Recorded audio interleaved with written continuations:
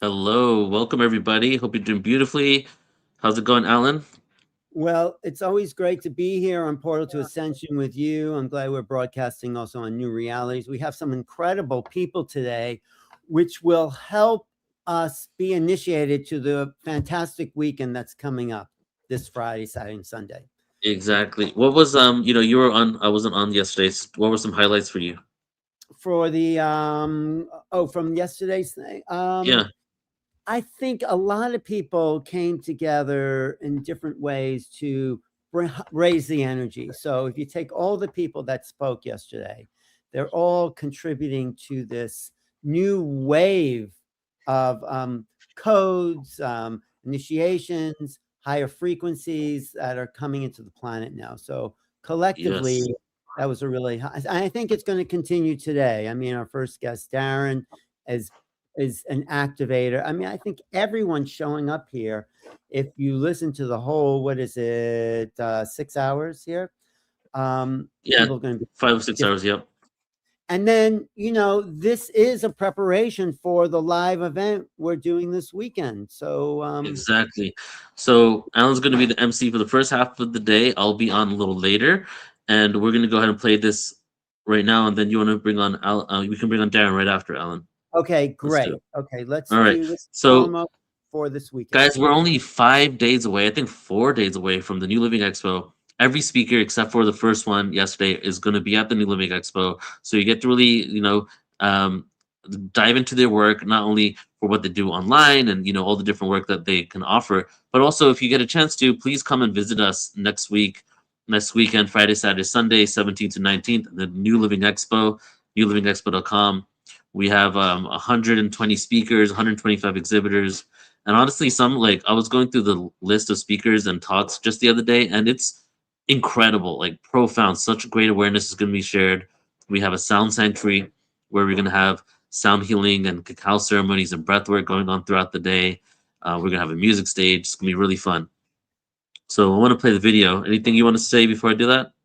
Um, I'm looking forward to this weekend, just not just the speakers, but the community that gathers there, the panel discussions, the music, the sound room, the some great new technologies that you're bringing in as vendors as well. So I think Exactly. overall, it's a fantastic weekend coming up.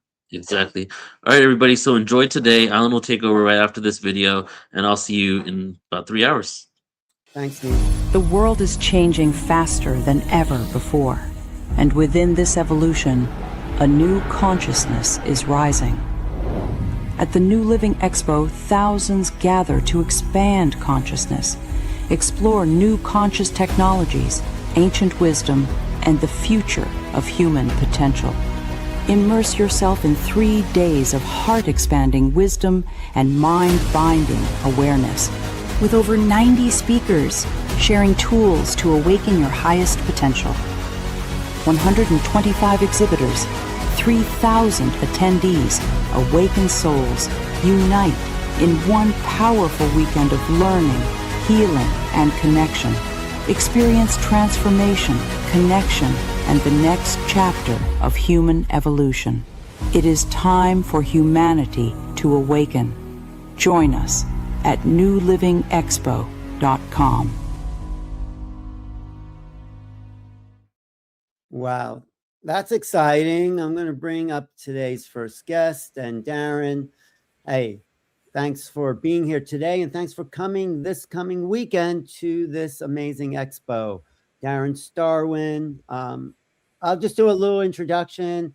You're a quantum catalyst, a master healer, over 30 years of clinical acupuncture. I'm an acupuncturist. I want to talk to you about that. Cool. Yeah. Light worker ministry you have, a mastery in consciousness, director of Bridge to Mastery of Consciousness. Bridge to Mastery, yeah. Right.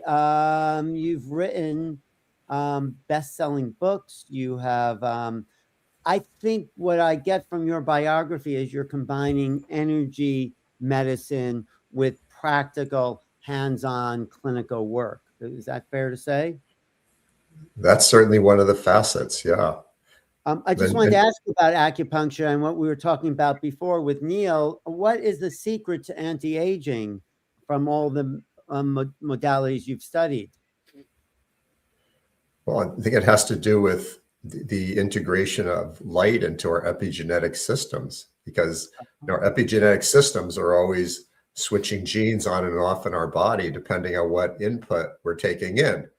And so there's a lot of really trashy input out there that people are taking in that are aging them prematurely and, and actually aggravating their immune system. So if you just make the shift into taking in like vibrations and energies and being around communities of people who are really dedicated to being conscious and being healthy and tuning into these higher frequencies, it literally switches the gene expression in your body, and your body is remodeled. So that's my favorite way of anti-aging.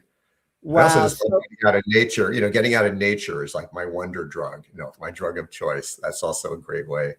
It is. So you think just sitting on your phone and scrolling for hours is not the best thing to do? Is that what you're saying? Well, I cannot judge, because I realize that we've moved into this time called non-judgment day, where I can't judge what anyone else does anymore. So that's obsolete.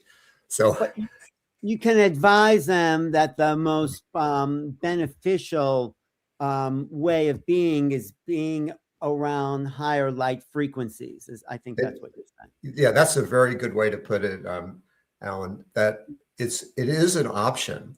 And to me, this is not a belief. I see the new earth around me. Like, I was out hiking yesterday, and I just see it as like this higher vibrational earth is already here. And then I'm also aware that such crazy, cruel, horrible things are happening in the crumbling old earth. And literally our nervous systems actually have to make a choice between which earth we're going to live in. And I feel like this whole New Living Expo is a really great input for people to get clear. First, you have to get clear what the choice is, and that you actually have a choice, and then learn how you can actually make this choice to live in the new earth now, not in the future someday, but it exists right now. New Living is a great title for this expo. New Living Expo. What is the new living that we're moving into as these dimensional doorways open, as these activations happen, as initiations are encountered and gone through?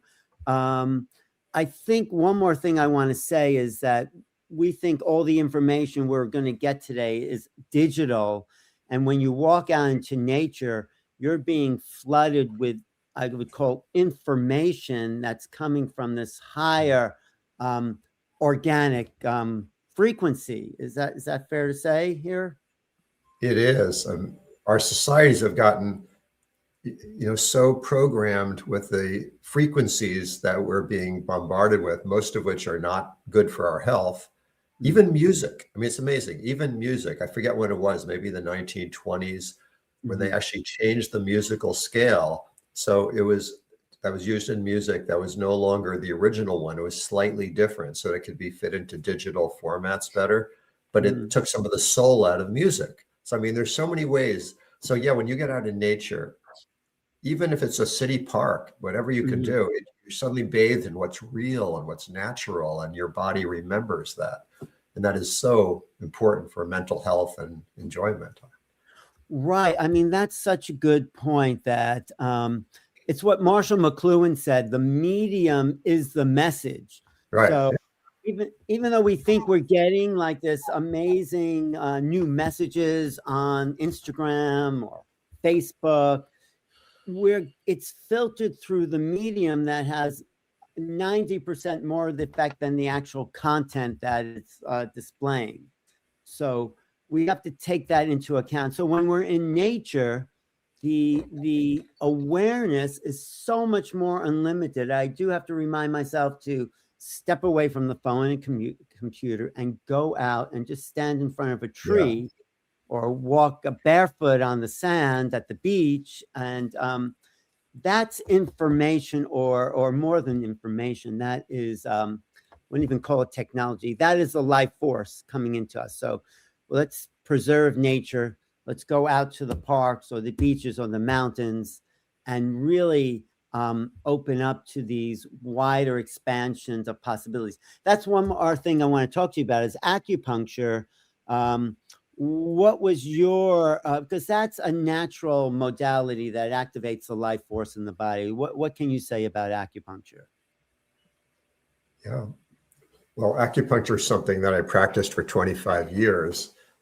And say the last 8 years or so, I've done much less of that and transformed more into what I call quantum healing and working as a shamanic healer practitioner.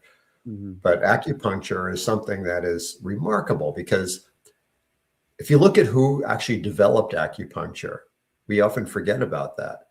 You know, now acupuncture is a system that is wonderful, and it'll help you with, you know, your nervous system, your body, and helping regulate so many things, relieving pain. The roots of acupuncture are very, very interesting. There were ancient Taoist masters in China thousands of years ago who actually spent their whole time just working on their consciousness and clarifying their consciousness. They would live out in nature. They would eat very pure foods. They spent hours and hours meditating and practicing and contemplating the universe.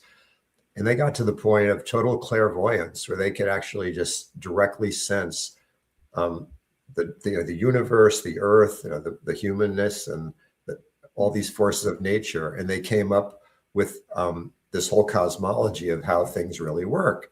Mm. And then eventually they were looking for tools, how they could apply that to the human body. And they came up with acupuncture. But we've forgotten about a lot of that original roots of acupuncture now.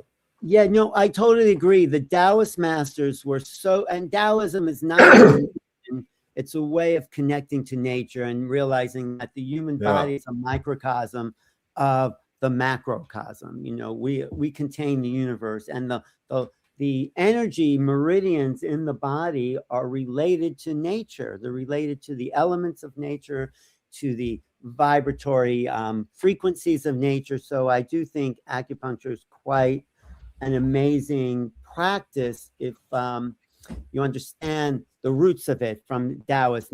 And you know, I have to say, not in a negative way, but when the communists took over China, they kind of erased all the spiritual connections to the Taoist practices and made it into a kind of very Western logical system that they called TCM, traditional Chinese medicine, which was not traditional at all. And I happened to study with one of the great Taoist teachers of acupuncture, Jeffrey Ewan. Do you know Jeffrey Ewan's work? Yeah, I do know him. Sure.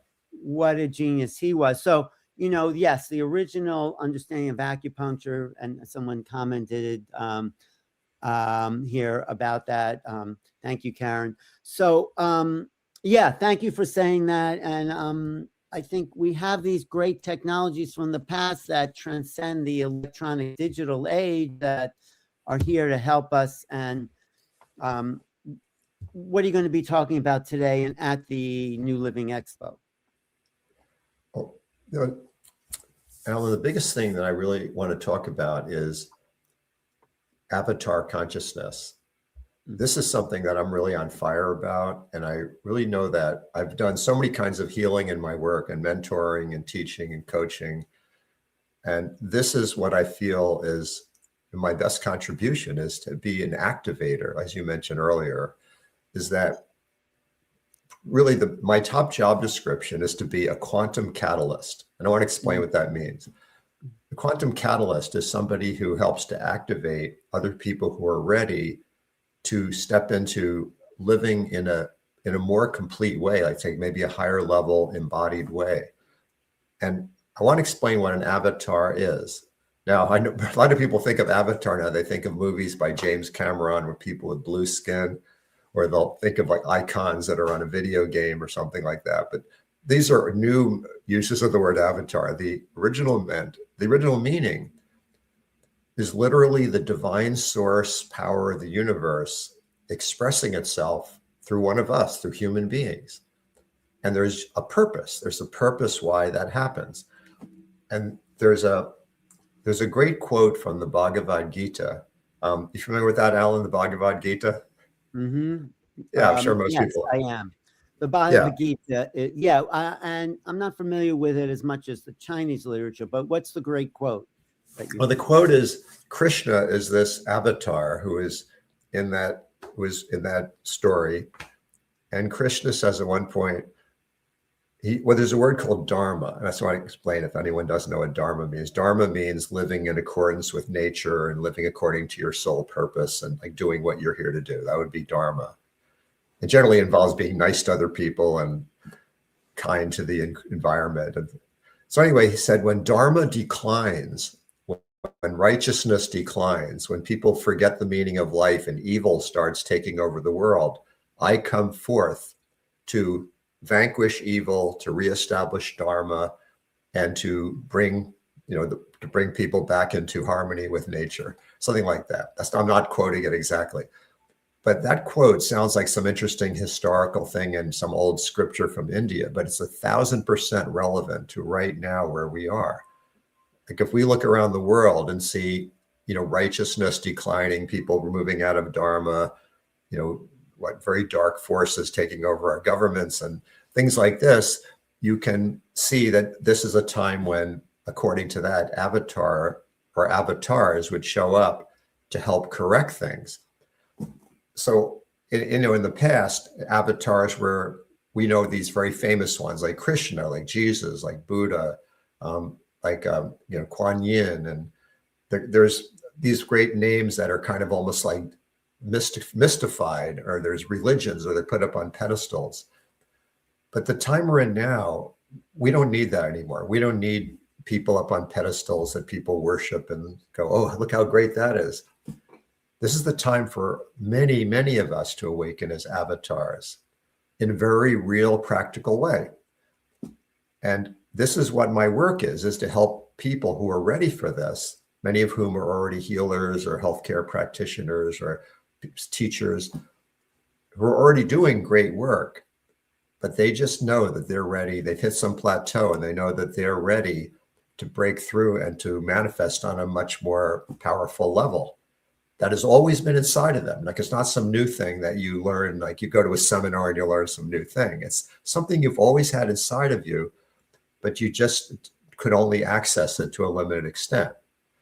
And so that's called activation, when whatever those qualities you've already had become awakened and it becomes your day-to-day reality.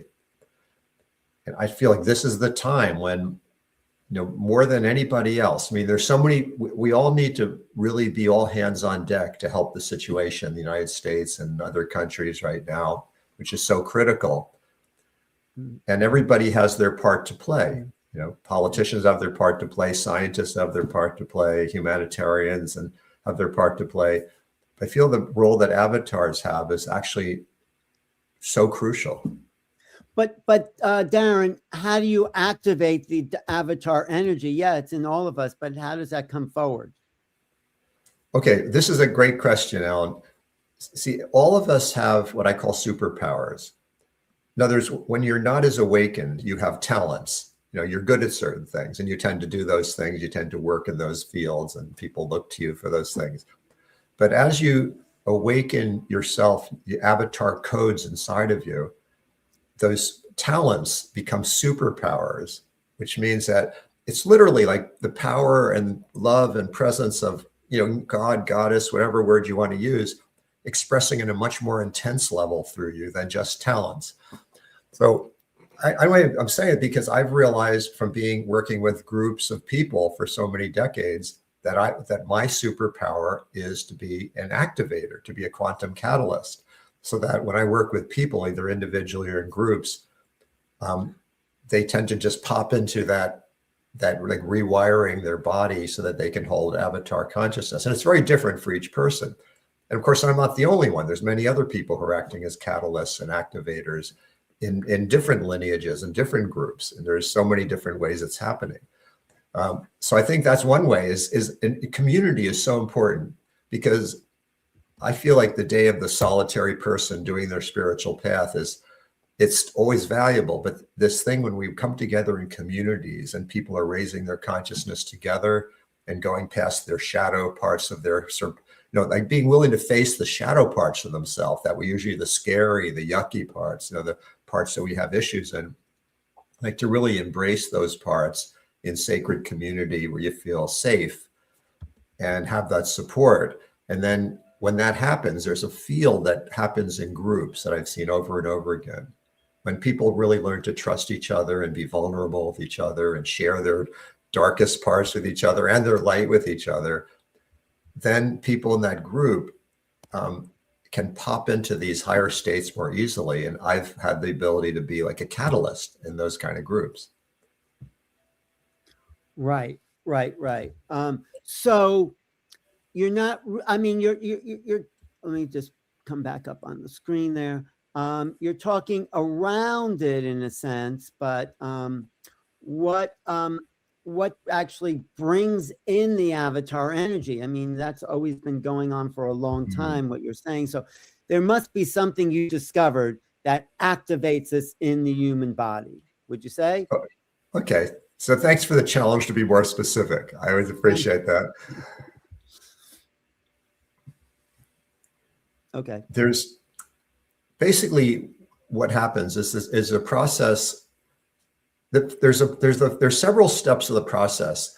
And one of the first ones I call vairagya. That's a word from Sanskrit. It means when you're sick and tired of being sick and tired, you'll finally change. That's a more modern way to put it.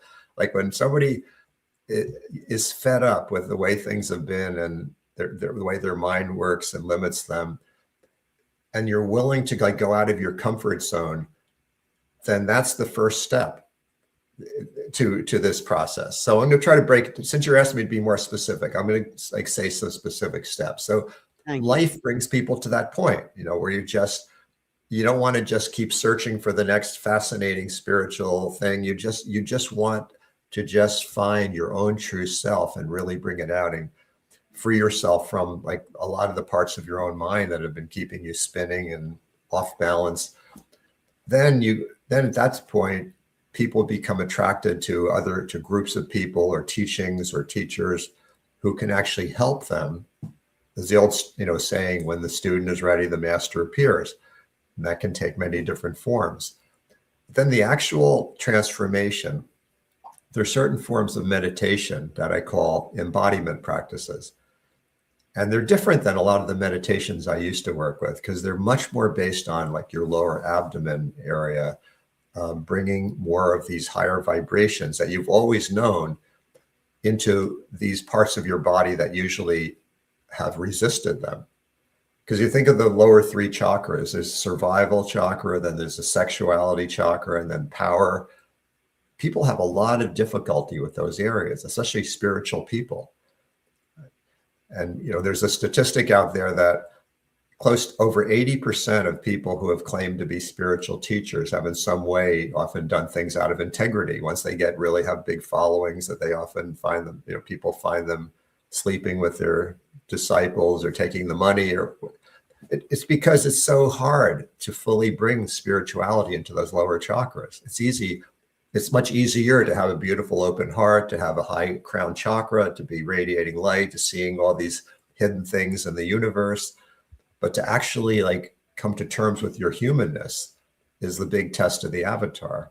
We have to be, really go into those areas. So that's another part. And then the other thing is that we already are this thing. It's like we don't become avatars. We already are that. We've been this for all along.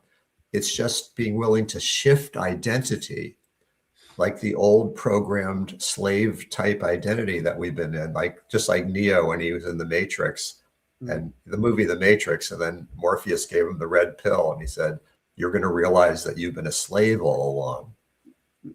Right. That was a very... Yeah, no, I love everything you're saying and it all feels real. I think though, what you're not saying, my feedback is that you've discovered something with all the training you've done that hasn't been put together by anyone else in this evolutionary time in a new way that will activate the avatar energy that no one's really done before. That's why I want you to really, I'm here for you, Darren. So please tell us your insight into avatar energies or relationships. Oh, I really appreciate you to keep pushing me. Thank you. Thank you. Of course, Yeah. that's my job. Okay.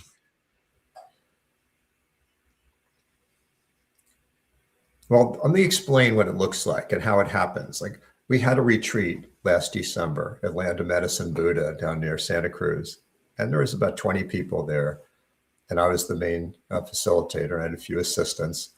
These are all people who came to this who were, pretty advanced people. Like, all people have been doing meditation and have explored many different spiritual paths. Many of them were healers or doctors or therapists. And so there's a really beautiful group of people, and they came there, and there was a point where in the retreat where it was kind of like, it felt like critical mass. Like, it's a certain point where we'd gone through enough of the preliminary processes and meditations and discussions and working through the shadow work, and we did this cacao ceremony, and the group was ready for some kind of breakthrough. And none of them knew how to do it or what that would look like. They just felt like maybe a little bit shaky, like there was, some feelings that were up, and they felt like this higher energy that was really like vibrating them. So it was ripe situation. So what I've learned that I can do in the situation like that is one person at a time came to the front of the room, and they would express the things they were going through. Sometimes some painful stuff was coming up for people, and they talk about it. And then other people in the group would say sympathetic things to them, like, very compassionate things, supportive, and maybe sort of psychological insights. But when I was listening, I was saying, yes, that's all good, but there's something else that will really help this person even more than all that supportive information. And as a catalyst, I was able to look at that person and see what was happening with them on a soul level, exactly where they were blocked and exactly what they weren't seeing and what they were ready for. And then at that point, like, either work with them energetically, like doing energy work with them, or calling up certain people in the group who I knew would resonate with them, and challenging them to go past the place that they had been in their self-image. And all I can say is every person in that group, when they're in front of the room like that, had this like epiphany where they just transformed. And some of them had, cried. Other ones, it was not emotional. It was just more like an opening. You just saw their aura expand. Other people, they became really clear on something that had been confusing them a long time. And so what actually happened in that moment, is basically, I feel that all the things in their life that had brought them to that point, and a lot of the intense processes of that retreat, brought them to a point where they were so in touch with their, I'd say, like pushing up against the membrane of where they had been limited, of what their identity was, and they had enough desire to pop through that membrane to a greater state of awakening or personal empowerment. And that somehow between the group and my coaching and whatever, this activation that I brought through to them, they just had it, something like shifted like that. And their lives have been different ever since in many different ways. So what actually I think happens is that there's a shift in the chakras system, that our chakras have certain ways we grow up with. And then the chakra can open up to a higher vibration version of the chakra. It's like you get a download from the source of like an updated chakras. That happens for some people. Yeah. Is that getting any closer to? Am I getting any closer to answering what you're asking? You are, because you're talking about your intuitive insights into other people's energy field, and you're using your own avatar mind to access what potential that person has. So I appreciate.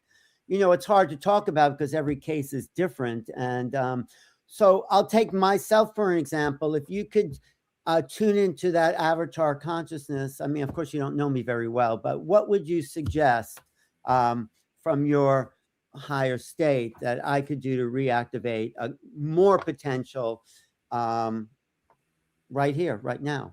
I mean, if you could tune in, is that too much to ask you? I mean, no.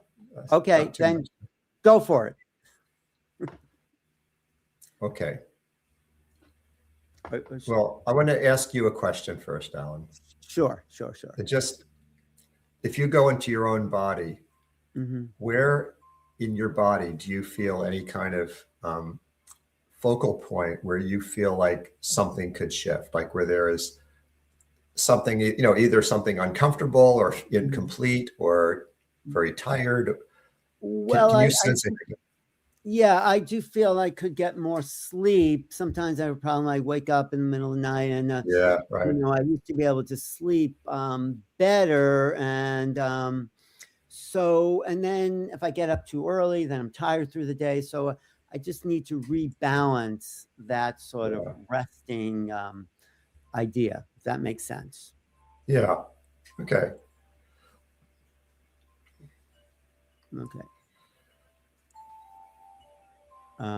What I sense about you, Alan, if I tune in, is that you're really an old soul, and you've done a tremendous amount of study and work and exploration and teaching, and that you've done a lot, and it's really beautiful work.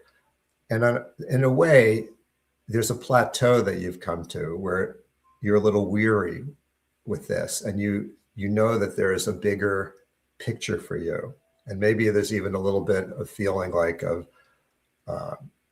concern, like, am I going to be able to do this? Like, because in other words, when I work with people, I see that they're usually very accomplished people already, people who have done a lot of impressive things in consciousness and in the world, and yet everybody comes to a point eventually where they're just ready for something new, and they might not know what it is. So I feel that for you, Alan, that's what's the case is. Like I know you work a lot with the UFOs and with the contact, and you've done a lot of research there. So can I ask you a question? Sure, anything you want. Yeah. So what do you feel you were most hungry for in this next step in your life? That's a great question. I hope you work with people at the expo in this manner, because I think you are tuning in. I'm completing another book. There's some light on. So what am I hungry for? Well, I'm doing it. I'm hungry for knowledge. I'm hungry for, actually, I have to say, time by myself, where I don't have to deal with anybody, and just be in my own inner state, so I can organize my thoughts a little better and bring in some new knowledge, particularly about the UFO situation, because I think we're at a critical point in that revelation. So I'm excited about that. I'm hungry, yeah, is one way of putting it, but excited about what's possible, what's coming to the planet. I mean, in a way, it's similar to your revelation about the avatar work. So I plan on taking some of this summer off from traveling, and just being able to bring all my thoughts together. And I also have this other book I'm working on, so there's a lot. Yeah, I mean, it's an exciting time, and the world's actually a bit of a mess, but it's always been that way. We think this is new, but I mean, of course, it doesn't have to stay this way, that, war and all those awful things, because I think there is a shift happening, and this is what Bashar says, last chance for density. So anyway, are you getting anything from what I'm saying here? Yeah. Okay. Yeah. I feel like you have, there's different timelines in front of each one of us. Those are different possibilities of how our future is going to manifest from this point. And according to quantum physics, all those different possibilities exist simultaneously. It's just the question of which one that we're activating with our attention. And I feel like for you that there's another timeline available to you that you may not be fully aware of yet. That's different than the things you're already thinking about.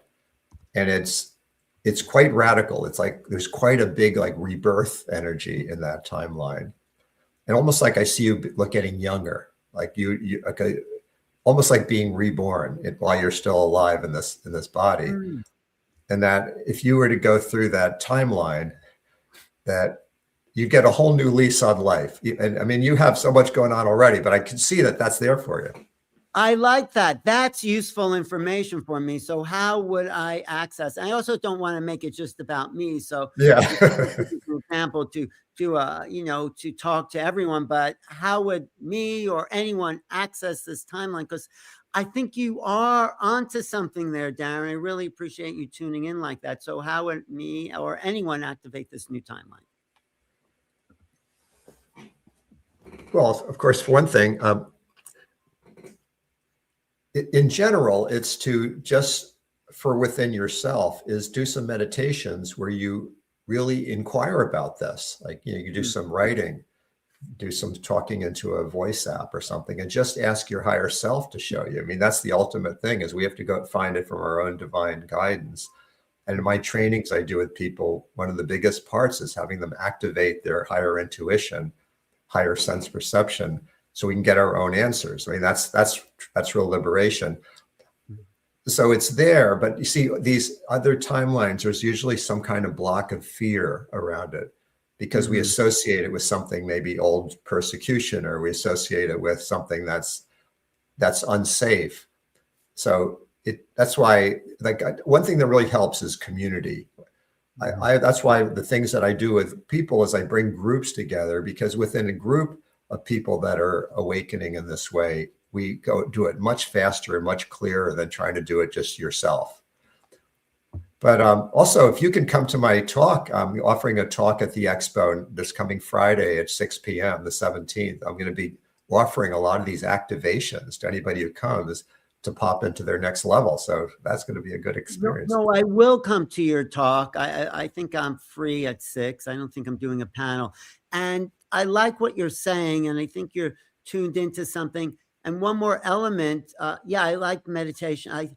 My mother just died, which is a kind of, in a way, it's a rebirth, because now you have to give birth to yourself in a way, because that physical connection is the doorway we come in, and now we're here. Anyway, there's a lot of stuff about that. So, I think you're getting somewhere. I understand partly, but one more element is that we are coming into a new time, right? The frequency of the planet's different. So the way we, what I say about my show, New Realities, the way we cognize reality is becoming, there's a new doorway opening for us, which I think is what you're also saying. So, and then working in a group is good, but there's the frequency. How do you say we work with this new frequency that and I think this is what you're telling me, that we have yet to even perceive, but is present, and we need to switch the way we think about the world in order to access what you're calling avatar energy. So anyway, I'm just thinking about that. And thank you, Karen, for your message there. Anyway, go ahead. If you can. Well, how much more time do I have before this is over? That is a good question. So you are on till 11 a.m. So if there's stuff you want to talk about besides my question, so you have another 22 minutes. So well, I was thinking actually offering an activation right here on this show. Perfect. Go for it then, please. Now, is there a way with the StreamYard that I can share sound from my computer? Because I have some music. If you press the button at the bottom, that's the plus sign there. Do you see that? And it says, the plus sign. Okay. And then it says share. Is it a video file or a? No, it would just be audio, like something on Spotify. I think if you, include share screen, share. I think if you share the video file and also press a sound link, you go to the Spotify link there, and you share video. Try that. Okay. Or share screen. So go to share screen, you think? Yeah, go to share screen. Yes. Okay. And okay, share screen. Yes, and then click that share. Is it coming up? When you go to share screen, press entire screen, okay? Entire screen, okay. And then it will come up on the file. It says, okay, I'll share system audio. Good. I'll put that on. Okay, good. Now it'll work. Okay. So And now yeah, I don't necessarily want to share the video. I just want to share the audio. So try it. I'll tell you I'll if I just try hear. putting on the music and see if it comes through now. Yes, Okay. yes. Okay, here we go.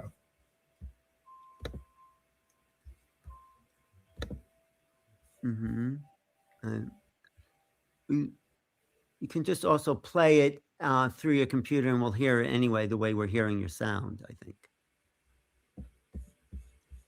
Just try playing it, and then... Yeah, I am playing it now.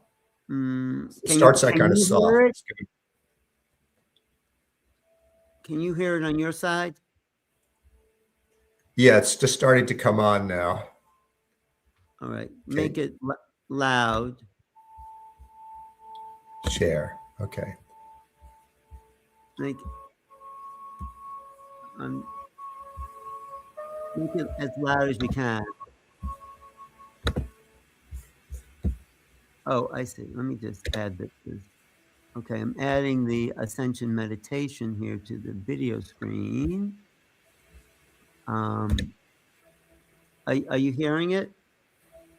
I'm hearing it, yeah. It's still kind of soft. Oh, there. Can you hear that? You just did something. Yes, go ahead. Keep going, doing that. Yeah. So you can hear that? Yes, make that as loud as you can. Yes. Okay. Okay, there. Okay, let's go with that. Go for it.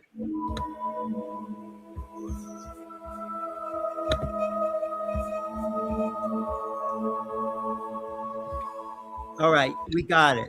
Try doing the meditation. Now, I just want to make sure that they can still see us on it. All right, then I will. I can see. Go ahead, try that. Oh, there we go. There we can see us again. Okay, good. So anyway, now that we have the music,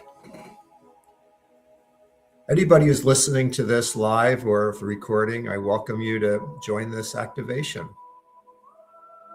Just go into your own consciousness and just ask yes or no. Do you want to receive it? It's always up to you.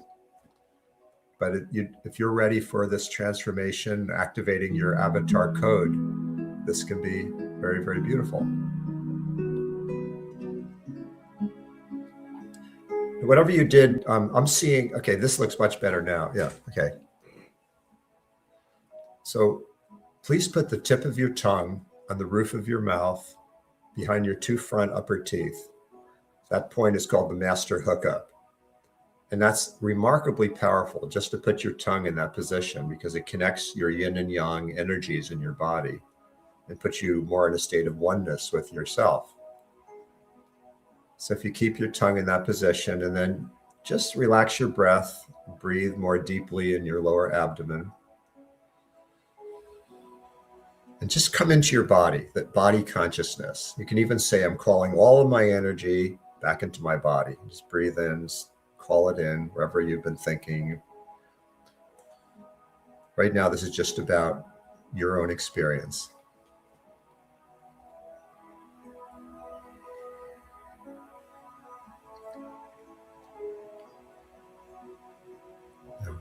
I'm going to speak some words of truth to you.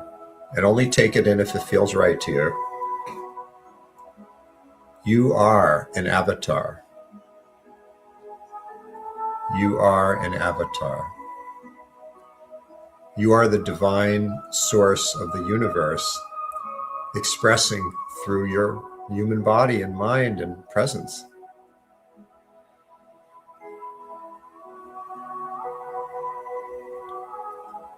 And in this moment, if you wish, just let go of everything else. Just let go of all the other things that your mind may want to think about. And especially the identity that you have had. We've grown up building this identity. I'm a woman who's 42 years old, who has gray hair and has this relationship and this strength and this problem and this amount of money and all this identity. So in this moment, I challenge you to just let go, even just for a few minutes, of that identity.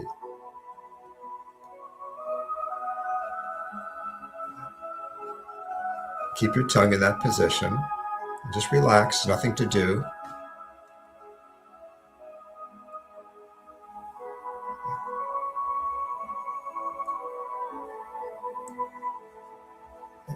Now, feel whatever's going on inside of your body now.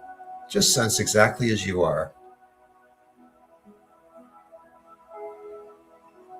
What does it feel like to be you now?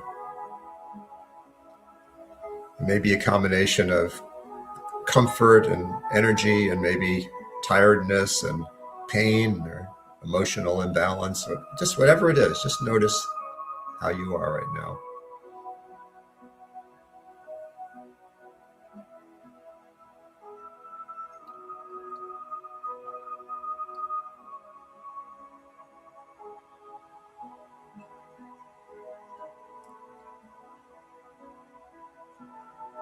Now, what's available to you right now is a form of awakening. And so just check in. If you wish to have this awakening, then just simply say yes. If you're not ready or you're not sure, then you don't, just say no.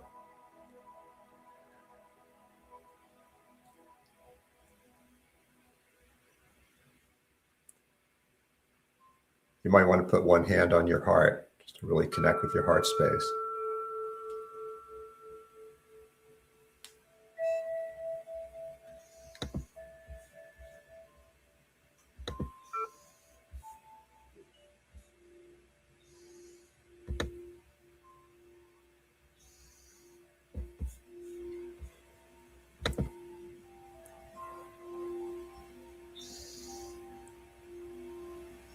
And with your breath, as you breathe in, say the word I.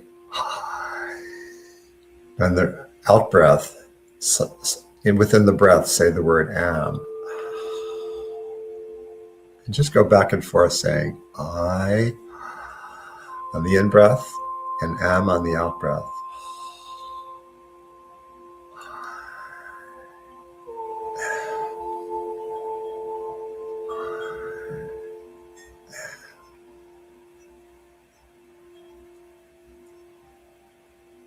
And just state your intention.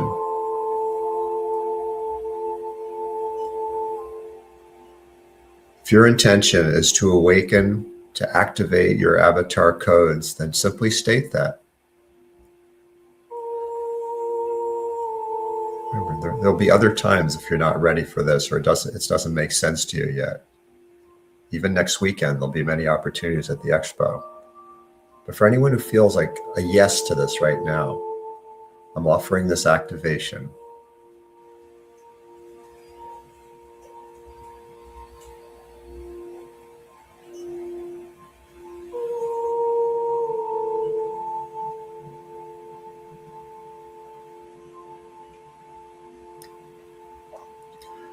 Just know that these beings that we have looked up to, Jesus, Yeshua, Kuan Yin, the Divine Mother, be Gandhi or Martin Luther King, or anybody you could think of who you would think is such a great person, an avatar.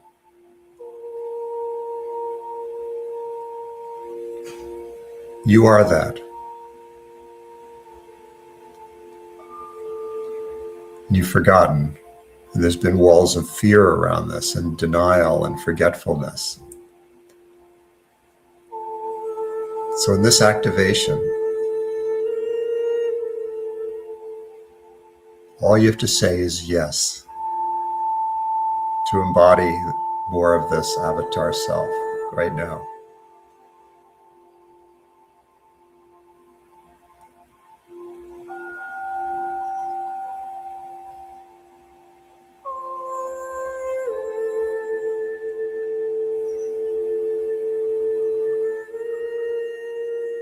Take a few deeper breaths with your tongue in the master hookup.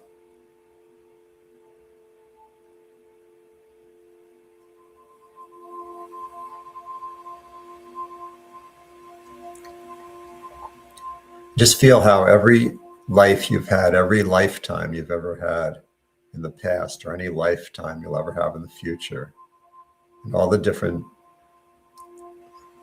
alternate realities that you've lived in, they're all just coalescing right now.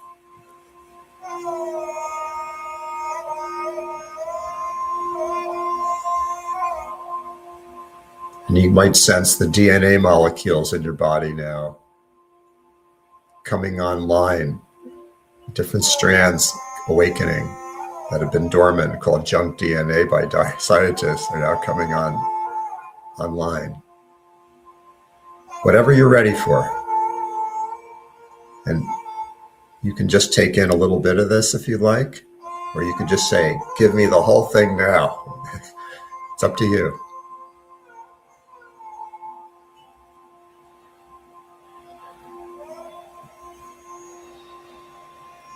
Just tune into love. I am pure love. I am divine love. I totally love and accept myself.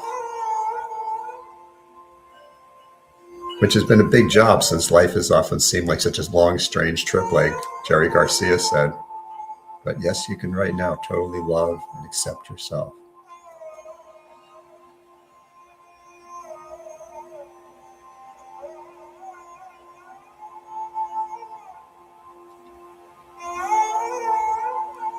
So I'm going to just finish this activation within 2 minutes, so we have a little bit of time just at the end to close up with Alan.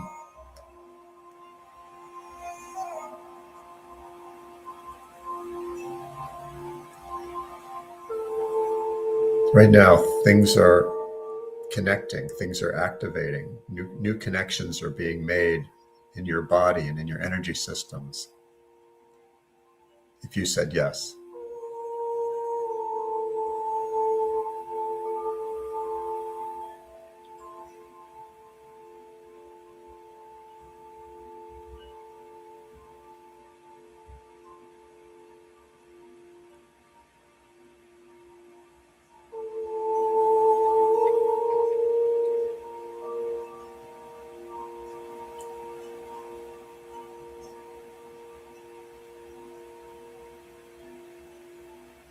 One thing Jesus said is, what I have done, all humans will do, and greater. And this is the time for that. Not to put anyone on a pedestal, but to realize we all have this avatar in us. And it's not about necessarily doing huge things in the world. It could be very quiet what your purpose is, or it could be very big and flamboyant. You'll discover it. And at the New Living Expo, we'll have a lot of support for going a lot deeper into this exploration and awakening. I'll be offering a lot of these activations next Friday, 6 p.m. at Mariposa Room, I think, whatever that room is, Manzanita Room. So now we're going to bring this activation to a close.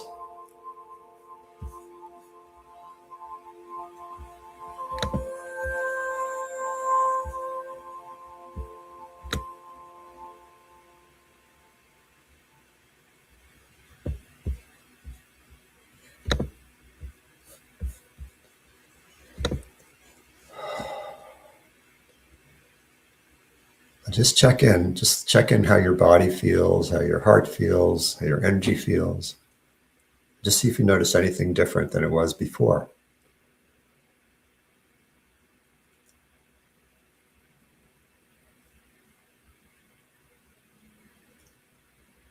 Yeah. Oh, thank you. Thank you. Yeah, I think we need to do that every day. I mean, I need to be reminded to do that. Yeah. We're checking in with ourselves. So is this something you do online a lot for people, or how can they keep up with this work? Yeah. Actually, every Tuesday morning, I offer a free event online called Quantum Meditation that happens at 8 a.m. Pacific time and runs 30 minutes. And if you go to my website, which is www.dr, which is short for doctor, and then starwen.org, StarWYNN.com. You can put your name on the list where you actually get an invitation every Monday to come to the quantum meditation. So that's one thing I just offer free of charge. And then there's other community events where people come to trainings with me to go deeper into this master healer ability and avatar awakening, and especially people who are already in the healing field. I get a lot of those people. But at the New Living Expo, there'll be a lot of opportunities. In fact, what I decided to do is we have a booth there. It's booth 09. Is every day at 3:00 on Saturday and Sunday, at least, we're going to have a group there, and people can just come to our booth and just have another activation there. So just do it as much as we possibly can. Great. No, this is great. I'm actually going to bring on Mari Mendoza, if she's ready, to just comment on, she's an energy healer. She does ceremonies. She's works with energy. So, hi, Mary. Hi. Hello. Good morning. That was wonderful. Yeah, what'd you think? And how does your work connect to what Darren was doing? Oh, wow. Well, yeah, I've been tuning in. I tuned in yesterday and kind of watched throughout the day and then this morning. And I really appreciate everything to do with energy. I'm sitting here playing with my beautiful Lemurian crystal. I'm a crystalline master. I sing. I'm a sound healer, shamanic, quantum healing, energy, but also I do art. And so the ancient codes, those are coming in now. I create crystal grids. So there's a lot of pieces around all of this. And I'm excited to be here and meet you for the first time, Alan. And that was wonderful. Thank you for the transmission. Yeah. Is there ways to work together? Because we're building a community. New Living is about what Darren said, community. How can we all work together to activate the best healing? Yeah. I'm new to this community. And when I stepped in, I already had a different conference. So I won't be at the expo. But next time I'm going through a rebirth myself. So this is kind of perfect. Moving into a whole new, my art is coming through more. I was in Australia a few years ago with Vivian Chauvet and the Stargate, and had a huge opening, and new art came through, and talk about ancient codes. I was activated, and opened into a whole new, I mean, some of this art that's behind me, this is Andromedan diamond heart activation. So I was told, I actually years ago, I do healing in my own space. I work at a beautiful spa where people are cleansing and doing clearing and colonics and education and juice fasting. And so I've had the opportunity to work with a lot of people practicing, doing ceremonies. I do fire ceremony every Monday night, and bringing in energies to really allow for an activation. We all activate each other, whether it's being triggered, and then we have to work through a lot. I appreciate, there was a lot of talk yesterday about addiction and people going on a path of really going down into the depths to actually understand. And now I understand, I did that. I got sober 35 years ago. I basically really died from that experience, but I had to go through that shamanic death to really understand the darkness, to come back up into the light, and to go deep into that. I want you to talk all about that. Let's just say, so Darren, just to wrap up and stay there, Mari, how do people find you? Someone's asking about where to find your meditations, and how do we do that? Is there any chat that people who are viewing can see where I can put that in there? Yes, put it all in the chat, and I look forward to seeing you at the expo. And do you see the chat? I see it says chat with everyone. Yeah, just put it all in there, and then thank you, Darren. Look forward to seeing you at the show this weekend. Darren will be along with Oh, and you're not going to be there, Mari. Okay. I wish. Next time. Oh. Next time.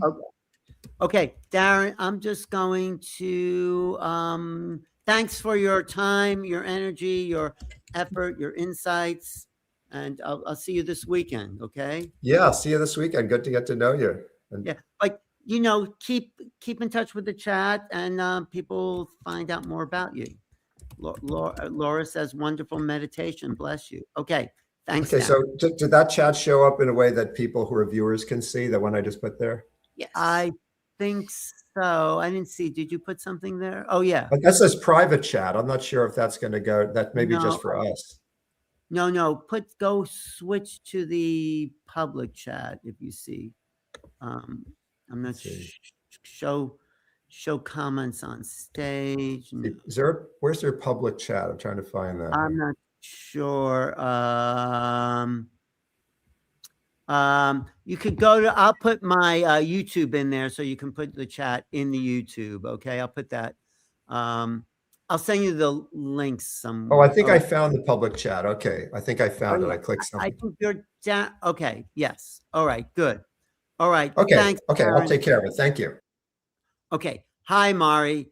I have to say your images look really beautiful behind you, and they're very, what I was talking about with Darren, very like Asian, Taoist looking. How do they come to you, these images? So I do shamanic work. And so in the beginning, when I first came to this path, I had to really get in my body because I'm very, I really love to go out and fly around the cosmos and the universe, and got a lot of ideas that way. But I needed to practice being in my body, which, Darren was talking about before, those first 3 chakras. So I had to do a lot of healing. And during that time, I went to different meditations. There was a woman named Rana Herman.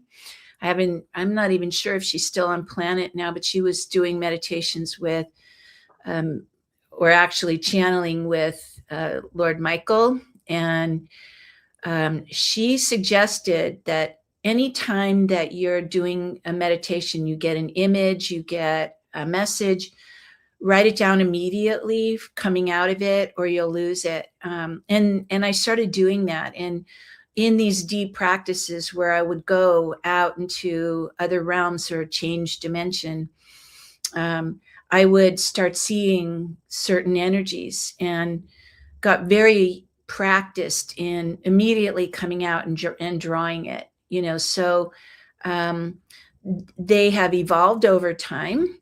And that's really what the ancient codes are about. I do crystal grids. And so I go into different levels.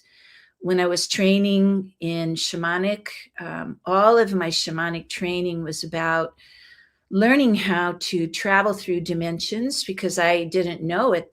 When I first came to this, I was able to really travel and go through portals and into different dimensions, but I was kind of doing it without any training. And so I would come back carrying a lot of stuff.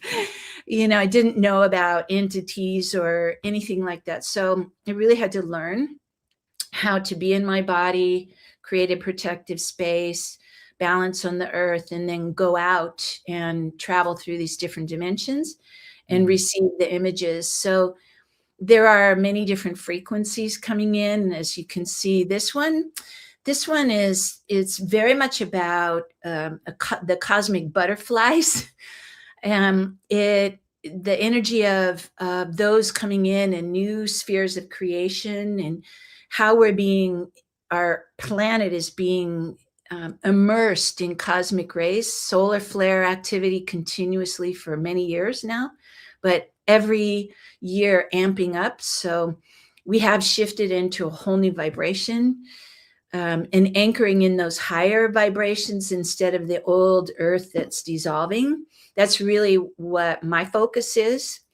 And so being able to draw these images, there was a few years ago, a native grandmother came to my area. I live in Palm Springs, and was looking for a session for herself. So she came to see me, and she came into my studio and looked around, and we had our session. And after we were finished, she sat with me for a minute, and she said, "Your art is really beautiful. It carries transmission of frequencies. It should be in hospitals and healing rooms and yoga studios." And I said, "Yeah, I have more. I have some in my bedroom because by now I have a lot accumulated." And she said, "Exactly. What is that doing hiding in your bedroom?"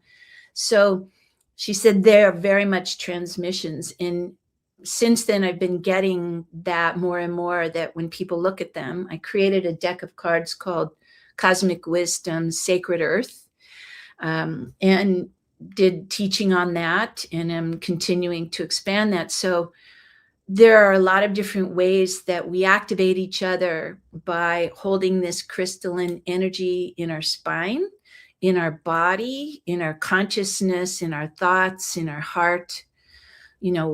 Holding that energy can be challenging in a time that's so out of balance on the planet. There's a lot of noise out there, to be able to really center and be coherent within yourself. That's the core of that is the medicine wheel, the shamanic tradition of grounding in your body, and then being able to ground and then go up through the different dimensions safely, so that you're not just disassociating, and because that can be destabilizing for the body too. And I had to go through much training to learn that. But now we're in an energy in a time where we are holding that frequency and able to do that for each other. And the people that can't do that, for me, that's what crystal grids are. When I do big ceremony, lay out crystal grids, and there can be 50 crystals in that grid. It's mathematic, it's sound, it's many things. And it helps to hold a holographic field, so to speak. So we are receiving cosmic light. The one that's right behind me, I don't know if you can see it very well, that came in the new year. And that one is really, that is an alignment with these cosmic gateways that are opening through the Arcturian, the Andromedan, Palladian. I have my own council, my own star council that is coming online even more, so that I can tune into those energies. I've practiced a lot, getting really clear, but I still have to tend to the body, and that's the whole point, is to be able to, here's what, if you're familiar at all or have never seen anything like this, or this is called a Shiva eye. So these come from India, and if you notice, it's like a portal. They are portals, right? So these help to ground, and it's helpful to, whenever I'm doing my own sessions or teaching, to be able to ground and anchor in the body, but then also to go up into higher realms. Can I see that again? Can you hold that up? And and this, what is that? Is that like a polished stone? What is that actually? It's called a Shiva eye. So they're polished. They find them. They only come from River Narada in India.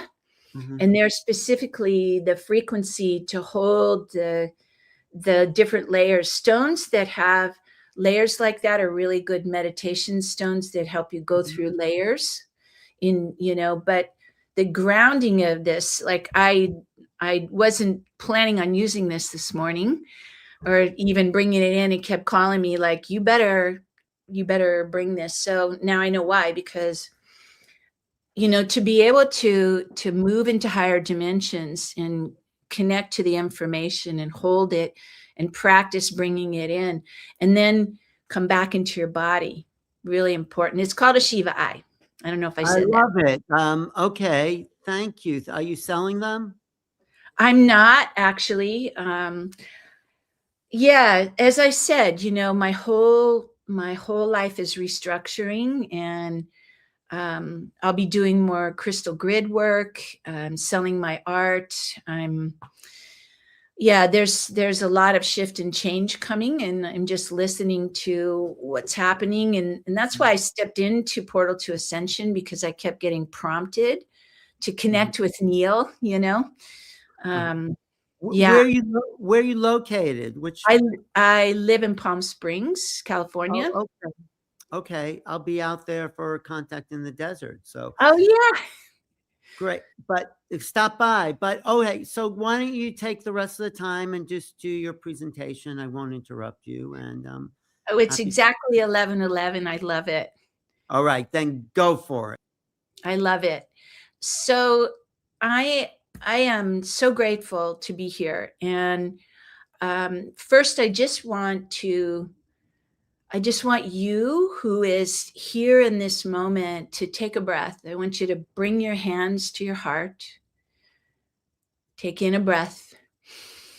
And as you breathe in, bring your breath like light up into your head, down into the heart, down into the belly. Breathe in.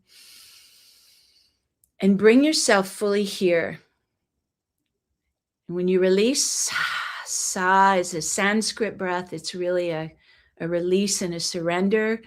Just take another breath in, breathing in. Bring into the head, down into the heart, the belly. Imagine bringing in light into your body, and pull yourself into the now moment. And when you release, let go of everything. And again, breathing in. As you breathe, bring your breath through the mind, down into the heart, down into the belly. And allow yourself to surrender and let go of everything, all the busyness, all of the energy of the outer world. And this time again, as you breathe in, breathing in, bring your breath up into the head like light, down into the heart, down into the belly.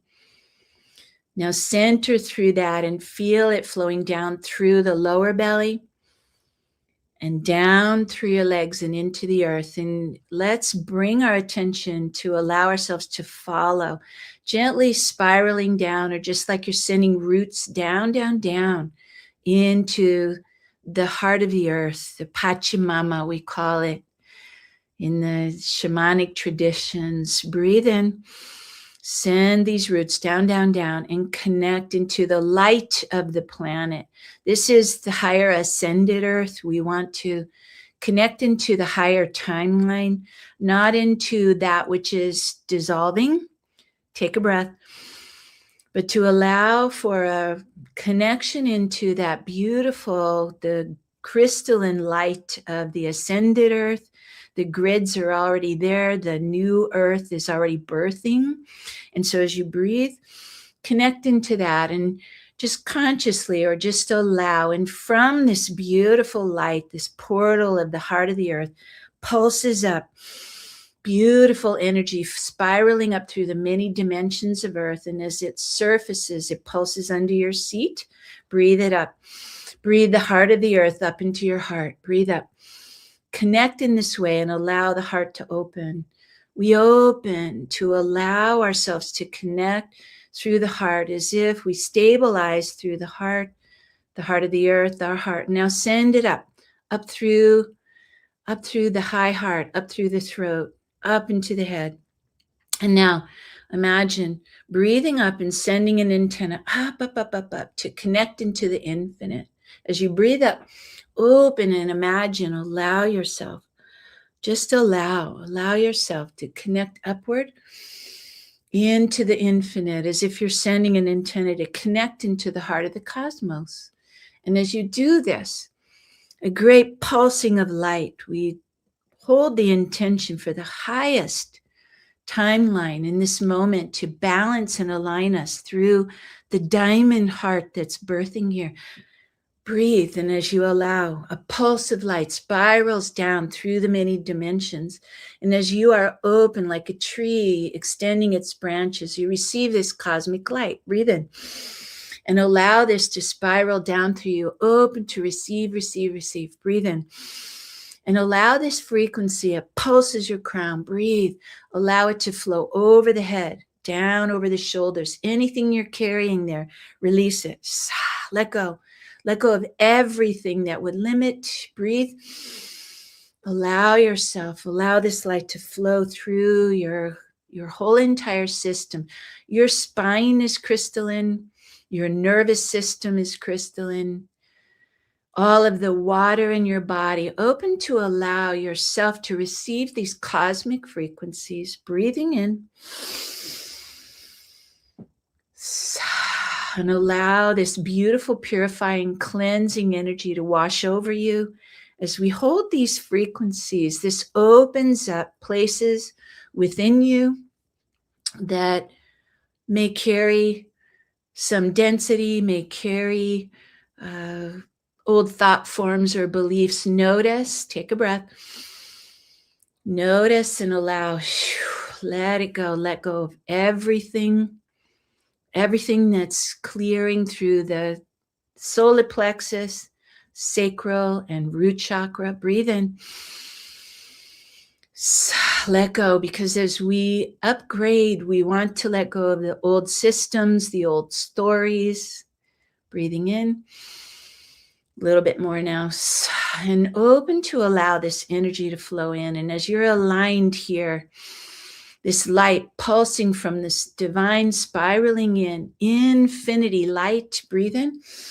And as it flows through, it's crystalline. It pulses your crown one more time, right through the core, right down through your spine, spiraling down, down through your legs, down through the base of your spine, into the earth. Send it all the way down, down, down, to connect into the heart of the earth, the higher frequency, the intention to align through the new earth, through the fifth dimensional ascended earth. Breathe.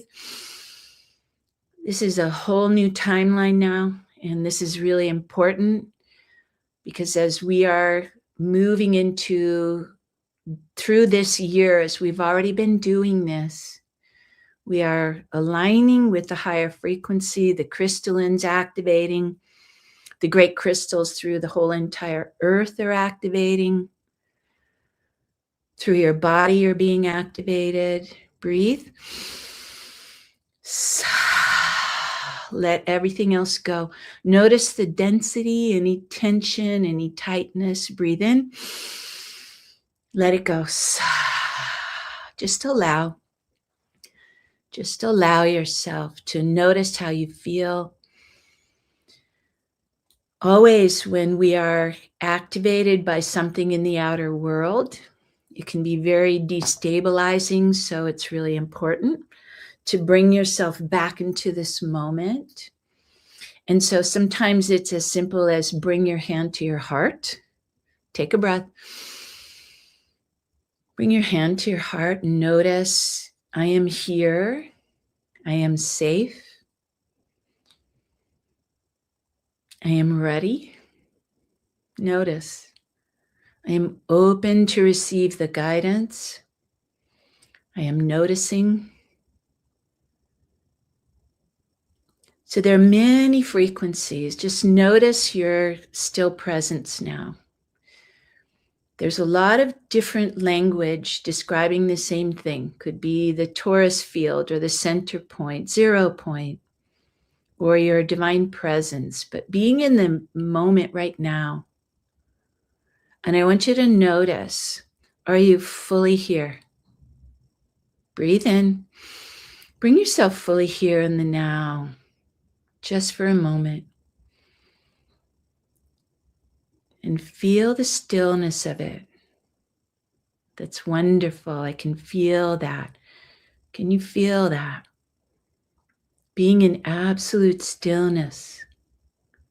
Even even if your eyes are open and you're alert and awake, there's this still point, absolute stillness. This now moment is all there is.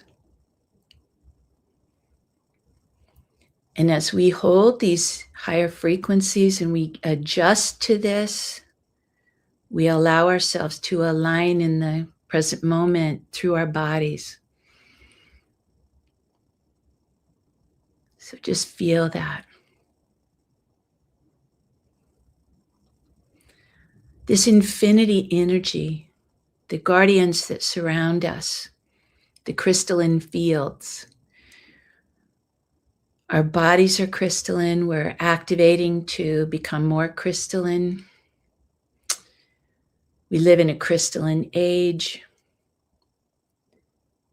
Notice the drawing here next to me. There's an infinity symbol here.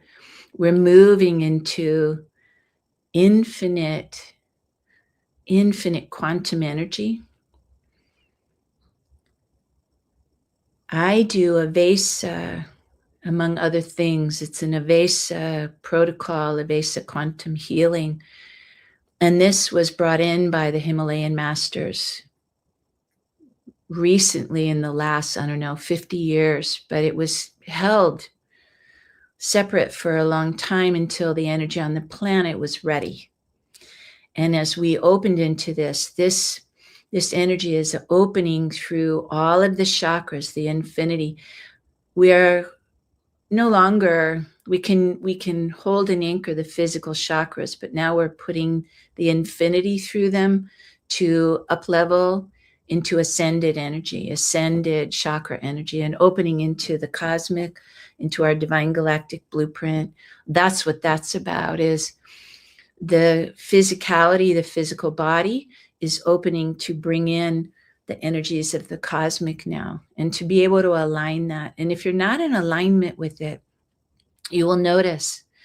So coming continuously into your center point and noticing what happens. And if you are tuned in above and into the higher, but you're not feet on the ground, then do something grounding. That's why I do medicine wheel. That's why I have all of the various different teachings and energies to work with. So when we open to cosmic frequencies, the ancestors and the ancient people, the shamans, they were very much about going up into the higher realms and going deep into the earth. And we're doing that now in different ways, going through portals to connect into different timelines, to connect into and get information.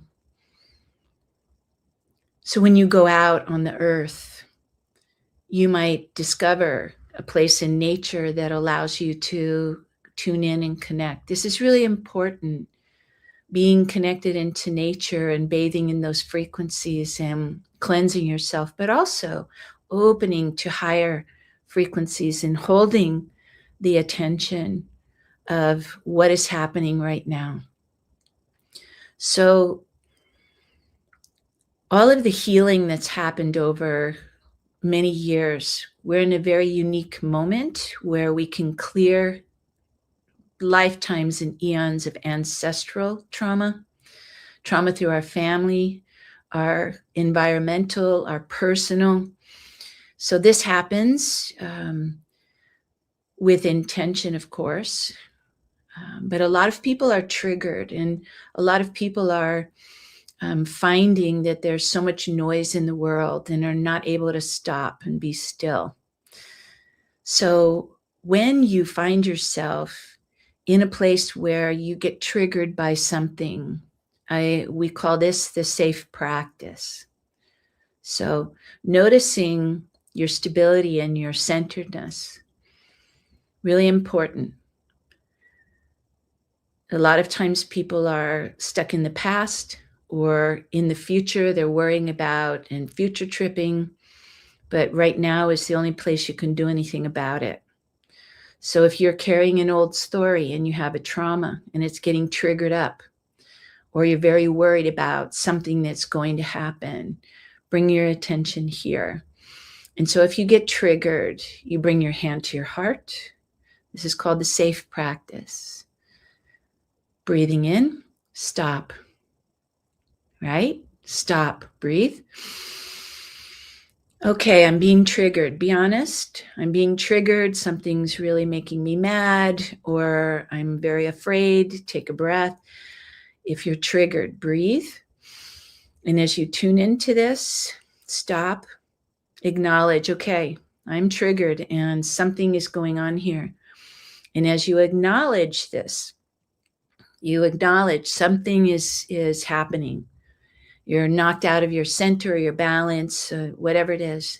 Stop, acknowledge. S, A, acknowledge. F, feel it, feel into it. Breathe into it. Is it fear? Is it anger? Is it an old story? Breathe in. What is getting triggered up? Is there jealousy or disappointment? Is there confusion? Is there worry? Breathe. Is it an old story? Or is it something that you're afraid? Is it a block? Maybe you're being prompted to move forward and you're stuck and you're afraid. Breathe.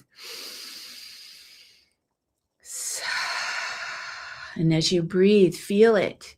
And instead of collapse, so a lot of times we collapse in fear, we collapse and we shut down the system and go into an old habit, whether it's shopping or smoking, or you disappear, or you go into a really old feeling sorry for yourself, or, rage, or whatever it is. We all are human here, and we are evolving beyond a lot of this, but we have to notice it. So stop, acknowledge, feel it, breathe.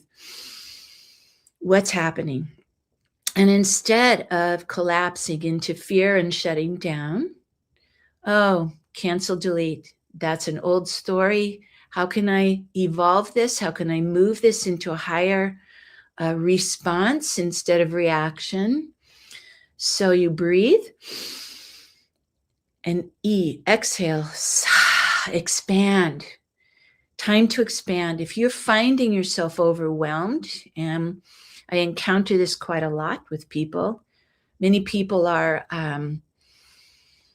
really trying to hold on to what they know. And what you know is the past, and you can bring all of your best forward, but some of those old stories have to go. So notice what story is coming in. Oh, I can't do that, or we don't do that, or we carry this illness in our family line, or whatever's coming up, because we all carry a lot of information, and that's what all the ancient codes are. So one more time, stop, acknowledge, okay, I'm triggered. F, feel it, feel into it, breathe. Okay, old story, cancel, delete, expand. How can I exhale, expand into the next? I am safe. I am safe. I am safe. Breathe. Notice how that feels in your body, because currently we have so much change, and we have for years now. It just continues to escalate, and now the energy is activated even more. So the root chakra is really triggered because our foundation, think of your spine, think of your original core foundation, think of your root. Your root is needing to release old stories. Maybe the sacral. The sacral is, the root is your foundation. The sacral is all of your creative, your sexual energy. It's emotional, it's water. It's where we hold a lot of old stories. Take a breath. You still carry trauma there. Let yourself breathe.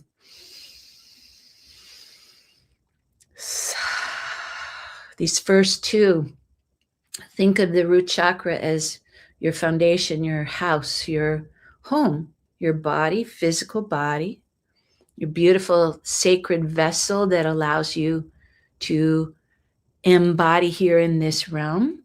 Your spirit comes in and it comes here to hold and experience this realm of physicality. So your beautiful, precious physical body is going through changes too. Whether it's illness or something is coming up, notice, how can I tend to myself? But think of your body, your foundation. Think of it like your house, your core, your house, your structure, your foundation. And maybe it has a very old foundation, an old story. So imagine that ground floor, going in and clearing out, noticing it's like your house. When you remodel, you go in and you clear out all the old floorboards, and maybe you go in and replace wires, and you go in and clean out any old rotted wood, and you create a new floor. Take a breath. That's what's happening here on so many levels on the planet. Breathe. Feel that. And do you cling to the old? Or are you ready? Are you willing? Breathe up. As you breathe from the root, the sacral, that energy, old stories, old attachments, old connections, old hurts and wounding, breathe. Allow that to open. Feel it. Surrender. Let go of all of it. Let go of everything. Everything, and bringing that core light of who you are, that connection from the infinite deep into the earth. Bring that light up through the root, the sacral, bring it up into the solar plexus. Solar plexus, this is where we stabilize our joy and confidence. You know, how we manifest in the world. It's our sun, our fire, right? How you digest, how you're able to digest light and energy from the food you eat. We also take in a lot of information there. Breathe. What are you absorbing from the environment around you? What are you unconsciously tapping into or allowing? Breathe. Or is there a really old energy, an old foundation there, an old story? Solar plexus is many layers. So these first three are the physicality. The heart is the gateway between the physical and the upper chakras into the cosmic. In the quantum healing that I do, this is what we stabilize through the physical body and heal the gut on all levels, heal that beautiful portal that is your solar plexus, your joy, your confidence, your I amness, your beingness, who you are. You are pure light. You are here to tune in and listen and create. How you move your energy out, this fire, the sun, the energy in the belly. See this crystalline as if this whole area is cleaning. Deep breath. Clear and release now. Let it go. Breathe. These first three chakras, for the longest time on this planet, eons, it has been all about power over. Who has the biggest stick on the planet? Power over others. Take a breath. We're seeing that playing out now. Still, the rattling of the sabers. Power over. Take a breath. Let go of that. This is about power from within. And this is where the shamans came in and they said, time to turn your attention from the outer world. You got the power. Breathe. Align with that. Feel it. You got the power. Breathe into it. Align through your core, your center. Good. Can you feel that? Imagine that. Here's this beautiful Beautiful, golden. This is a golden Lemurian, this golden healer. These are incredible gifts from the Pachamama, but this golden light to return and bring yourself back into your stable power in the belly. Feel that, breathe. I can really feel you all aligning through this. So as you connect deep into the light of the planet, as you bring this light up through your body, now under the heart, up into the heart, your heart blossoms open. Breathe in there. Imagine right through the core of you like a stem that is reaching up, and then it blossoms like a lotus in the heart. The divine lotus of the heart. Imagine yourself, your heart chakra. Imagine a beautiful lotus blossoming there right in the center. Breathe into that. And as you feel that energy, breathe into it. A beautiful lotus blossoming. The lotus comes up through the many layers, and then as it blossoms on the surface of the water, it is aligned right in the core. So imagine your heart being aligned right in the center of your heart. Beautiful lotus opening. What can you forgive? Can you forgive yourself, the world, God, the universe, other people, your ancestors, the parents? Can you forgive your partner, your friend? Can you forgive everything? Take a breath. Just imagine, open to allow violet fire coming through here. Violet flame, breathe. As we breathe, and as you breathe, many different layers from deep within the earth, breathe up, violet flame rising up, cleaning, purifying, pulsing light under, violet fire under your heart chakra plate. Breathe. This is where we store a lot of stuff. Breathe, clear it, open, and allow the heart to blossom and stabilize right in the center. And a beautiful beam of light flows up into the throat. Breathe up. And this beam of light connects up into the throat and stabilizes. It's time to speak your light. And the I am presence, I am, is a creation energy. So tune into that. Your sacral and your throat creation energy. Breathe in. I am. What are the words you speak? Think of all the solar energy that's coming in, all the codes that are coming in on the solar flares, all of the solar flashes that have been happening. That is new cosmic frequency coming in. And as that is coming in, it's amplifying through the creation field. Breathe into that. Everything you speak, everything that you are holding, and so being really conscious, being in your center. Breathe in. Opening to I am.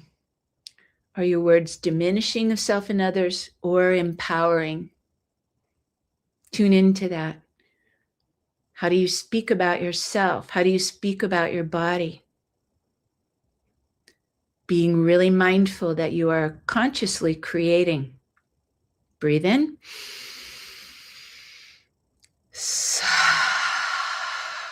I am.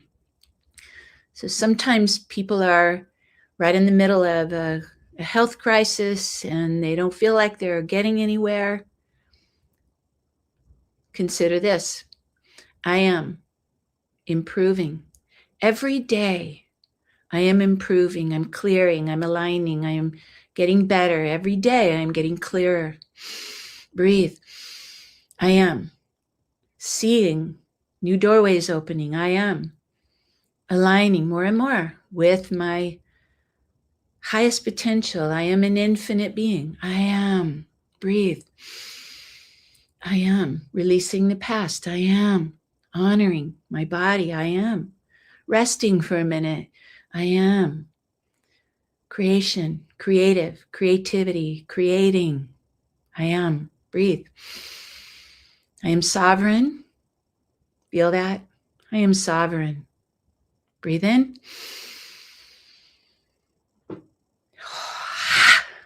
Wonderful. Feel that energy. I just felt a whole big opening.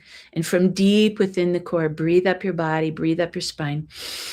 Breathe this pure crystalline light straight up, out of the heart, through the throat, up and into the head. Breathe.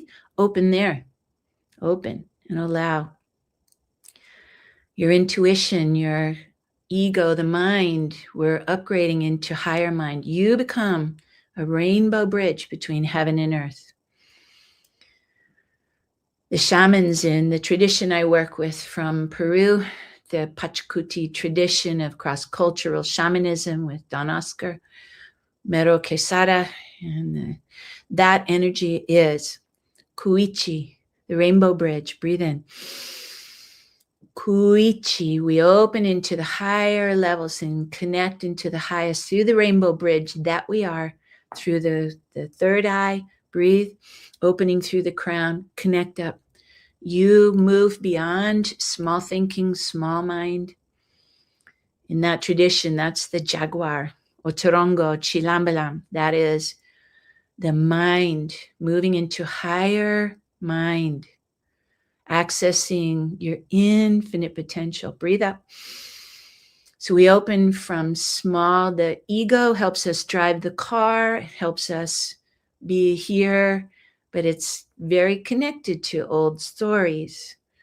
It wants us to be safe and keep familiar. Breathe. As you breathe through this, consciously intend to move beyond small mind, small m, or ego, old self, wounded self. Breathe up into infinite mind, capital M, or soul energy, capital S. Breathe up. Let the soul lead. Breathe. As we open through this, we open up, up, up, up, up. Allow this energy to connect you like it's sending the beautiful crystalline, infinite, beautiful, just an antenna of light, up, up, up, up, up, to connect one more time into the infinite light. Breathe up and connect into this beautiful energy that is part of you, into your highest potential. So you're aligned and anchored in the highest. You are connected to and through all of your galactic chakras. You're connected into the chakras, as they say in the cosmic Essene. These are energies that I've been working with for so many years. The Essena, the Essene, but the cosmic Essene is the ascended numerology that I do. Breathe up. We open into the potential of all these different portals. And as you tune in there and anchor into this infinity light, let the soul lead. This is infinite expression. When this energy one more time pulses and comes down through, breathe in. Allow it to come through you, spiraling down, pulsing your crown. Breathe it in like you're standing underneath a waterfall of diamond light. Breathe. Cleanse, purify, breathe. Allow this beautiful diamond light to flow through you, aligned, down, down, down through your body, down through your legs, cleaning, purifying every part of you, everything coming into coherence, everything coming into optimal attunement with the source of all creation. Breathe. Let go. Allow this to flood, clean, purify through every single cell, all coming into coherence, into stability, into center point. Feel that.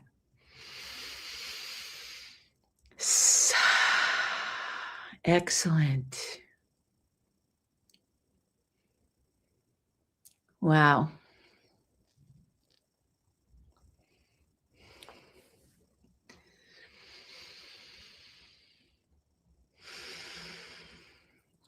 Always take time to integrate after you do an activation.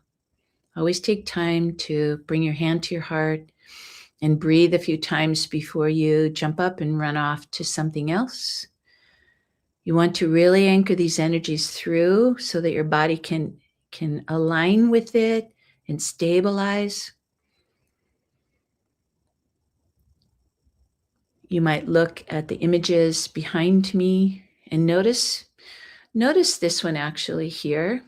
This is the diamond heart activation of the Milky Way and Andromeda that came in right in the winter solstice, anchoring the diamond heart, these two, the sun, the moon, masculine, feminine, these energies of mind, heart balance through the infinity.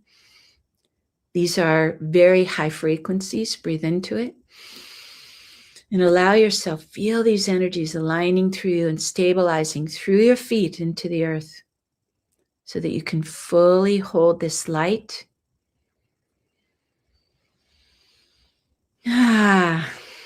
How are you all doing?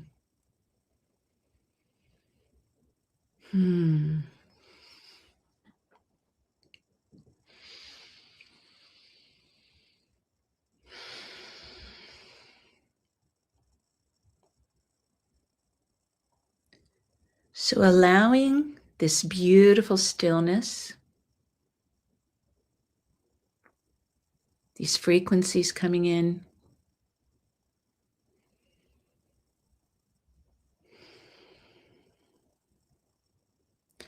and just so you know, if you missed it in the beginning,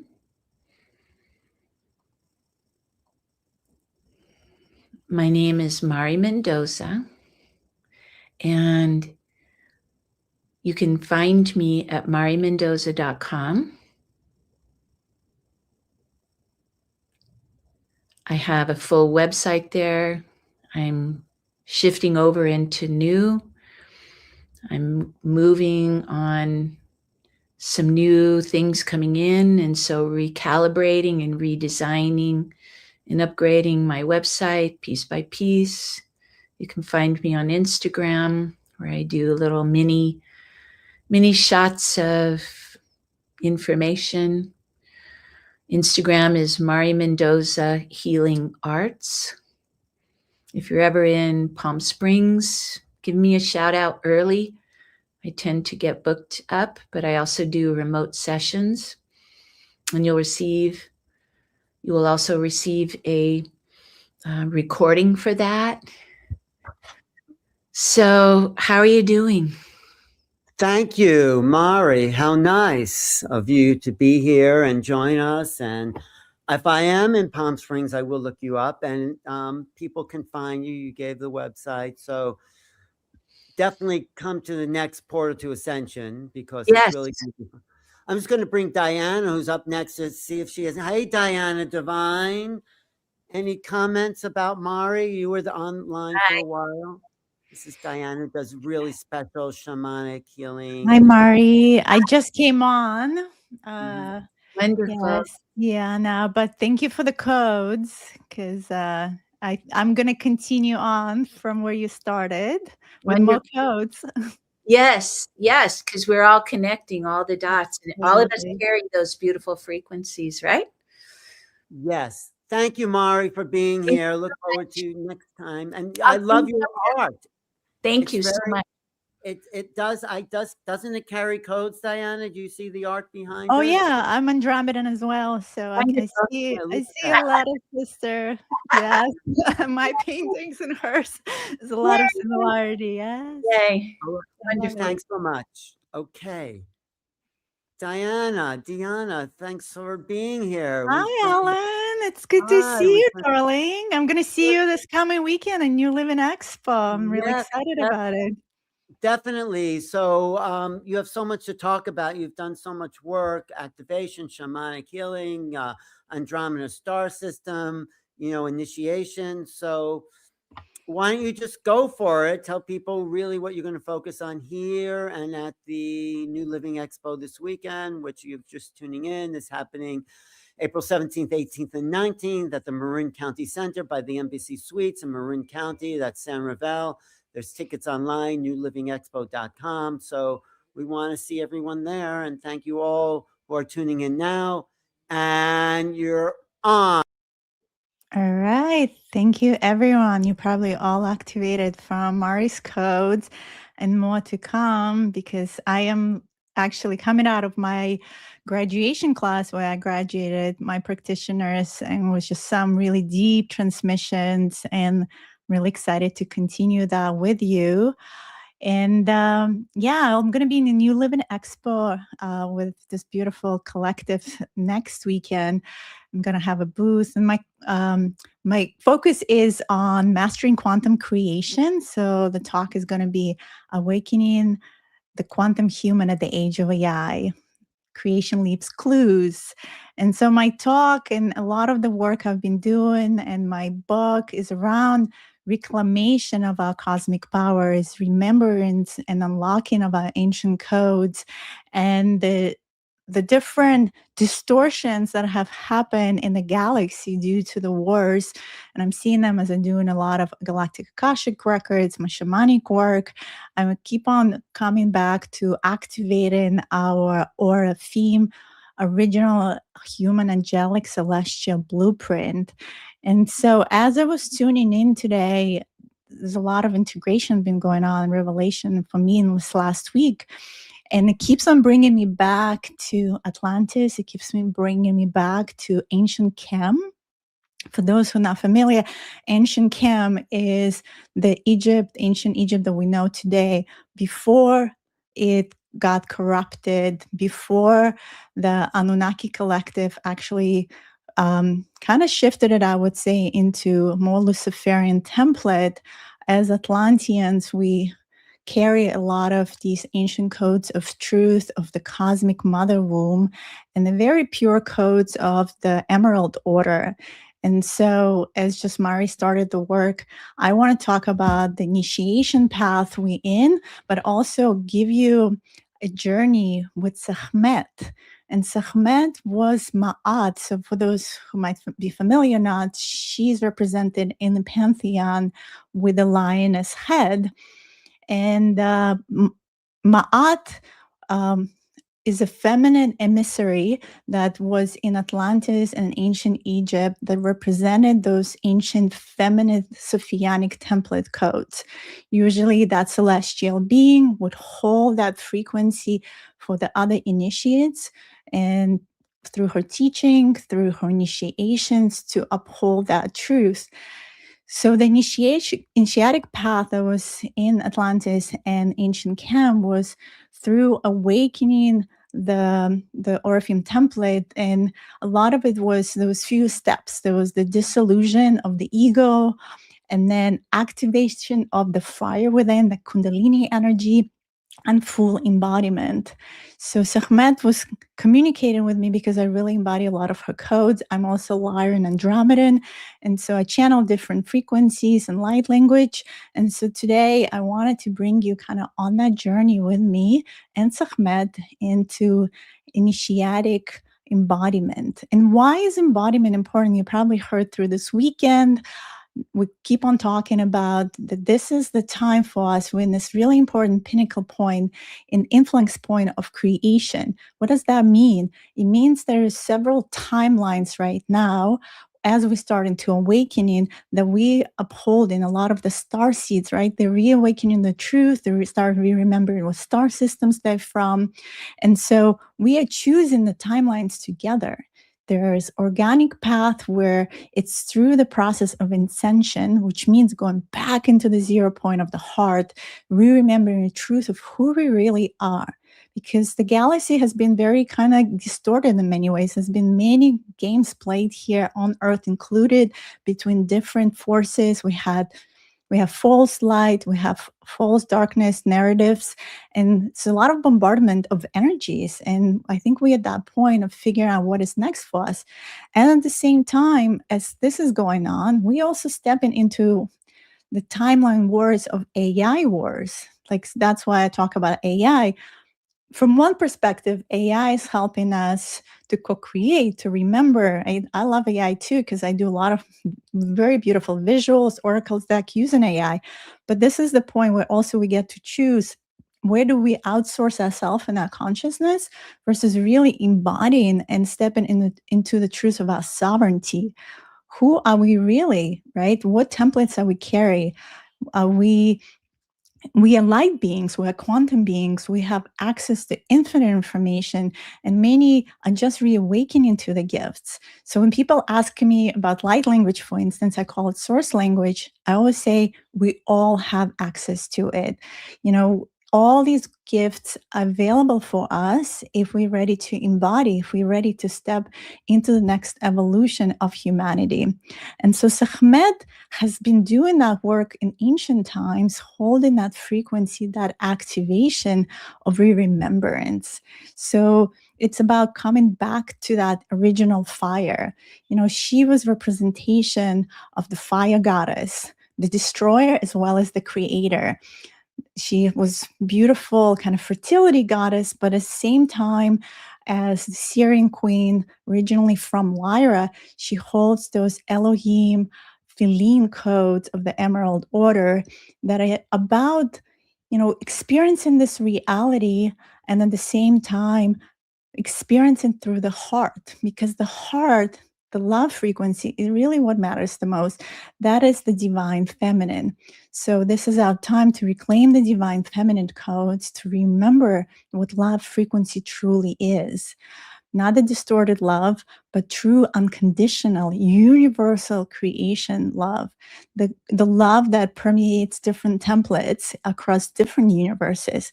This is just one universal template, and it's temporary. And then we get to explore. So universe is all about creation, expansion, and ultimately it learns and starts contracting, and then it creates another universal template. And we representation of all of that. But it is about us returning back to the source of that creation. All right, so I think we're ready. Are you guys all ready to step into next version, remembering more? So hope to see in the chat those who are ready, wherever you are. I'm ready to take you on the journey now. All right, so invite you all to close your eyes and take a deep breath in, slowly exhaling anything that's not serving you at this time. Another deep breath in, into your heart, bringing your full awareness, your full presence into the body, into this present moment, and exhale it out. I'd like you to imagine a beautiful pyramid of white light opening under your feet. And now bringing your awareness to this pyramid of light as it moves down through the rocks, through the soil, all the way to the crystalline core of the Mother Earth, of Terra. Beautiful. And as you connect in to the crystalline core, you can see her either as a young version or an older version. And she's coming forward and greeting you, welcome. And she's giving you this big, divine motherly hug. And just feeling her frequency, this nourishment and grounding and support as you are her child who is incarnated in this lifetime and many other lifetimes you experience here with her, learning through all the experiences that you needed to arrive to this moment and now. And this beautiful symbiotic relationship has been formed between you two. You both carry the codes. And she has a gift for you. It might be an object or a message. And she's coming forward and giving you this object and message. And you just receiving.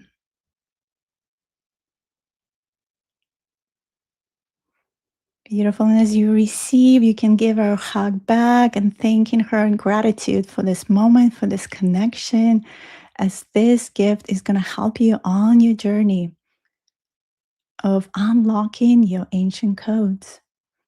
And taking a deep breath, you're going to pull this energy through your feet into the root, the solar plexus, and back into the heart.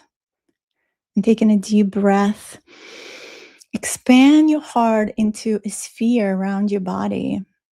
See it in this beautiful golden emerald color.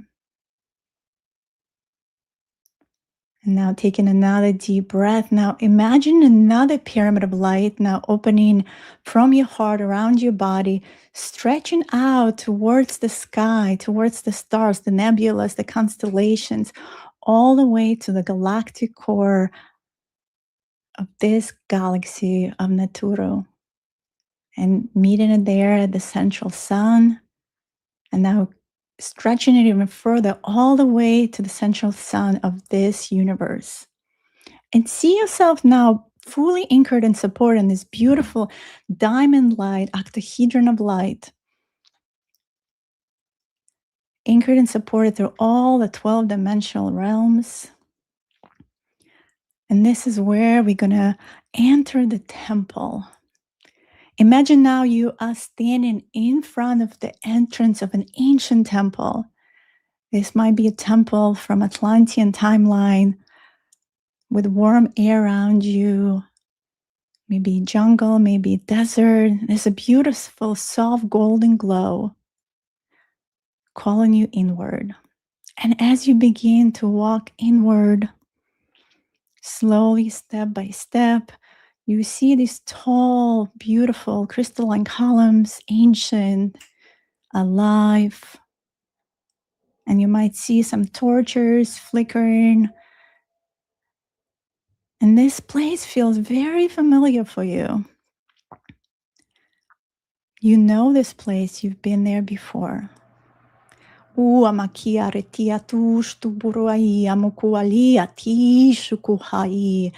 you preparing tushtua to walk inside the temple.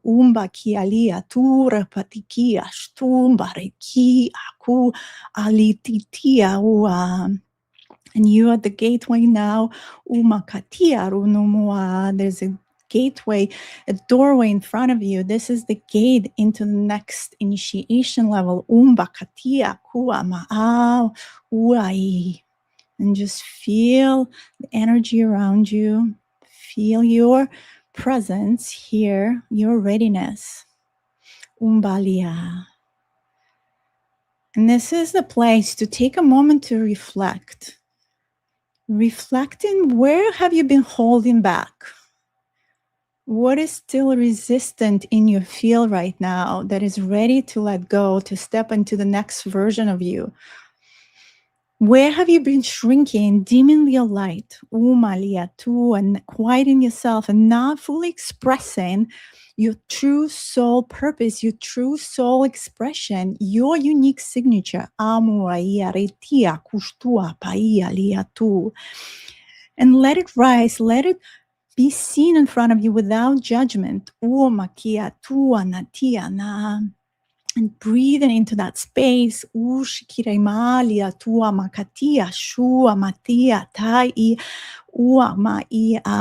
bringing energy into that place.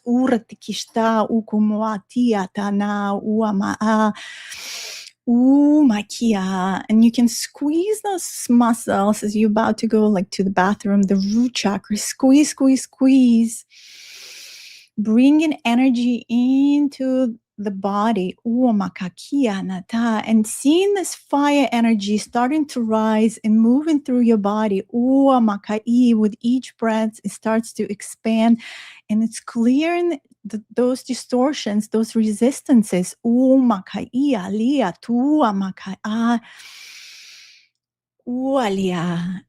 you're ready and you step in on the other side, breathing into your belly, warming and expanding, and start seeing yourself in this new frequency, new vibration.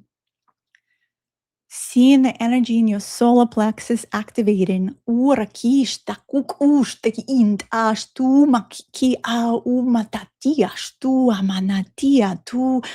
Feeling the fire rising through your body, all the way to the heart, softening in your throat, allowing you to see beyond what you can see.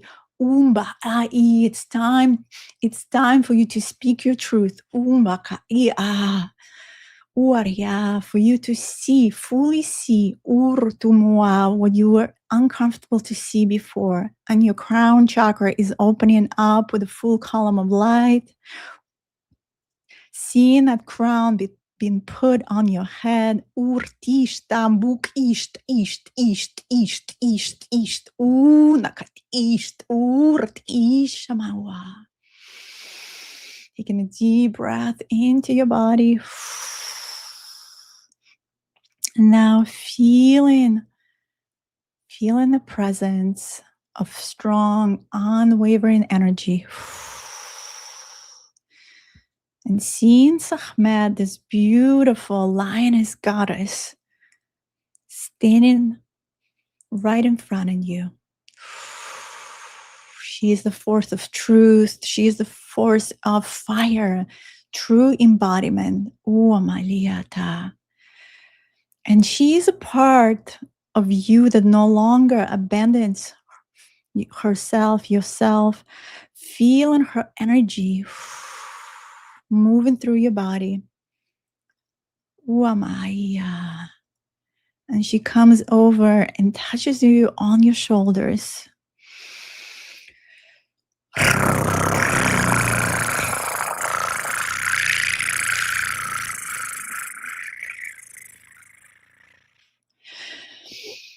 Feeling her here in this moment as this frequency is permeating through your body.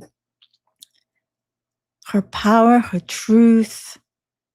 Uama shiha uha chiga ki hua hamaha irtuchua kiki huha shaha imbasa usuhu siha iha umbasihi uhua iha nashtara tiki rurusha ikutuk uhua ahi akihua shihanda I ushikiaha ar shiaha. Taking a deep breath, feeling those codes, activating you, activating, integrating the parts of you that need reclamation, that need to unify in your field. Umbariyakiata. Feel yourself, your future self, as the timelines of fluid emerging in front of you behind Sekhmet. This other version of you that is so powerful and liberated. The one that is fully anchored in this reality as the primal avatar self. Merging all the aspects of self from space and time. I'm ready to step into your mission. With full clarity.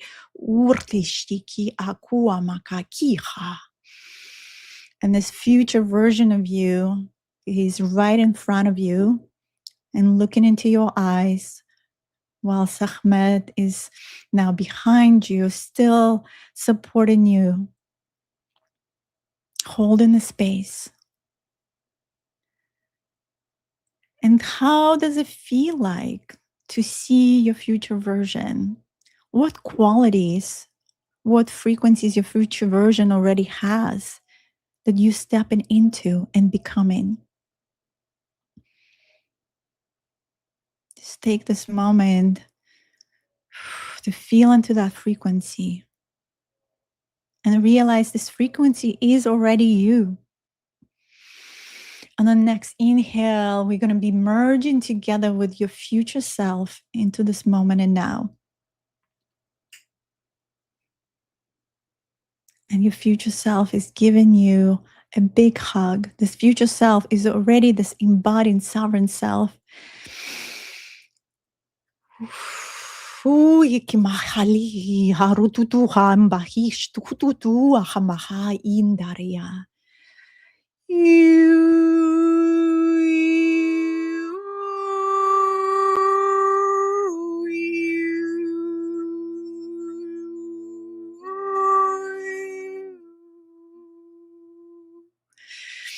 And just feeling these codes now, integrating, fusing into your cellular memory, activating the dormant DNA codes, activating those parts of you that were just ready to be awoken. Mahayata. And seeing this frequency as gold and light just moving through your whole system, through your fascia, through your organs. As Ahmed is there to remind you who you really are.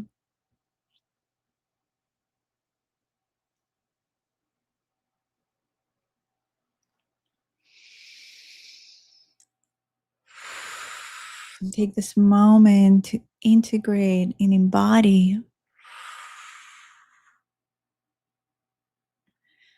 feeling this life force energy, nothing to chase, only allow. I choose my truth. I choose to be fully here. I am love. I am sovereign. I am free. And feel this program permeating through your field, through your sphere. Uamahialia tulia natira tishtua mahati aki anu atia. Uamakatia stumburunua ia kianus tuabaya. And feel your collective supporting you. Maria Tia cheering you to step into this version of you. Umba stia lia. Take a deep breath into your heart. Integrate this frequency even deeper into your heart portal, the universal connection to everything that is. Ua mahalia lawa ia na. Ua maia tia na. Ushuhua matia tu samaia liau. Tatia tu suahamaia kualiana. It is time, it is time, it is time, it is now. Tuamaia to just be. Uama lasa uahaia ka. And taking this moment to permeate and radiate this light uamakaia natiana to every being on this planet, on this realm, uamakia tualiana, to every loved one, uapaia, known unknown, ushamakakia nakua hataia.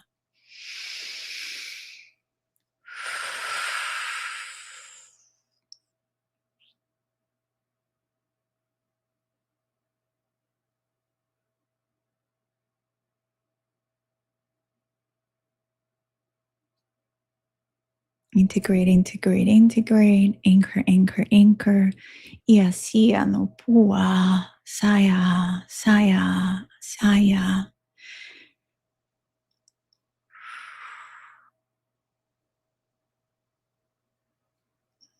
Ahmed reminds you how powerful and unstoppable you are. Umaliatea. Ushiakia nakia. Your rage, your courage, your unwavering truth is needed right now more than ever. Uamakatia lalia sufayana. Iamufuata iasta as you create ripples of love. Ushtuama ia ualianatiana. And we take this time to send our intention and love to the stargates that are activated. And we are sending love to Stargate 10 in Iran. Connecting to 11-dimensional portal towards Vega and Lyra. To our brothers and sisters. It's time to recalibrate the Stargate. Ishtika hundua tatia stamburia and reclaim ushikia these true codes ushtia makaia tukwat of this reality ishaha umba ista akasa uhua ishimuaiata ulialia nanatia nanantushihama ulianianuku maniana Niatulia sana. You.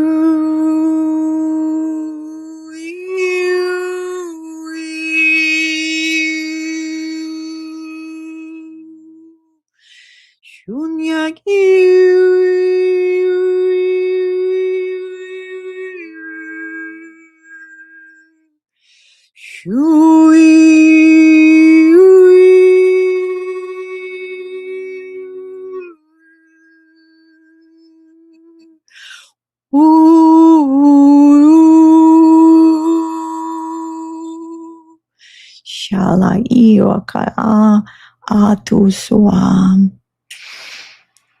Thank you, thank you, thank you, Ruamaka Sariatu, for hearing the call, for being here in this moment and now. Uamaka Ia, fulfilling your role, your mission. Ia suhu mbaka haika ha'anu. You are loved, Isa Shai.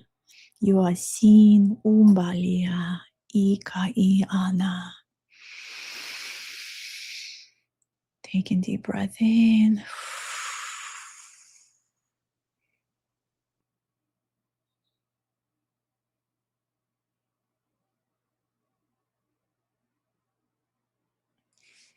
You can start slowly rubbing your hands, creating friction between your hands, bringing yourself back into here and now.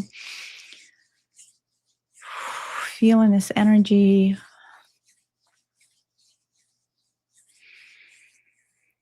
And you can put your hands on your face and just feeling into your present moment, to how your body feels now. And slowly start anointing yourself and thanking this physical vessel for allowing it to host you, your soul, your spirit. I thank you, I love you. I thank you, I love you. That's the mantra. I thank you, I love you. Thanking this vessel, this avatar physicality, for allowing you to experience this reality. Thank you, I love you. I thank you, I love you. And you can move. See what still requires maybe a little more opening. Feel like the throat still needs a little more opening. The heart is open. We just release them collectively. It's time to really not to hold back our truth.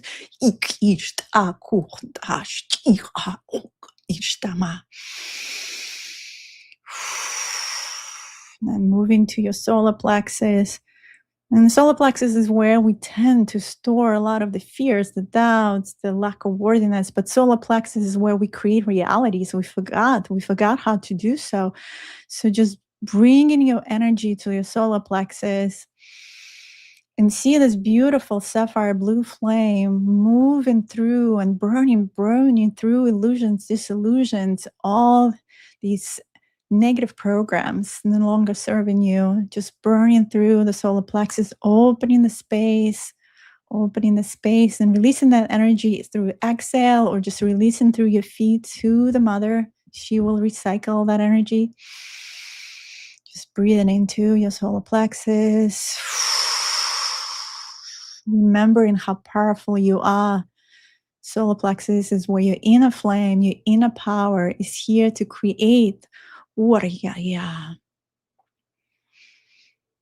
Beautiful. And the sacral, the root, these lower chakras are important to ground this manifestation, ground our experience here. And so embodying ourselves fully through all the realms, through all the dimensions, through all the chakras. Aligning our blueprint, opening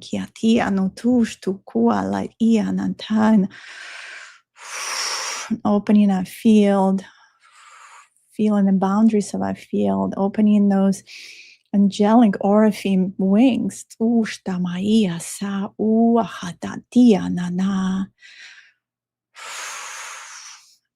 Turania, Turania, Turania.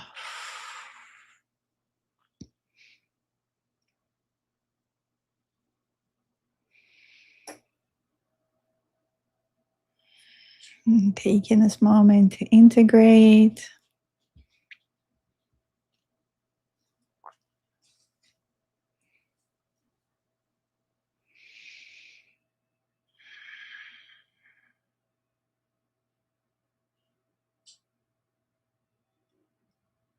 And when you're ready, you can open your eyes, coming back to this moment.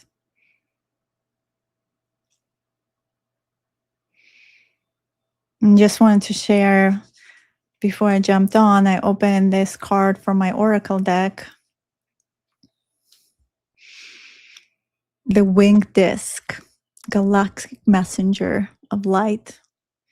And this is really what you are. You are this winged disc. You are encoded with solar frequencies. Activate your wings and rise beyond limitation.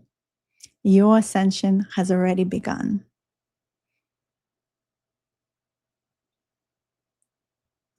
Beautiful. I would love to hear in the chat how this was for you.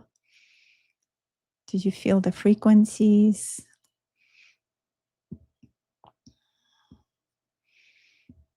Hands yellow, heart red, hands yellow, heart red, hands yellow, heart red. Thank you, Lara the Guardian. Yes, yes.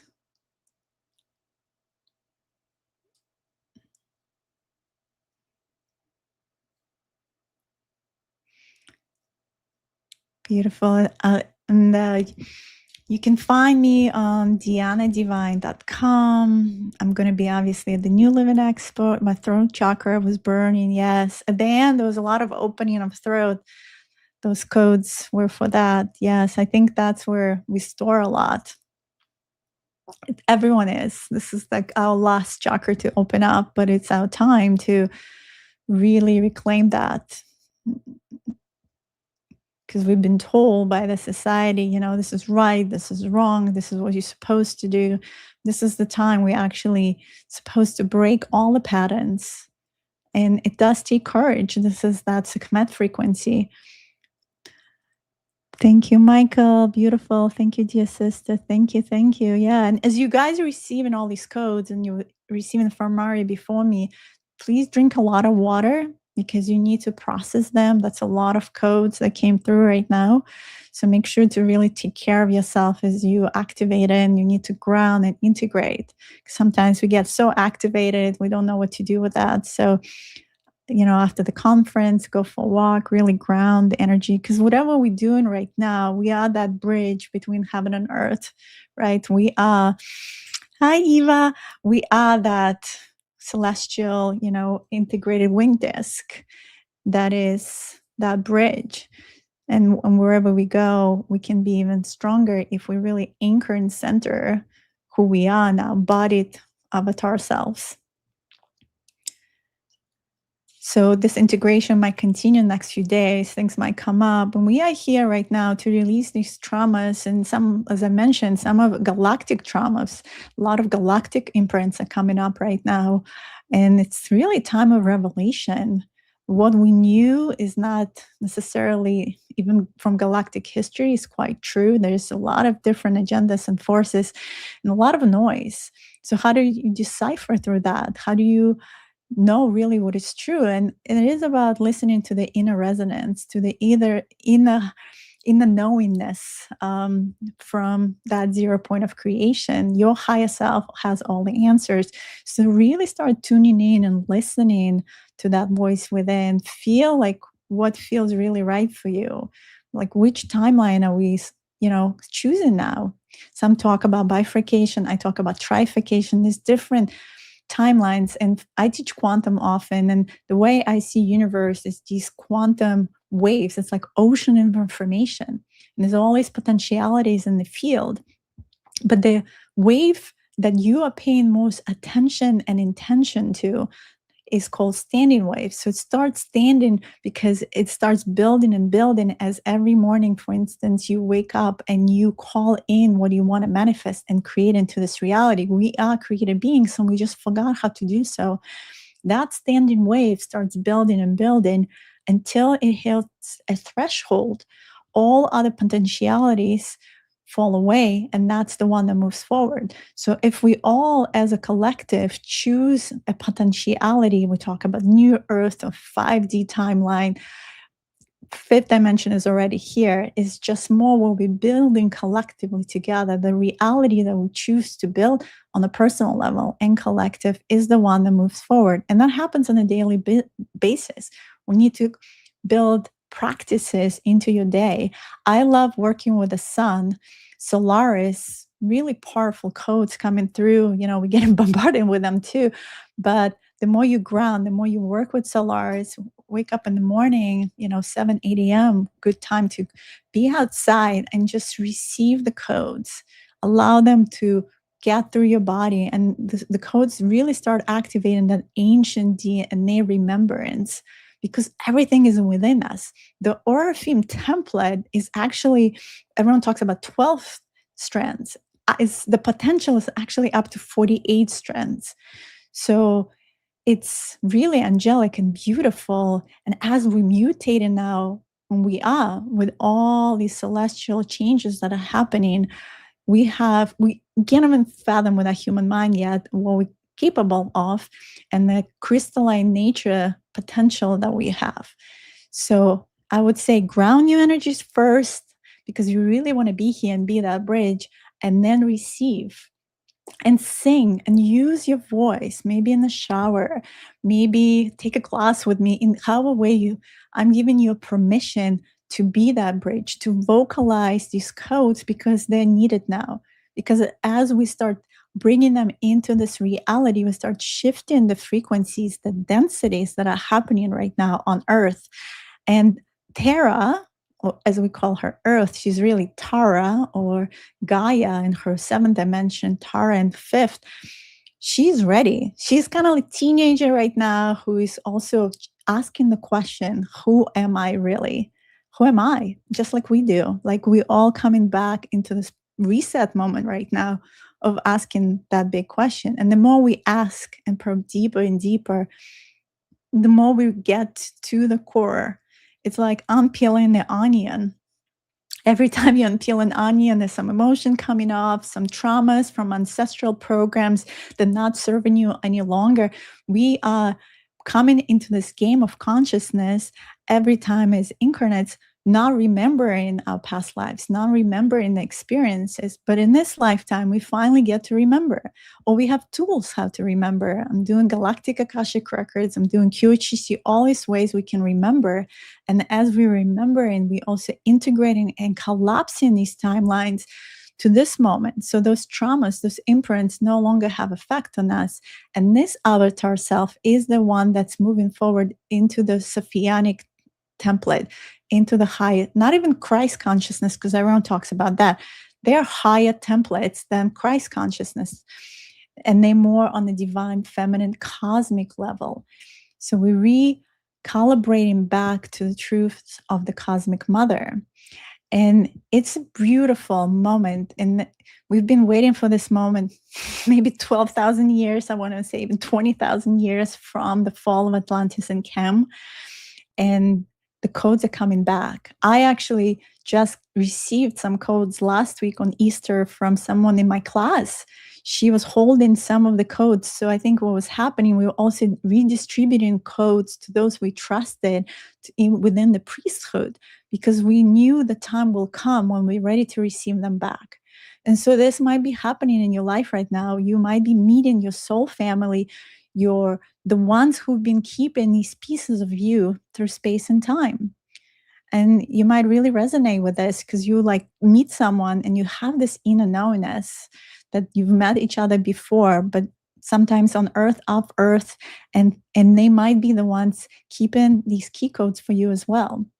So what an incredible time to be alive and be empowered and back into what we're meant to do here. Yes. Any other questions or sharings? Laura said, thank you so much for this meditation. These codes, they're so elevating. Yeah, I am coming in buzzing from other activations I was doing. And I'm so happy you were able to receive and really feel it. And yeah, and integrate that into your life, into your missions and the work you're doing wherever you go. Alan, do you have any questions? Which day are you at the expo? So my booth at the expo is B34. It's pretty much at the entrance. So you'll definitely find me. If you come into the expo, definitely stop by. I have this incredible quantum crystal bed and many more quantum technology tools and ascension tools that my husband and I have been creating, because we've been remembering our priesthood and these scalar technologies. And I'm speaking on Sunday at 11:15 in room 2. Well, you have another 10 minutes, but I do want to ask you a few things about. Yeah, Alex. Hi. First, about your book that I did a little blurb for, which I was very impressed. And thank you for that, Ellen. And also, what's happening as we approach this new time, this new timeline? So answer that first, and then go into sum it up with your whole book and your intention there. Okay. About the book first, or about what's happening? You could do the book first. That's fine. And then go into sure. what's coming. Yeah. So my book is called Mastering Quantum Creation, Awaken the Phoenix Within, Manifest Your Reality, and Reclaim Your Cosmic Power. I was trying to see if I have it here. 1 second. I wanted to show you the cover because I worked on this cover quite a lot, and there's a lot of codes within that too. So you have the phoenix, the pyramids, and that reclamation of the phoenix energy. So we have all the dragons and the phoenixes awakening right now, those primordial energy. So my book covers a lot of, I would say, synthesis of 25 years of my work. And, I talk about Kundalini activation, about light language, sacred geometry, much more. And really it's broken into 3 parts: remembering, expansion, and mastery. And Tony Ghazi also channeled for my book. If anyone knows Tony, he's a beautiful brother of mine, and both of us talk about creation because we want to. And Tony was on the conference yesterday. I was there, and I think a message from the Antarian Mantis Collective is similar from the Lyran Elohim Collective, is remembering our creator beings. We actually created this template. We created the galaxy, the stars, the nebulas, and we're just playing this game of creation and expansion of consciousness. And it's helping to my book is just through my own story, helping you to remember the tools of how to create and how to reclaim these codes as well.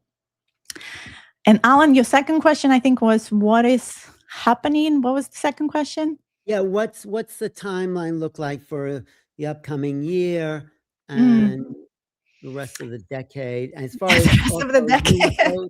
It's ever shifting. Yeah, I feel like it's ever shifting because I can only see so far until 2030.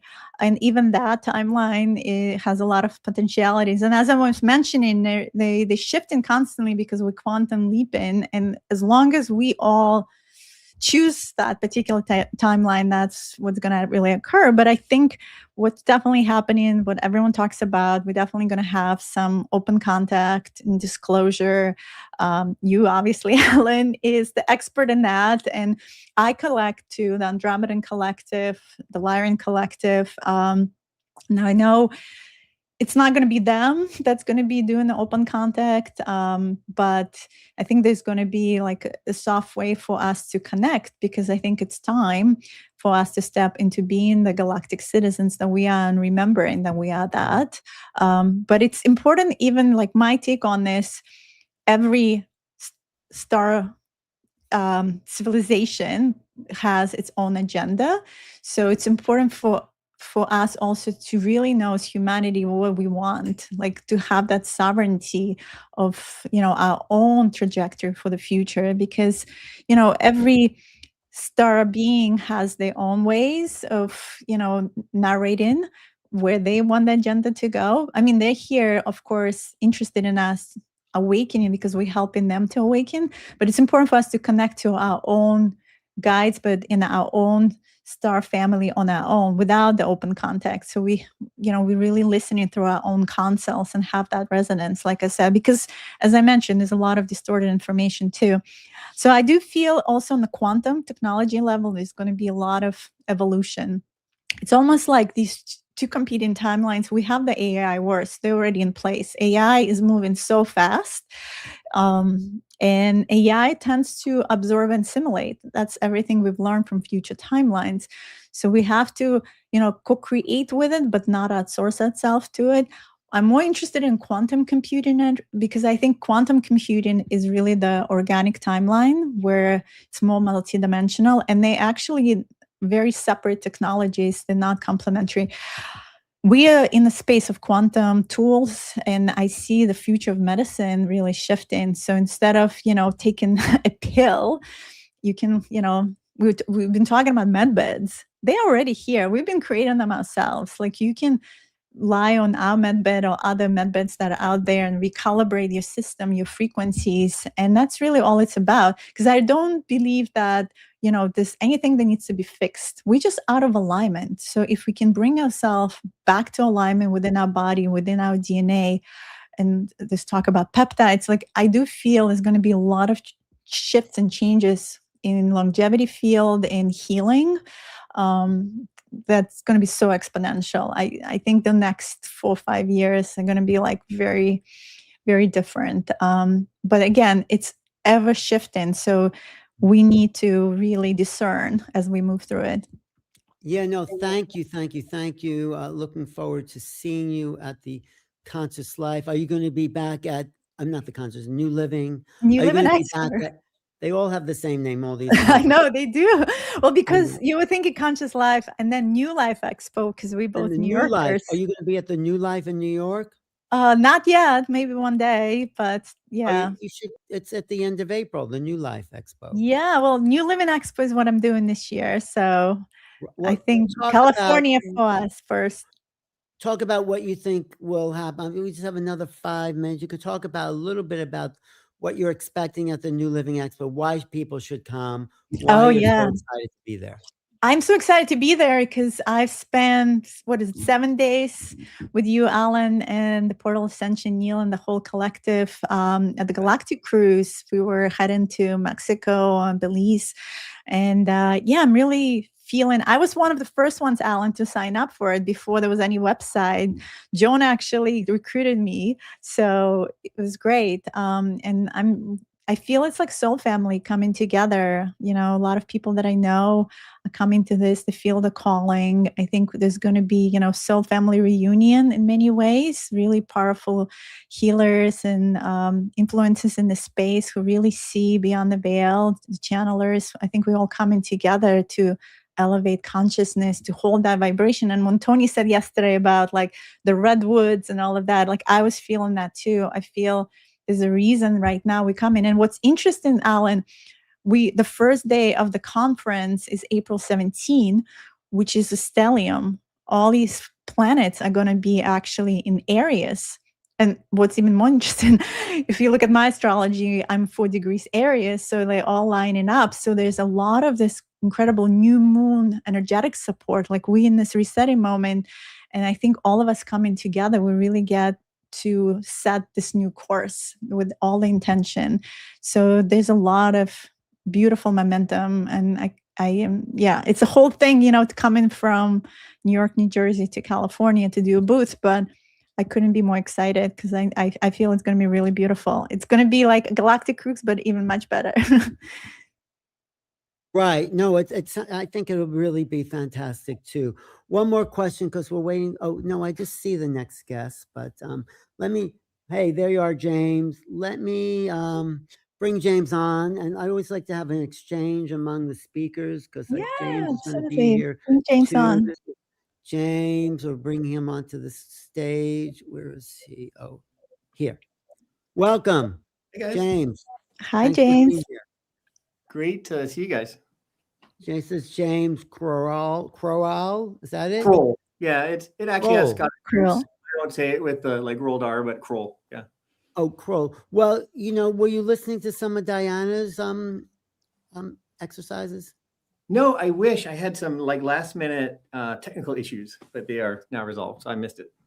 Because I think it relates to what you're doing with the going to the peak mind. I mean, you seem much more of this world. She takes it a little more expanded, but I just love to hear a little exchange between you two as a neurotherapist, and then how you bring in like the spiritual aspect to that. So Diana, listen and ask him a question. Yeah, okay, sure. go ahead, James.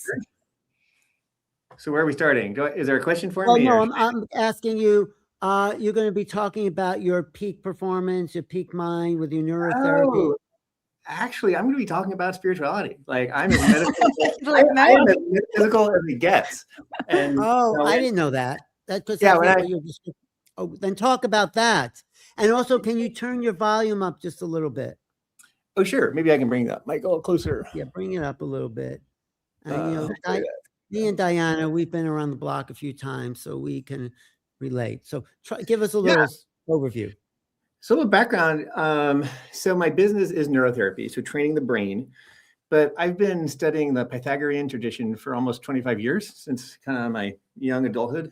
And the book I'm about to publish is called The Quantified Soul. And the premise is really that by understanding the sort of dual nature of reality, like mind and matter, if we can understand that interface, then the work I'm doing with the brain is really interfacing with the psyche, right, and the soul itself.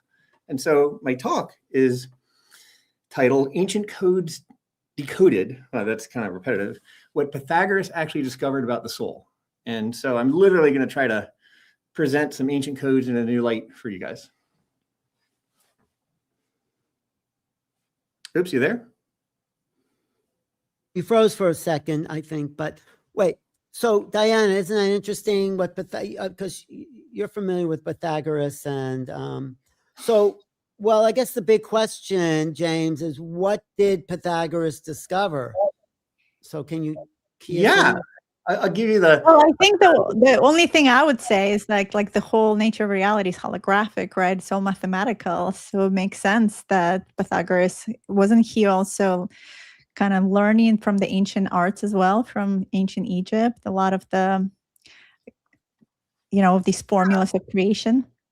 Well, in fact, like some people will say, oh my gosh, he did not invent the Pythagorean theorem, right? It came from Egypt, but his link to the Pythagorean theorem really isn't inventing it. It's how he applied it. And this is very little known. It's how he applied it in understanding the geometry of thought, literally how thought is born, how it interacts. And it's literally all geometry. And so he applied it in that way. And that's why I think it's often linked to him. Am I freezing again? Do I need to quit some stuff on my computer? You just froze for a second. Can you repeat that? Yeah, let me just take inventory and close anything I don't need here. I got a new computer, see, and it's, let's see, I'll just close. Always good to close what we don't need. Yeah, well, I got this powerhouse of a computer now, but I think it's still, let's close everything. Is it a Mac computer? It is a Mac. Yeah, I'm totally a Mac guy. I'm a Mac. And so where were we? Going back into the Pythagoras, Pythagoras is such an interesting guy. Mm-hmm. So start there.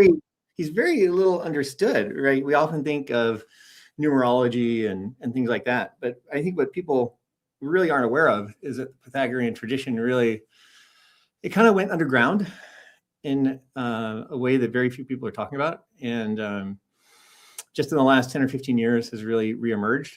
And what's cool about it is it's evolved, right? It's evolved tremendously. And that's what I've based all my work on. So, just talk about how you discovered Pythagoras. I mean, why are you so focused on, why is he so important? And go into like what he has to give us now, because that was 2,500 years ago. So what, yeah. You're right, it was. So how did I come across him? Honestly, when in my college years, when all my friends were getting into Buddhism or, something like that, I thought, well, I just felt really drawn to Pythagoreanism. right? Something just felt kind of like right. I'm very right-brained, actually. I have a early life head injury that makes me very holistic thinking and sort of right-brained, and the math just made sense. But I think what he has to offer us is actually his initial insight. This talk is going to be about the word ascension and why I think we should really be thinking in terms of mathematical coherence, which, you know, Alan, I've heard you use coherence quite a bit. Yeah. So, yeah. And No, but go deep. We really want to know about oh, well, I mean, Pythagoras. you want to just get into my material? Yes, please go ahead. Okay, we're giving you the stage. You go for All the right. material. Go for it. So Okay, I have a Diana, couple slides. later. I have a couple slides, or I can just chat. But No, let me do the slides. You know how to do that. Yeah. You have to add. Do you know how to add the slides? Yeah, I use StreamYard a bit. All right. Yeah. Yeah, show the slides. Let's get people to the conference. Let's definitely get them excited. Let me make sure. I'm going to be there. I'm looking forward to it. Let's see. I got to go to the plus sign and then share entire screen. Yep. I might have to come back in. I think it's going to make me real quick. Be right back. Okay. Come on back. Here, I'll add Diana back. Alan, we're back, Deanna. Yeah, Alan, we're back. You're back. Just because we're waiting for I Jim. know. But no, I think Pythagoras is a key figure in Western civilization, and he was not just a mathematician. He used music. He used philosophy. It's all about harmonics and coherence, for sure. And coherence. Okay. Yeah, I hear. All right, Jim, you ready to go? I mean, yep. Yeah. And I think I'm right on time to like 12:45. Okay. Go ahead. Do your thing, and we'll come back at the end. Diana, you could hang around too. All right. Let me get the right screen here. I think this is it. Yeah, you know which is the right screen. Plus. Yep. You see my slide screen. This is the classic, like, you know, synchronization part. I'm really interested in Pythagoras, especially as a neurotherapist, how it affects the. Oh yeah. Let me just make sure I have. I'm just trying to turn off presenter mode. Let's see. Okay.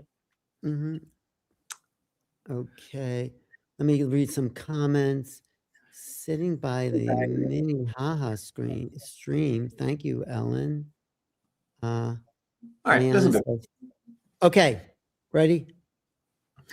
All right. So welcome, everybody. My name is James. I'm a neurotherapist in San Francisco, which means I train brains, right? I measure with EEG, and I do brain training, neurofeedback, neurostimulation. It's cool stuff.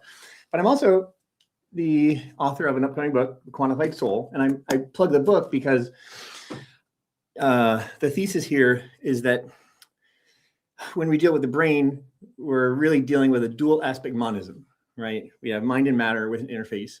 And so anytime we're dealing with the brain, we're actually seeing sort of a reflection or we're not seeing the mind directly. We're seeing how the mind or the soul interfaces with our physical collective reality. And so this is going to be metaphysical. This isn't about like EEG or, you know, or science specifically. But what I really want to do here is decode, really kind of disassemble the word ascension, right? This is the portal to ascension event, a portal to ascension event, and about ancient codes. So we're going to take apart that word and see what it means and look at some history. And I'm going to suggest sort of an alternate interpretation than sort of what's common. So if you're here, you suspect, right, that there's an underlying order to reality, right? I think we were just talking about that, Alan, and was it Deanna? Sorry if I butchered your name there. I was a little late here. No, that's right, Deanna. You're right. Oh, good. Okay, Deanna. And I want to say your intuition is absolutely correct. There is an order, and we don't just have to intuit it. We can actually reason about it. And that's really what the Pythagorean tradition was all about, right? Mathematics is a language of reason, right? Deducing what must be true about reality, not trying to use science to like observe it and figure out, but really just starting from first principles, like what must be true to have a mind, right? It's kind of it's a very different approach. And about ancient codes, you know, we use this term a lot. Ancient codes, what are they? Right? We have sacred geometry, energy, vibration, frequency. And I think these words resonate for a reason, right? They're pointing at something real. But one of my struggles with this has been often when you try to unpack what this word means, we don't have a very good definition, right? We kind of end up wrapped in stories, and it's hard to define what exactly is vibrating or what the geometry is sacred to. And I don't say that as a criticism, but I think it's a clue, right? We're circling this territory, but we don't always have the most precise map. And that's where, for me, the Pythagorean tradition of mathematics and logic really comes in. And so let's actually talk a little bit more about Pythagoras, right? Like Alan, you said it, 2,500 years ago. I think it's actually fascinating that he was essentially a contemporary, right? Same era as the Buddha. And that's something I write about in my book. But Pythagoras and the Buddha took very different paths, right? The Buddha was exploring through experience, and Pythagoras was exploring through mathematics, logic, and reason. And although, to be fair, he was also a mystic, right? And I imagine that he arrived at these mathematical intuitions through examining his experience. But he tried to kind of stay balanced in reason, not just experience, but then trying to explain it logically and analytically. And so one of his biggest contributions that he's remembered for, like Deanna said, is he found that musical harmony corresponds to precise mathematical ratios, right? And we see this all throughout the world, all throughout nature. And he took this a bit further. For me, the biggest leap he took was just asserting that all is number, right? And we have to unpack this a bit. I think when Pythagoras said all is number, he didn't literally mean things are made of numbers or something like that. When we unpack it, we can actually kind of link those numbers to frequencies, right? What is a frequency? It represents a number. Like numbers are the ultimate way to enumerate anything, right? But really, he was also talking about numbers in relation, right? It's just like the harmony in music. Everything is literally made of relation. And what is it that's relating? Well, we're going to explain in a bit. Immaterial mathematical frequencies, right? These frequencies, they aren't made of anything. They're essentially, they are thought. They're the kind of most fundamental building block of reality. And so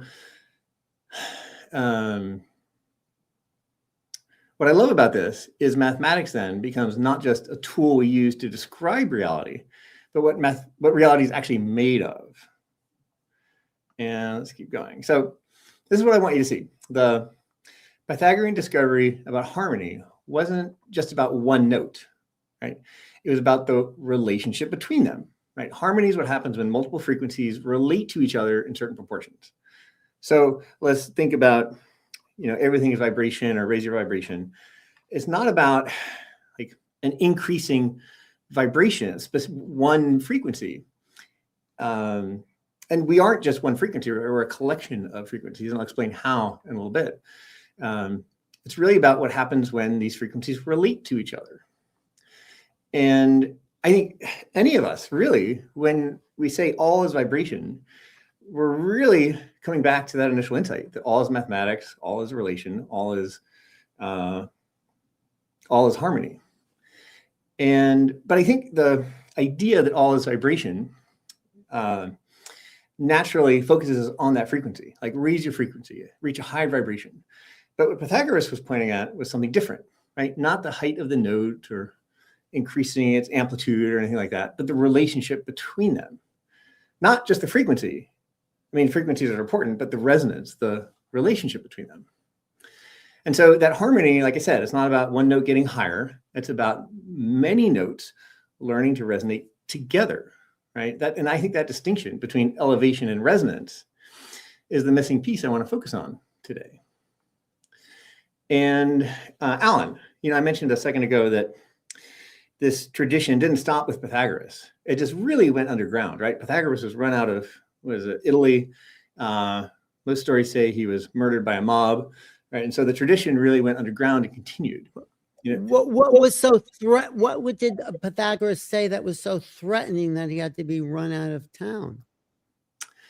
Well, I think, my reading of the history is just that there's a lot of mystery about him. Like, who is this guy? Like, to be involved in the Pythagorean school, you had to do things like not even speak or ask questions for the first many initiations, because, you didn't know what you didn't know. So you weren't allowed to ask questions. Like, nobody knew what this guy was up to. And there were a lot of stories. And I think that's the biggest thing, right? Anybody who's seen as a mystic doing something in secret, basically a cult, right? That's a problem. And also, of course, the church, right? I think we're all familiar with the impact the church, over the years has had on these. Once we got up to later, but I think being seen as being a cult leader is never a good look. Right. Yes. I mean, I think it's a bad look. So, but a couple of thinkers I want to point out, right? One was, I think, explicitly a Pythagorean, right? Gottfried Leibniz in Germany. In my opinion, and in my research, gosh, this guy, polymath, like genius of the highest order, invented so many things, including calculus, which is really a spiritual science to him, not just describing how things change mathematically. And that's the whole thing I cover in the book. But also Carl Jung, right? Carl Jung, I don't think he was necessarily aware of it at the time, but he was examining some of the same principles from the inside, from the experience. He called this process individuation, right? The psyche integrating its scattered parts, literally coming into harmony to create a coherent whole, not by transcending contradictions, but by holding more of itself without falling apart. And so if we really look at the history, we can see this thread really woven through, just kind of not explicit. And what I think is cool here is many traditions often deteriorate over the years, right? Become watered down. It's like the telephone game, like every time it's transmitted, it loses something. But what I think is fascinating about the Pythagorean tradition is that because it's based on logic and reason, the stories don't get lost, right? From one language to another, from one culture to another. It's all, it just tends to hold up better over the years and grow and expand. And that's what I've seen happen. Let's come back to coherence, right? I think, Alan, both you and Deanna, obviously know this idea, right? It's parts. In this context, we think of it as parts holding together as a whole. And that's really the code, right? It's not a secret frequency or hidden symbol, but it's the condition in which a system organizes itself so it can function at a higher level of complexity without falling apart. And I actually think it's really beautiful. Like, coherence is literally about the many becoming one. And I think that's what we're all really trying to do, right? Within ourselves and as a collective. It's really about organizing a system so that all the parts remain themselves, but are contributing, right, to the whole in a synchronized way. And there's really some beauty in there in the way that when we become coherent as a collective, this wasn't really in my plan to talk about, but I think you'll appreciate it. When our thinking begins to become aligned, what I love is that our thinking is really a product of our will, right? When we produce a thought, it's coming from us. I mean, it could have been conditioned or programmed from outside sources, but ultimately that's influencing our will, right? And what's cool is when we gain mastery over that will and we allow our thinking to align with others, we're also aligning our will, right? And this is how I think ultimately we're going to build a better society and collective, right? Is by aligning our thinking and bringing our wills along with it. That doesn't mean we think the same thing, right? It means our thinking becomes structurally aligned. But that's something I go into much deeper in the book. But also, to be clear, coherence is structural and it's not moral. And in my work as a clinician, I think this is important because often incoherence in a system is adaptive, right? Think about the way we respond to trauma, and the psyche can fragment and do all these crazy things. That's not morally, it's not like a value judgment that happens. It's how we survive. And sometimes incoherence serves a greater purpose. And so I just want to be really careful. Like, more coherence isn't better, less coherence isn't worse. And in fact, you might even think of cancer, right, as a physical manifestation of hypercoherence, right? These cells are like duplicating, and it's a highly coherent system. And we see this in other places, right? Like some social movements, I won't name names, are highly coherent, but they're doing like great damage to the collective.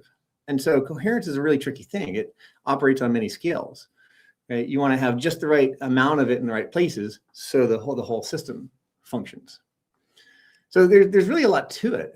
But the point here is we're talking about organization. And I'll skip ahead a little bit because this is the Portal to Ascension event, and I want to talk about the word ascension. I think this is some fascinating history, right? Let's see. Actually, let me double check something. Did I mean to introduce something? No, that's right. We're on the right track. Thanks for bearing with me here. New computer. So the word ascension enters English around 1300, right? And it comes straight from Latin, ascendere, I think, to climb towards. And its first meaning in this use was literal, right? Christ rising from the earth into heaven. And frankly, the spatial metaphor is right there. Like, it's vertical, it's ascending up, way higher. But the spiritual version of this is much, much older, right? It goes back into Hermeticism and Gnostic traditions. But really before that, I think it comes back to another philosopher around 250 BC, CE, so about 750 years or so after Pythagoras, and that was Plotinus. And I don't know how, Alan or Deanna, are you familiar with Plotinus? No. Right. I mean, he kind of hides in the history. I mean, unless you've studied, I think that this bit of history is kind of invisible, but he created, I think, a really beautiful philosophical tradition. And he was the first to, I consider him the first to really use the Latin ascend, right, in this case. And he was trying to describe how consciousness does have a direction, right? There's a big difference between being more and less awake, right? He was trying to describe that change, that as ascension. But I'm not sure he was really meaning something vertical. I mean, that's how it's often interpreted. I mean, the story is, right, the soul descends into matter, and the goal is to reverse that descent, right? To purify, detach, and shed the body. And the direction is often seen as kind of being up and out, right? But Pythagoras, 700 years earlier, was trying to do something different. He wasn't trying to escape form. He was trying to understand really the lawfulness within form and become better organized, right? So his code wasn't a ladder out. It was trying to understand how things hold together and how to expand that coherence. Does that make sense to you, Alan? Yes. No, I appreciate it. Can you hear me? Yeah. So thanks. I'm just trying to. This is always more fun. It totally makes sense. So keep going. Yeah. It's always fun if there's some interaction. So feel free to. I know. I'm sorry, but okay. If you need interaction, I'm happy to interact. Oh, wait. Okay. And so let's see. Where am I? We're going here. So the idea of ascension, you're saying, is a Pythagorean theorem, a thesis, because that's what he ultimately wanted to do. Understand the nature of the universe, basically. And let me get back up there. So the importance of Pythagoras for our time would be what? Give all the things that we could use, because he was quite a genius. Well, he was. And so I'll actually skip ahead a little bit to this. Let's see. All right. So Pythagoras was saying that the direction isn't up, it's harmony, right? And personally, I actually think Plotinus understood that. It's just been misunderstood. And right, that's actually one of the things I talk about in the book, is how when we have these traditions based on stories and words, they often get misunderstood or mistranslated, right? And I honestly, I think that's what kind of happened with ascend, right? It's the original intent was not to up and out or to escape, but to create greater harmony. And so I'm going to skip ahead on some of this. Well, I think that's very important, because everybody wants to ascend in order to escape the planet, but there's no escaping. Well, there isn't. And so I'll actually stick on this for a minute. In fact, and I think that's where many of us often get stuck. And that's someplace where I used to get stuck, and I admit still do. You know, we have a peak experience and try to chase it, right? I think probably we're all guilty of that, right? And I've heard many teachers say that, you know, the point isn't to, you know, it's the yogic, you know, tradition, right? The point isn't the cities. It's, those are side effects on the journey. And I think, Exactly. Right? Exactly. No, you're absolutely right. The point is not the cities. The point is the state of consciousness that generates the cities. Right. And what I've found in my work is that, in fact, they are side effects. And so in my work, what I've done, one of the stories I talk about in the book is the first time I experienced an out of body travel. I had this I was already doing brain training and neurostimulation, like using actually like electricity and magnets and light to stimulate my brain. And I had this vision of what, it's hard to describe. It wasn't really, I knew that this is what it would do, but I just had this vision of a protocol, a way to stimulate myself. And I did that one day. And then that night, I just kept popping out of my body. And it actually became annoying. Like I couldn't sleep. I would just fall back to sleep, and there I was out again.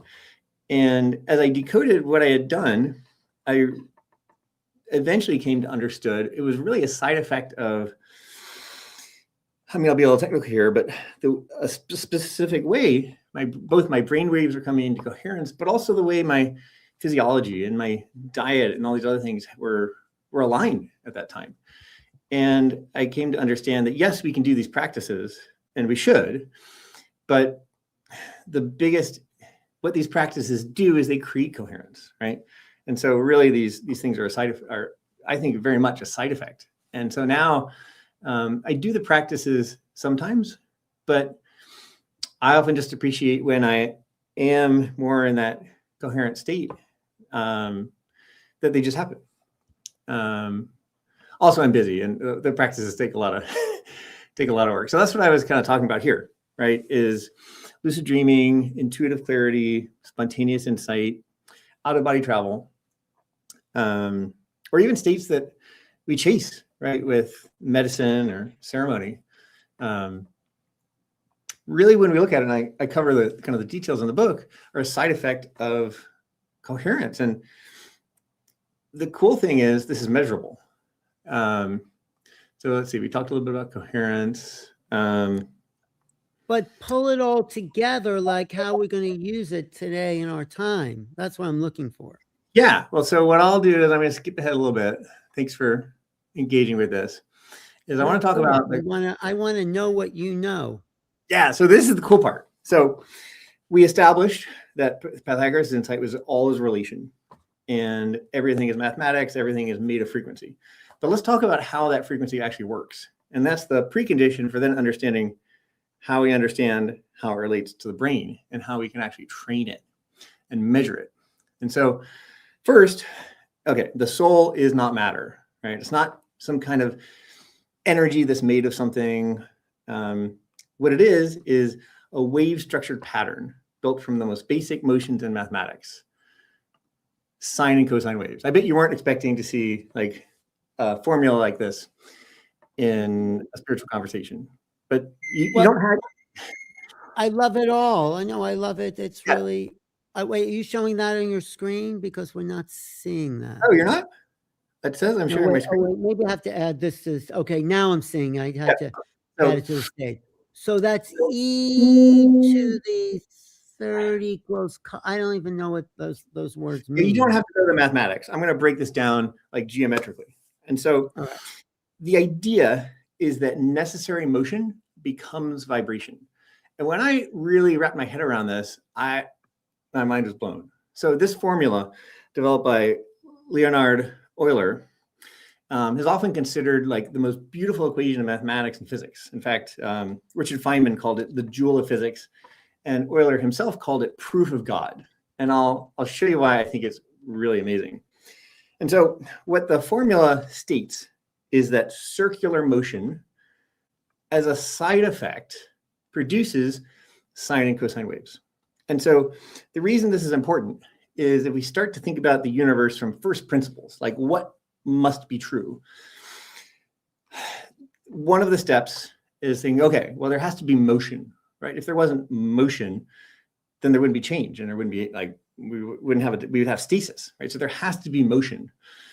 And then we realize that that motion has to be perpetual, right? There's no reason yet why it should slow down or stop. So the universe must be based on some kind of perpetual motion, right? And I think most of you guys would probably agree with this at some level, right? There must be perpetual motion. The amazing thing is that perpetual motion, Euler discovered, logically must produce sine and cosine waves. And so these sine and cosine waves essentially become the building block of everything. While physics is chasing, M theory with these one-dimensional strings, I think 10 or 11 of them, most people have never considered that reality could be based on zero-dimensional waves, right? Sine and cosine. And so when we talk about like everything is vibration, this is really where it comes from. And so that anytime we think all is vibration, we're really tracing ourselves back to that original Pythagorean insight. And if you look at this circle here, you see the Pythagorean theorem. We have a right triangle. We have the hypotenuse and the two legs. And we absolutely have the Pythagorean theorem inside of here. And that's where I believe that the Pythagoras really understood that. I believe he kind of intuited this motion and maybe even saw it, right, in his mystical experience. But then what he must have done is tried to prove it, right? Yes, you can have an experience, but can you then try to reason about it and figure out why it must be true, right? And so I've tried to carry that same spirit into my work, right? And so a lot of my work is based on a lot of intuition, but then carefully going back and systematizing it, right? And putting it into a logical framework. But that's not all. The next trick is how those waves become everything. I like to joke about Tesla's quote about, if you want to understand the secrets of the universe, think in terms of, what is it? Energy, vibration. Is there something else? The thing is, he never talks about phase, right? Frequency, every wave has three properties. There's frequency, right? How fast it oscillates. Then there's amplitude. How high is the wave? But what's most important is phase, right? And phase is sort of the starting conditions, right? The starting position of the wave. So the way I like to describe it is, imagine you have two dancers, right? They're doing the same steps, but if they start in sync, that's great, right? And they're in sync. If two waves start in sync, they actually amplify each other. But what if the second dancer starts a little bit early or a little bit late, right? That's the phase difference between these waves. And when you have that kind of difference, you get interference, right? And Deanna mentioned, the hologram, right? The holographic nature of reality. And I don't quote it in the book, but I've written some essays about, what's his name? Michael Talbot's The Holographic Universe. Like, brilliant idea, right? What I think he wasn't able to quite put his finger on, though, was where the projection comes from. And so in this sort of Pythagorean view, every mind is producing waves that interfere with each other, right? And so I think the next slide is, our self, our identity is not a fixed point. It's a dynamic interference pattern, like a hologram itself, right? Interference of all these waves. And that's actually a huge topic I talk about in the book, is how we can kind of reframe Jungian psychology and the self through this lens, right, of an interference pattern of frequency and what that means. But then the collective universe is the interference of all those minds, right? And so there's a lot of interesting implications here, Alan, I think, about how we live, right? Understanding that not only are we in this together, but understanding that kind of the reason why things happen even is a result of interference, and that constructive interference, like when we're aligned, when our thoughts are aligned, when we can produce a world that's more coherent and working together. And frankly, what we have in the world today is a lot of destructive interference. Right? We're all not, I should be kind, right? I think everybody here, we're all trying to, work together and spread that message. But on the whole, I think the world is highly incoherent. We're producing a lot of destructive interference. And I think really internalizing this, Alan, there's some huge insights just for how we live. Well, that's why Pythagoras was so important, because he gave us insights. He was a polymath, music, yes. math. I mean, and nothing's really changed for 25,000 people, still living the same way in their relationship to the world, trying to make money, family. So nothing in a sense really has changed. No, I mean, gosh, that's a whole conversation there that I'd love to have, but nothing's really changed. And my humble contribution to this idea is that understanding how the psyche works, how the mind works, the soul works through this lens is great. The big insight for me was when I was studying neuroscience to realize, wait a second, the brain follows the same organizational principle. That's funny. And then I started to notice that this isn't a new idea. Like back in the 70s, Carl Pribram, I don't know if you've ever heard of the book, I think the holonomic brain.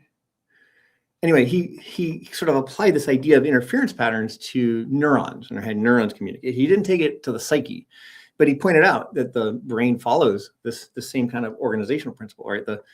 It exists as a whole, not in the parts, right? It is the interference pattern. And what I've done in my work is take this a bit further, right? To take the understanding the structure of the soul or the psyche, right? There's lots of terms we can use for it, each with slightly different, implications. I use them pretty interchangeably, but we can take the psyche, understand its dynamics, and then understand how that relates to the interference pattern we see in the brain. And so in my work, I don't say that when we measure the brain, we're seeing the psyche, right? Or we can see your thoughts. But what I found is the way that the brain is organized, like the organizational principle, is the same as the soul. And when we change, right, the way the brain organizes itself, we're influencing the soul, right? That's pretty amazing to me. When we change how we think through the brain, we're influencing how the soul, like how the psyche thinks. And I mean, it's very complicated too, right? Just because the brain is operating some way, that could be some head injury, right? It could be a lot of reasons. Just because the brain is operating a certain way doesn't mean the soul is like damaged or something. What we're seeing in the brain is the intersection of the soul and the collective reality. And that's actually really important, right? The soul is individual, but it interfaces with the collective, right? And our brains really are the product of genetics. Oh my gosh, like so much history and our parents and ancestors. And then we have the soul that interfaces with that. So we're seeing this, like the intersection. But still, when we measure the brain, we get a glimpse into how the soul and the psyche is organized. And when we train it, when we change that, we're, I believe, becoming a better expression of ourselves, of our soul. And more than that, I'll tell you, I'll close, rather than go more in my slides, I'll close with a story.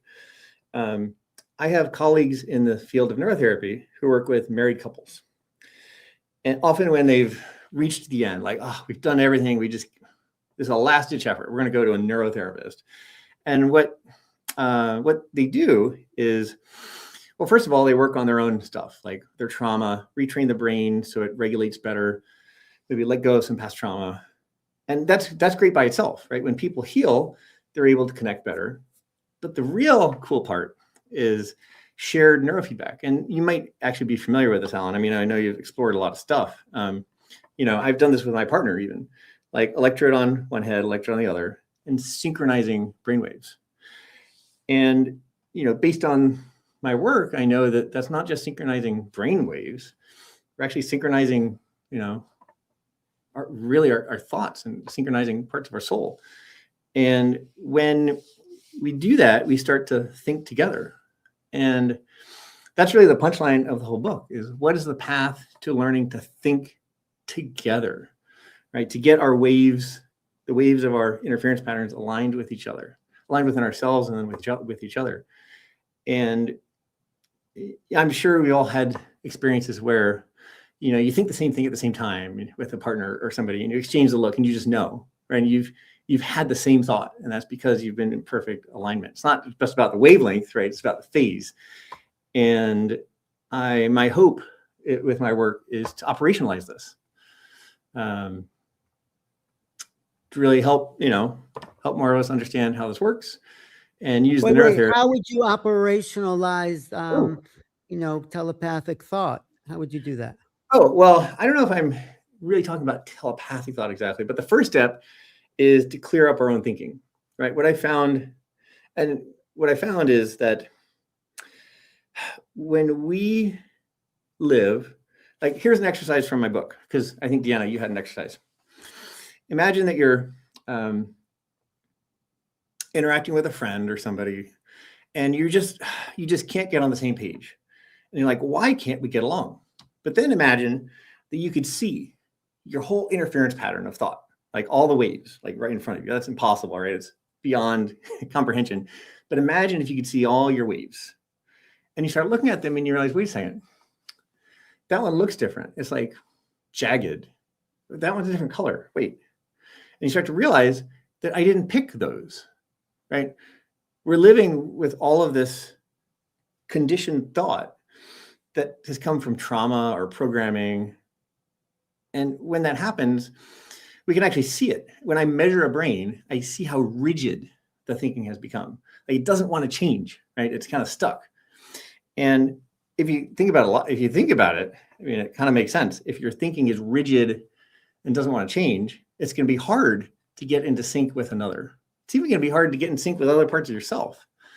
And so, Alan, for me, the first step is helping people get over that rigid conditioned thinking, because I think that's the first thing that prevents us from getting in sync.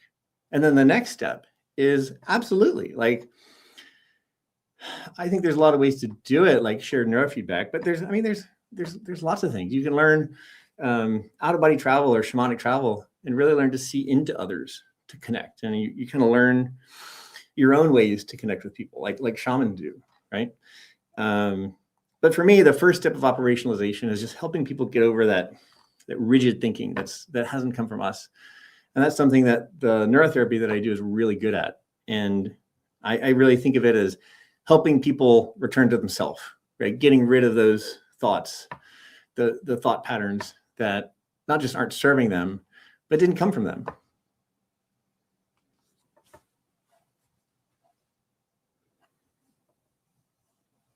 Hopefully I didn't freeze again. I'm with you. So put it all together. Give me a formulated thesis of how we can apply all of what Pythagoras, Of course, it was legendary, but yeah, give us the best shot.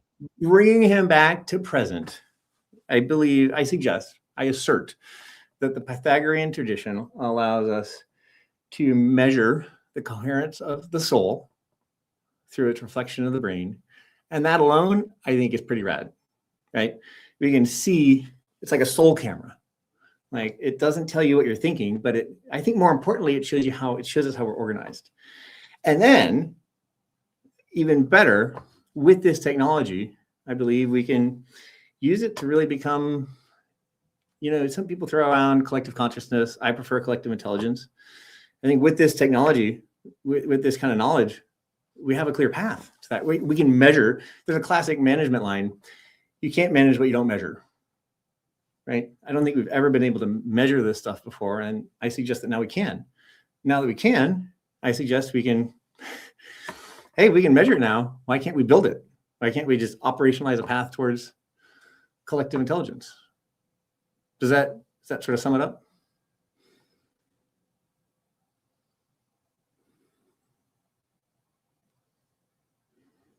I'm with you. Sorry. Just kind of, are you still here? Yeah, I'm still here. Sorry. Sorry. My computer just glitched out a little bit. So the book that you wrote called, what is it again? It's called The Quantified Soul. And I don't mean quantified like reducing it to a number. I just mean like being able to make it legible, to make it, actually it's a riff on quantified self, right? In the biohacking. I just thought that was a cool thing to say. So who do you think is like, besides you holding up the Pythagorean tradition now, who else is really key in understanding? I mean, I think it's pretty scattered. There's some underground authors who I've followed, and I reference heavily in the book. Well, like who's an underground author? Like who would you? Oh, these are anonymous authors. This could be like a whole nother conversation of some underground books published by some anonymous, pseudonymous authors, and that actually becomes a problem because some of their books were reported to Amazon, and they can't file a complaint because they want to remain anonymous. So it's an interesting little wrinkle. How did you find them then? How were you able to? Like I say, a dark corner of the internet, right? They're out there. I write it about in the book. Yeah, I'd be happy to.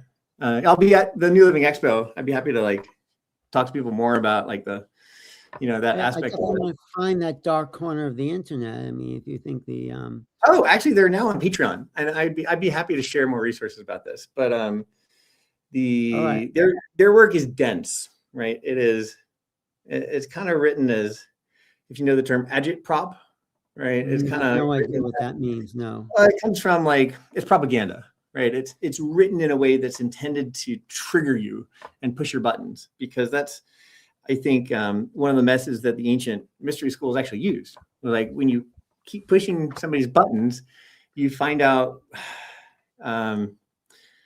if they can take it, right? I think part of really coherence, and as I write about even in the book Love, is being able to see through that stuff and try to understand things no matter what it makes you feel, right?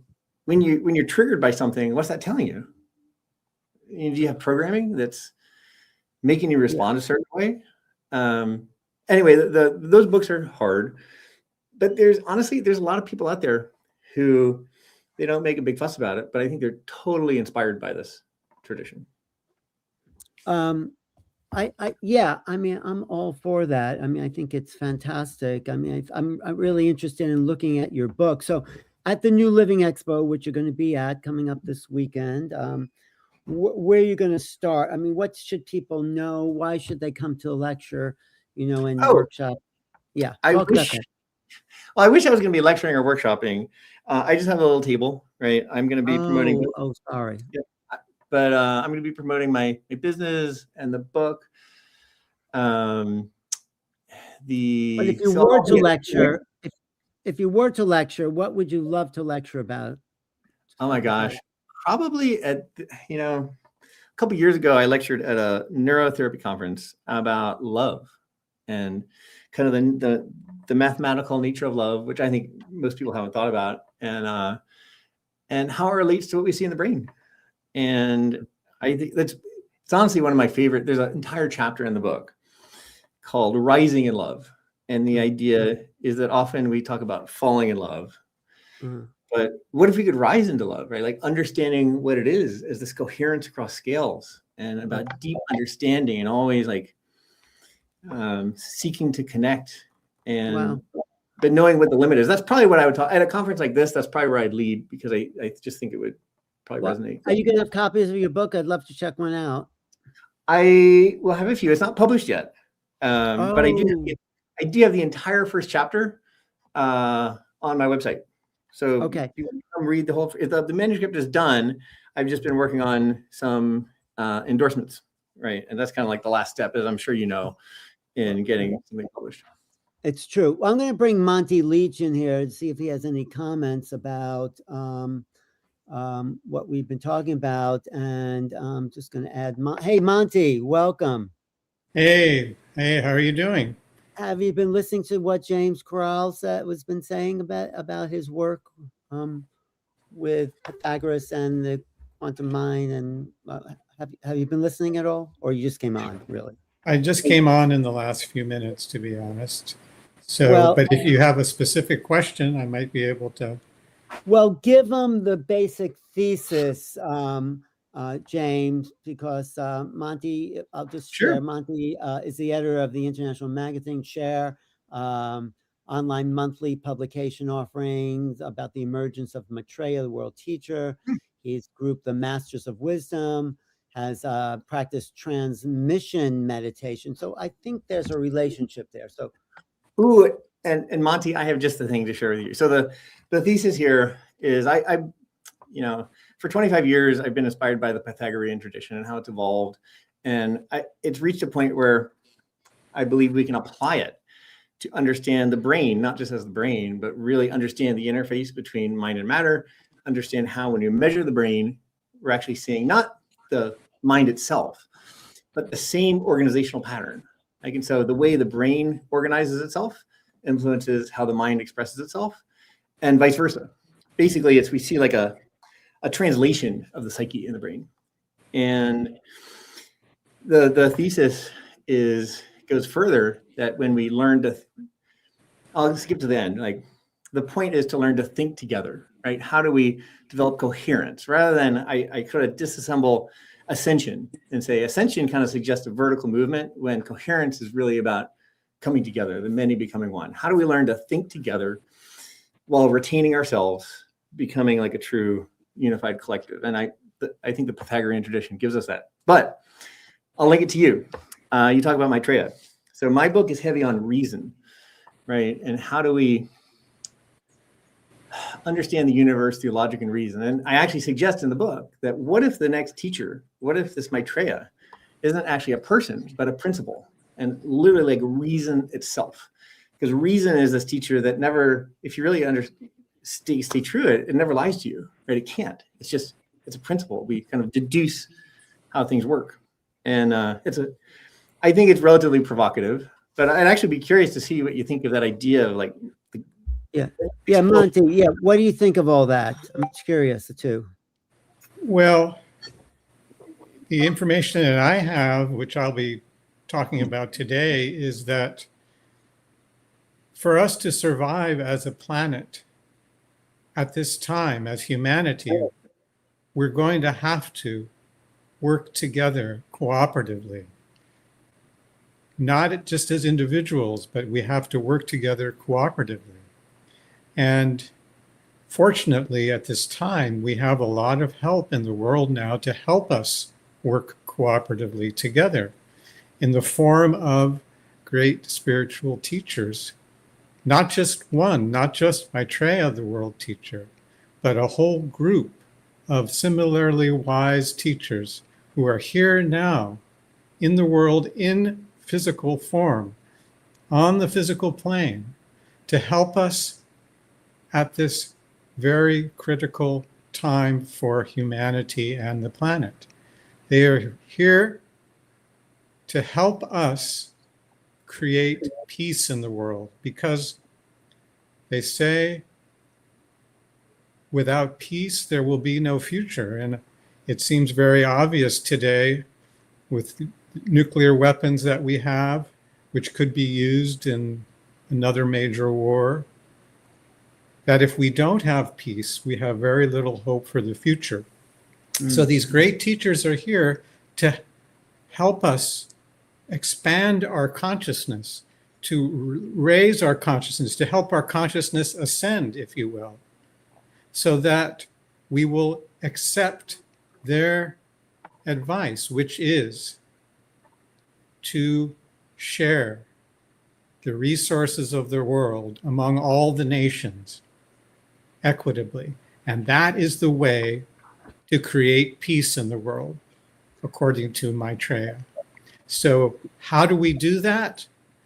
We have to begin to see one another as one human family. We have to cooperate with one another. We have to see one another as brothers and sisters, which we are. So how do we do that? Our consciousness needs to be lifted up. Our hearts need to be open. And that's what Maitreya and the masters are here to do, to lift up our consciousness, to raise our consciousness at this critical time. Well, that's great. Well, I appreciate that, Monty. Any final words from you, James? No, it's been a pleasure. It's great to meet you. I love your work, actually. So all the best. Well, we'll see you at the expo this weekend. I'll be there. Yep. Thanks for your I really appreciate your research on Pythagoras, one of the ancient masters that really opened up a new time. I think it's exactly what Monty's talking about, but Yeah. you know, there's new masters for a new time, and I'm yeah. So I want to Yeah. talk to you about that, Monty. James, thanks so Cheers. much for Bye. being here. See you at the expo, New Living Expo this weekend. Cheers. Thanks. Okay, Monty, who are you talking about that are the living teachers? Have you ever heard of J.J. Hurtak and the Keys of Enoch? Are they part of your understanding? No, I haven't heard of that, but I'm part of a group called the Share International Network of Volunteers. And our main purpose is to make known the presence in the world now of these great teachers in the world. Maitreya, the world teacher for the Aquarian Age, and his group of similarly wise teachers called the Masters of Wisdom, who are here now. So that's one purpose of our group, is to make this information known, which is tremendously hopeful information, because we are not alone at this critical time as humanity. And just really quickly, the other major part of our work is to introduce transmission meditation, which is a group meditation that was introduced to the world in 1974 by one of these great teachers, a master of wisdom, as a way for anyone to simply but very powerfully help the world. And Wait. I hope, and I want to, and I'm planning to, a little bit later on, we can all take part in a transmission meditation together. Okay, but tell me, who are these masters? Where are they? What are their names? How do we find them? Okay, good, all good questions. So the tradition that I'm talking about is called the Ageless Wisdom Teachings. And this is a ancient wisdom tradition that goes back eons of time.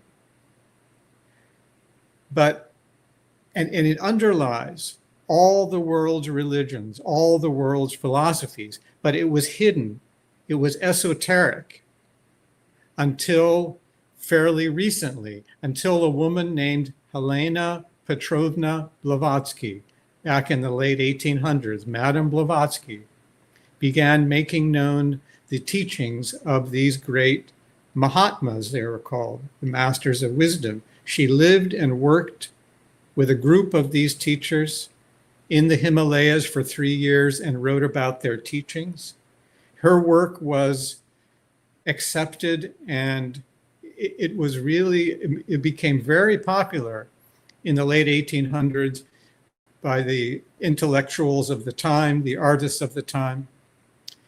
So this was the first phase of this ageless wisdom teachings that became public. The next phase was through a woman named Alice Bailey, who received many, many books by dictation from one of these masters that released more of these teachings to the world. One of these books was called The Reappearance of the Christ. It was published in 1948. And it talked about the return to the everyday world of this group of great Mahatmas, these great teachers, and the head of their group, who's called Maitreya, the master of all the masters. And this return to the everyday world would take place sometime after 1975. Well, as it happened in 1974, a British artist named Benjamin Creme, who was trained over the course of many years by one of these masters of wisdom, he brought into the world information that these great teachers are emerging now from their ancient retreats in the mountains and the deserts of the world, where they had lived for thousands of years, helping us constantly from behind the scenes. They have always helped us, guided us, and inspired us, but from these mountain and desert areas of the world. But at this time, because, as I was saying, the world is in such critical condition, they are coming into the world now to help us and guide us more directly, inspire us more directly. And at the head of their group is the great master, the master of all the masters, Maitreya, the world teacher. Now you're asking, how can we meet these masters? Well, in a sense, we can meet them through the practice of transmission meditation, which I was mentioning, that we can experience together in a few minutes. We can experience them directly in that way because they are constantly sending their spiritual energies into the world to help the world. And this practice of transmission meditation was introduced as a way for groups around the world. There are many hundreds of groups, many hundreds of people around the world who take part in this, who receive these energies. We invoke these energies, we receive them, and the energies are sent out by the masters and Maitreya to wherever the energies are most needed in the world to help the world. And through this practice, we are literally helping Maitreya and the masters uplift the world. And at the same time, by experiencing these energies, it's uplifting ourselves. In a way, we are experiencing, when we do transmission meditation, the ascension alchemy, which is the title, part of the title of this webinar. We experience ascension alchemy because when we do transmission, we are transmuting the lower to the higher in ourselves and in the world at large by helping the world. So in a very real sense, we are working with directly the masters and Maitreya when we do transmission meditation. In terms of the physical world, they are here in the physical world, but still working behind the scenes.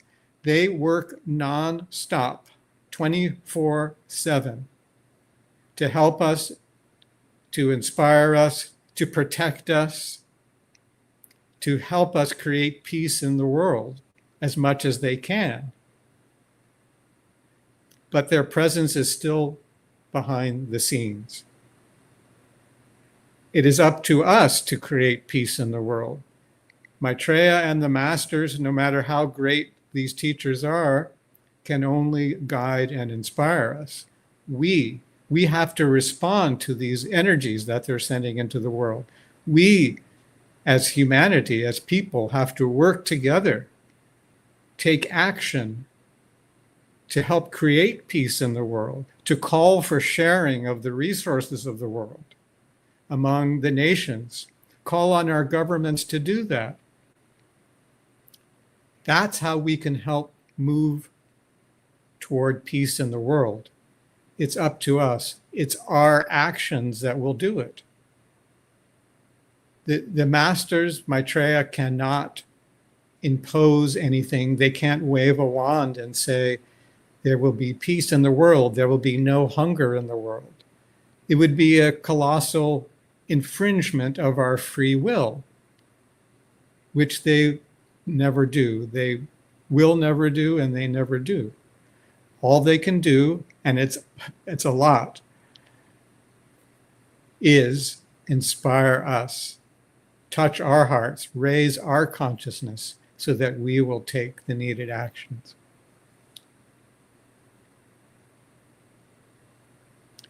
I don't know if that answered your question or.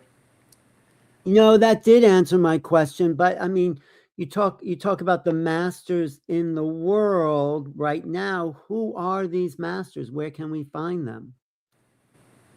Well, who are the masters? You can read all about them on our website, shareinternational.org. In Benjamin Krem's books, he talks about who they are, the background, the Alice Bailey books.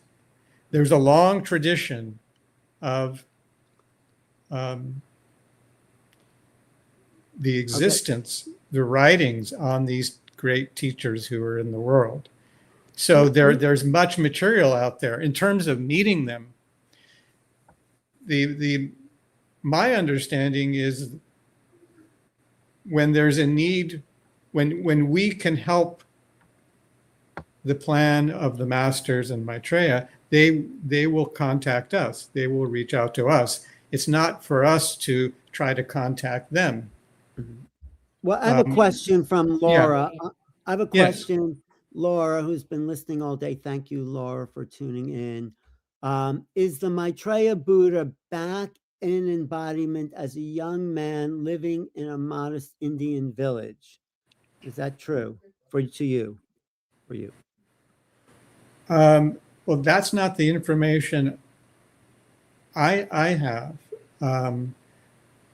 According to Benjamin Creme, who, as I said, was trained by a master and provided this information to the world, Maitreya emerged back in 1977. Mm-hmm. He went from the Himalayas.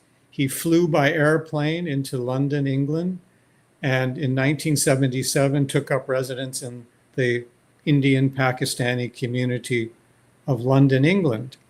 Not as Maitreya Buddha, not as the Christ. He fulfills the expectations of all the religions for a teacher, but he's not a religious teacher. He's here for all people, religious and non-religious alike.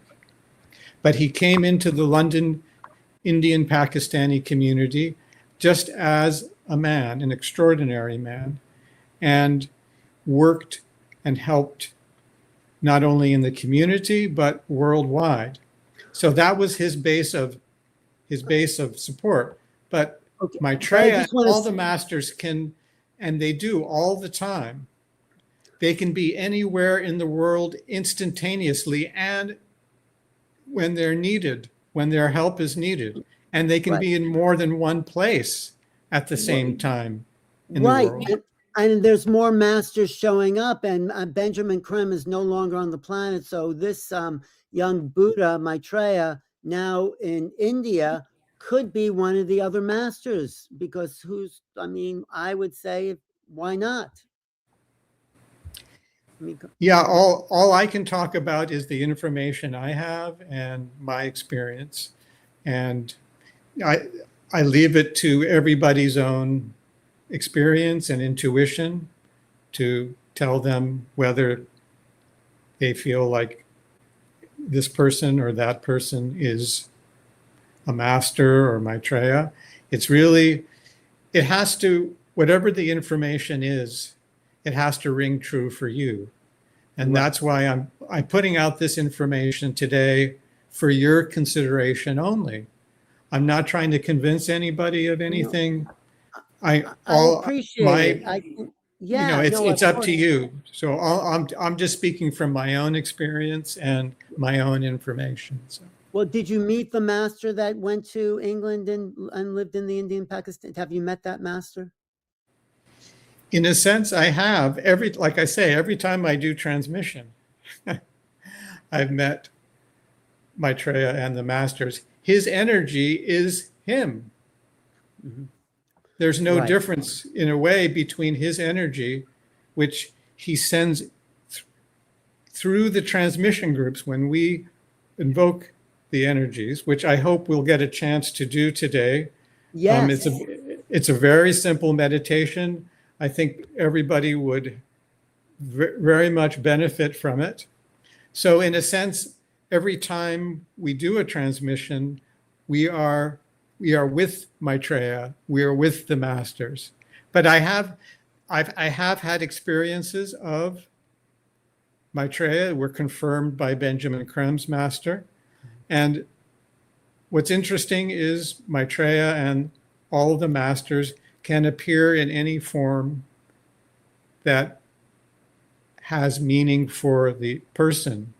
So they can appear as a homeless person, an old man, a young woman, a child, to teach to save ourselves.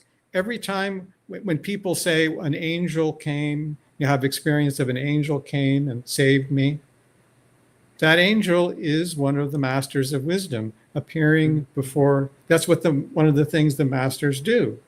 They save as much as they can. They help us all the time. So they can take any form they wish. Then I would say yes, Laura. I would say yes. It seems yes, in my opinion. But first tell me, who was Benjamin Crumb's teacher, and then we'll do the little transmission meditation. So who was Benjamin Crumb's teacher? His teacher, he was trained by one of the masters of wisdom to do the work that he did. He never revealed the name of the master for various reasons, but it was one of the masters of wisdom who in turn is a disciple of Maitreya. So that's where, and Benjamin Crumb developed a moment-to-moment telepathic connection, not a psychic connection or a mediumistic connection. He was totally conscious, but it was a moment-to-moment telepathic rapport with his master, his spiritual master who lived in the Himalayas. So any information he needed to carry out his work of making this information known to the world, he could ask his master and instantaneously receive the answer to the question. And he was editor for Share International magazine for many years. People would write in questions on topics, any topic you can imagine, and then some.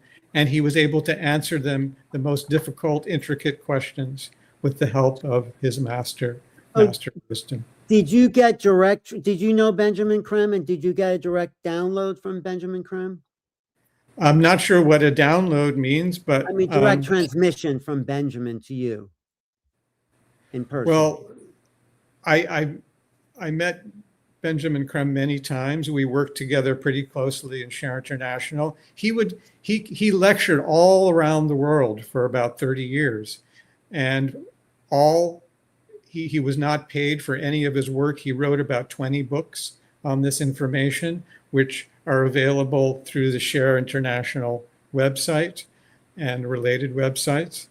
And for many years, he came to the Bay Area, which is where I live, twice a year, and gave lectures and introduced transmission meditation to the public at that time.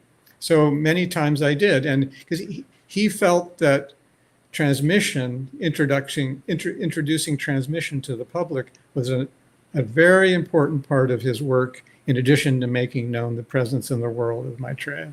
Well, it looks like you're carrying on that tradition. So just two more questions before I'd love to get you into the transmission meditation.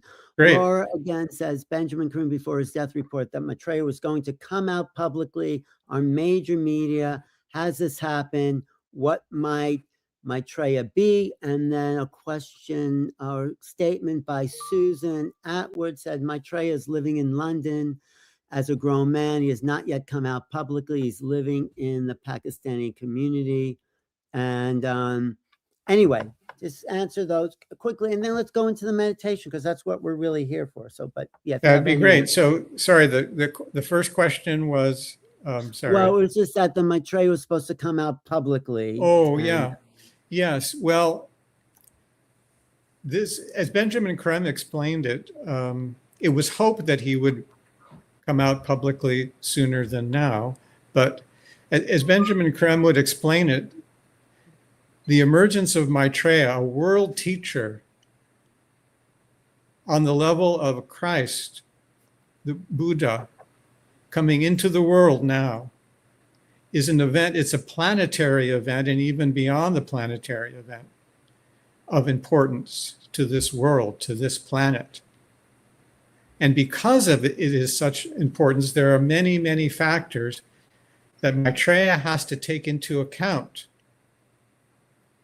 before he announces himself publicly, to make sure that humanity's openness and readiness is at a maximum level. So he has to weigh hundreds, maybe thousands of different factors to determine the best possible moment for him to come forward when we as humanity would be most receptive to what he has to say.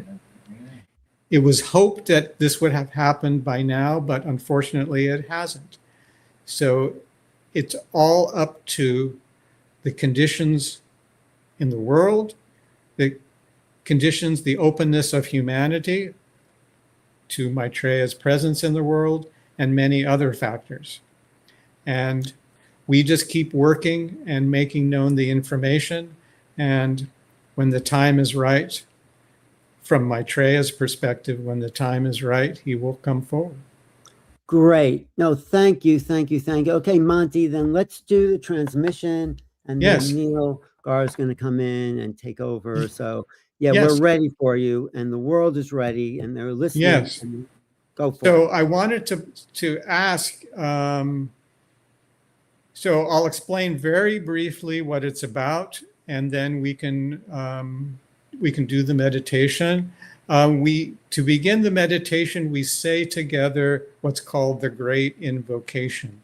So I sent that file to Neil at some point, if that could be put up on the screen, and we say that all together.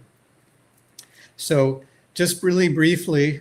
Okay, Monty, I'm here. Just give me a second. It'll take me 2 minutes to get it. Okay, great. I assume that was Neil. So as I mentioned That was before, Neil. He's transmission. holding it up, and then Transmission is a group meditation. It's done, it was introduced by a master of wisdom for us to be able to help the world very simply but powerfully, and as a way of enhancing our own spiritual evolution at the same time. So it benefits the world and ourselves. During the transmission, we will say the Great Invocation, an ancient mantra, an ancient prayer that was translated into modern language to invoke, to bring in the energies of Maitreya and the masters. So we are in essence unlocking an ancient code every time we say the Great Invocation. When we do the energy, that's the Great Invocation on the screen. Thank you, Neil. So we will all say that together, and when we do, Maitreya and the masters will begin to send their spiritual energies through the transmission group. The energies are sent through our chakras, they're stepped down, and then they're sent by Maitreya and the masters out to the world wherever they're most needed. We're asked not to send the energies to any particular person or any particular place. We leave that to these great teachers, the masters of wisdom and Maitreya. They determine where it's most needed, these great energies are most needed. And these energies are helping to transform this world for the better. That's the purpose of the meditation. So the technique is very simple. We say the Great Invocation together. We place the attention at the ajna center between the eyebrows. It's the sixth chakra. It's not the third eye. It's a different thing, but some people say it's the third eye. In any case, it's the ajna center, the sixth chakra between the eyebrows. We place the attention there. And what that does is it links our brain with our higher self and soul. So when we make that connection between our brain and our higher self, the energies that we've invoked with the Great Invocation can be sent through us, and they're sent through us. Now, when we notice our attention wandering away during the meditation, which we will inevitably, we say to ourselves, we think the sound Om. We don't say it aloud. We think the sound Om. And what that does is it automatically brings the attention back to the ajna center between the eyebrows for the transmission of energy to take place. That's the entire meditation. We say the Great Invocation together. We close our eyes. We place the attention at the ajna center. When we notice our attention wandering off, we say the sound Om inwardly. We think Om. That's it. So we can start and we can go for as long as we can go. Maybe 15 or 20 minutes would be great. So what I'll do is, since everybody is muted, I'll say the great invocation aloud, and then everybody at home and in the studio, wherever you might be, can say it. So we won't hear how many ever people saying the great invocation together, which can be a bit distracting. But you're invited to say it along with me wherever you are. And how we usually say it in our transmission groups is we pause in between the stanzas just a little bit. So that's how we do the great invocation. So now I'll say the great invocation and we can say it all together and begin the transmission meditation.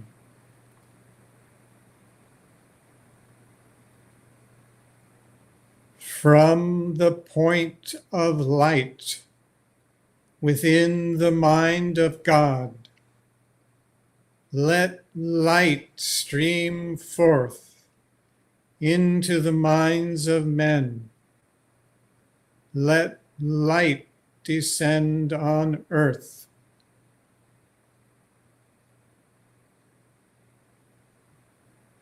From the point of love within the heart of God, let love stream forth into the hearts of men.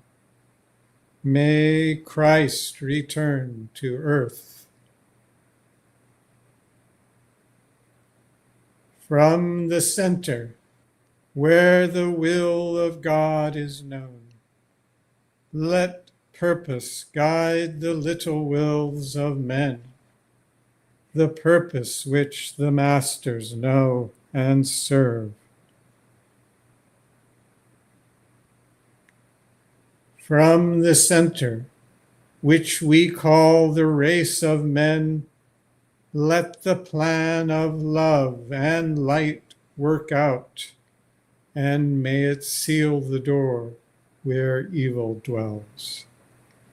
Let light and love and power restore the plan on earth.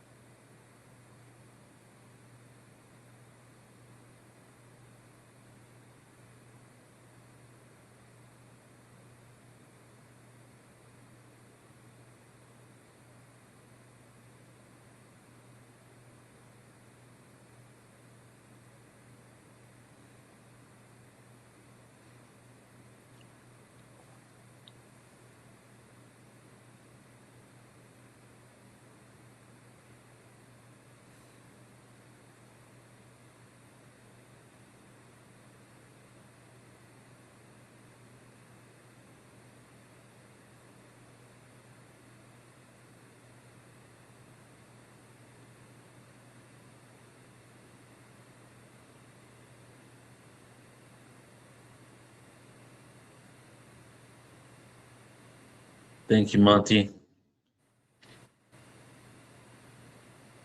Thank you, Neil. Thank you Appreciate all. you, brother. What a beautiful invocation that is. Just watch it one more time. From the center where the will of God is known, let purpose guide the wills of men, the purpose which masters know and serve. From the center which we call the race of men, let the plan of love and light work out. May it seal the door where evil dwells. Let light and love and power restore the planet Earth. So powerful. Thank you.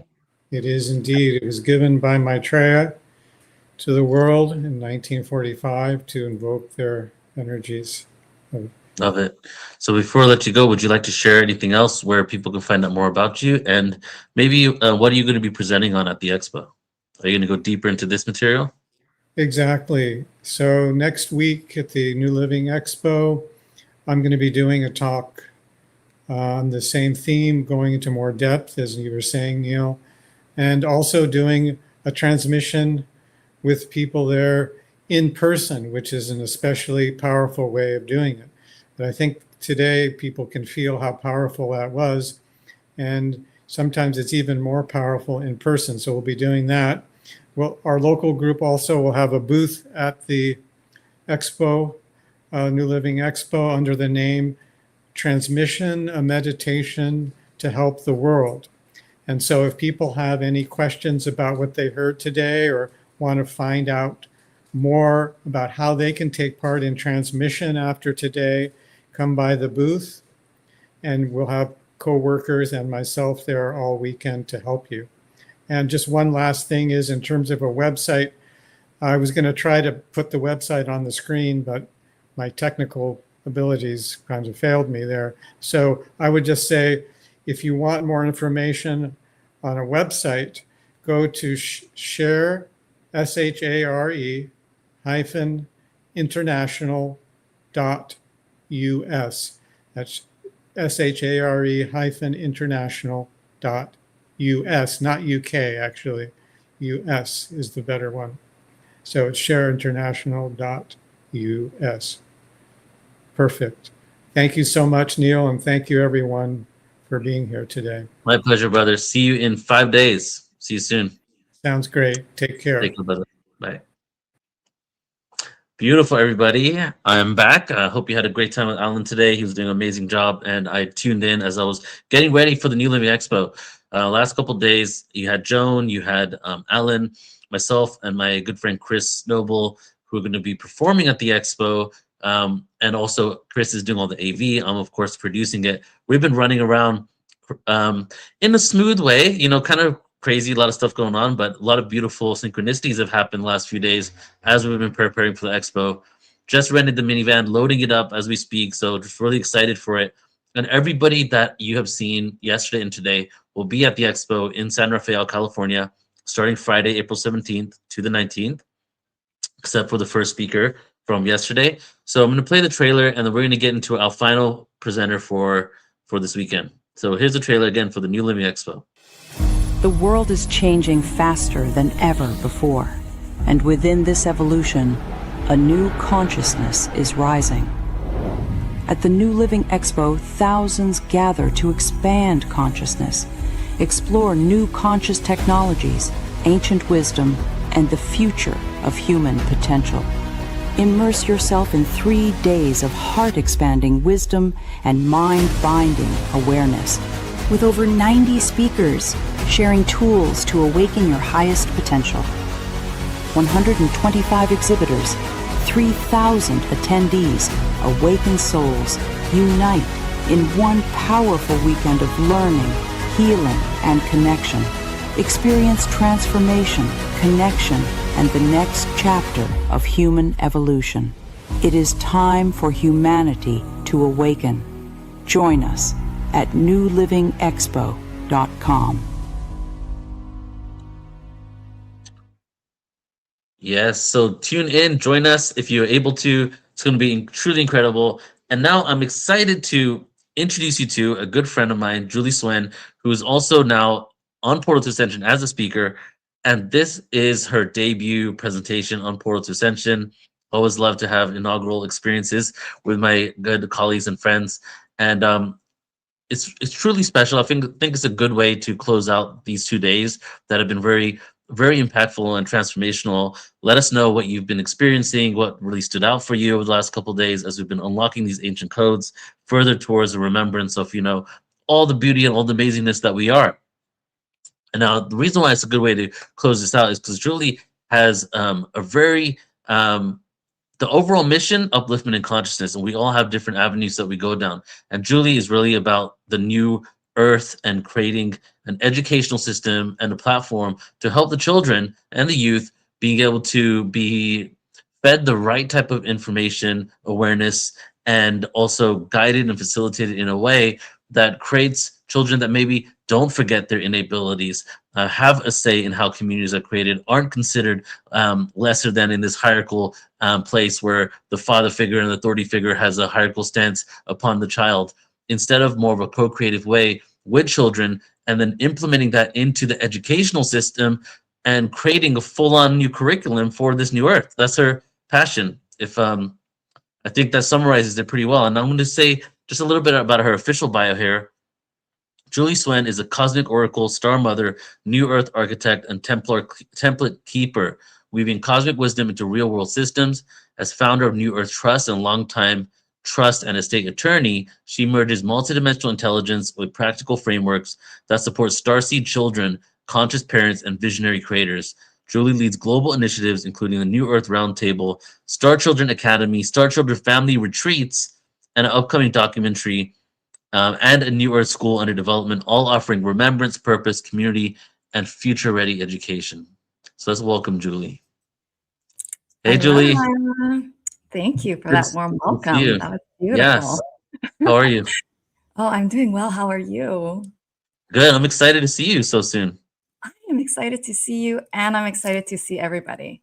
I feel like Yeah, this can't is wait. what Anna Divine said. It's like a reunion with all our friends from the Galactic Cruise. Oh, you're telling me this is such a reunion on every level, because there's speakers that I've been working with over the last 17 years. Some I haven't even seen for 12 years, and they're all coming to this event. So it's like, that like show when it's like, this is a day of your life where you meet people from your life that you didn't know you had in your family. I feel it's like this. Like I literally invited, it's almost like I created a big party and invited all my friends. That's the energy that I feel about it. You know what I mean?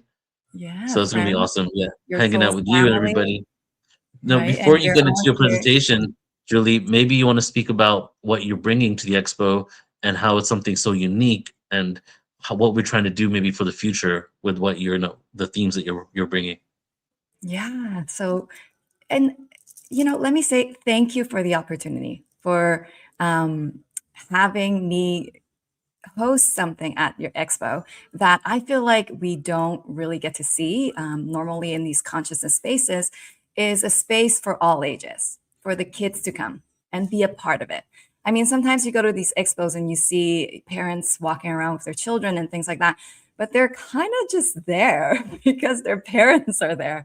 But what we're creating here this time around at the New Living Expo is a space where the children are not only included, they are seen as vital participants to this play shop that we're hosting. And it's going to be on Sunday at 1:45. And it's called Cosmic Play, Voice, Light, and Soul Purpose.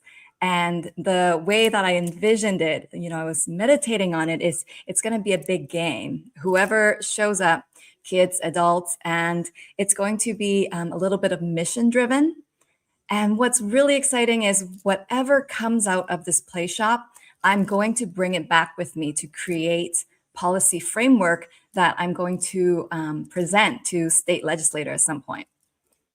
So what we do That's there amazing. is going to be a legacy. I love it. That's perfect. All right. So what are you sharing with us today? What do you feel called to share? Yeah, so the topic of this weekend is unlocking ancient codes. And I was tuning into what that really means. What I have listened to in the past couple of days is there is a core message through all the speakers. And it's this truth that ancient codes are not really something necessarily from the past. It's not something that we have to find. It is something that we unlock from within. So it's innate, it's within us. And something that Mark Cole talked about yesterday, he talked about a lot of things, of course, but there was one thing that he said that stuck with me all day. And he said, nature is not something that we go out into. Nature is who we are. And I mean, it's beautiful that I'm the final presenter here, because what I feel like I could sum up for to integrate all of this is that we are the ancient codes. We are the living expressions of these ancient codes. And what I also want to bring in is the children.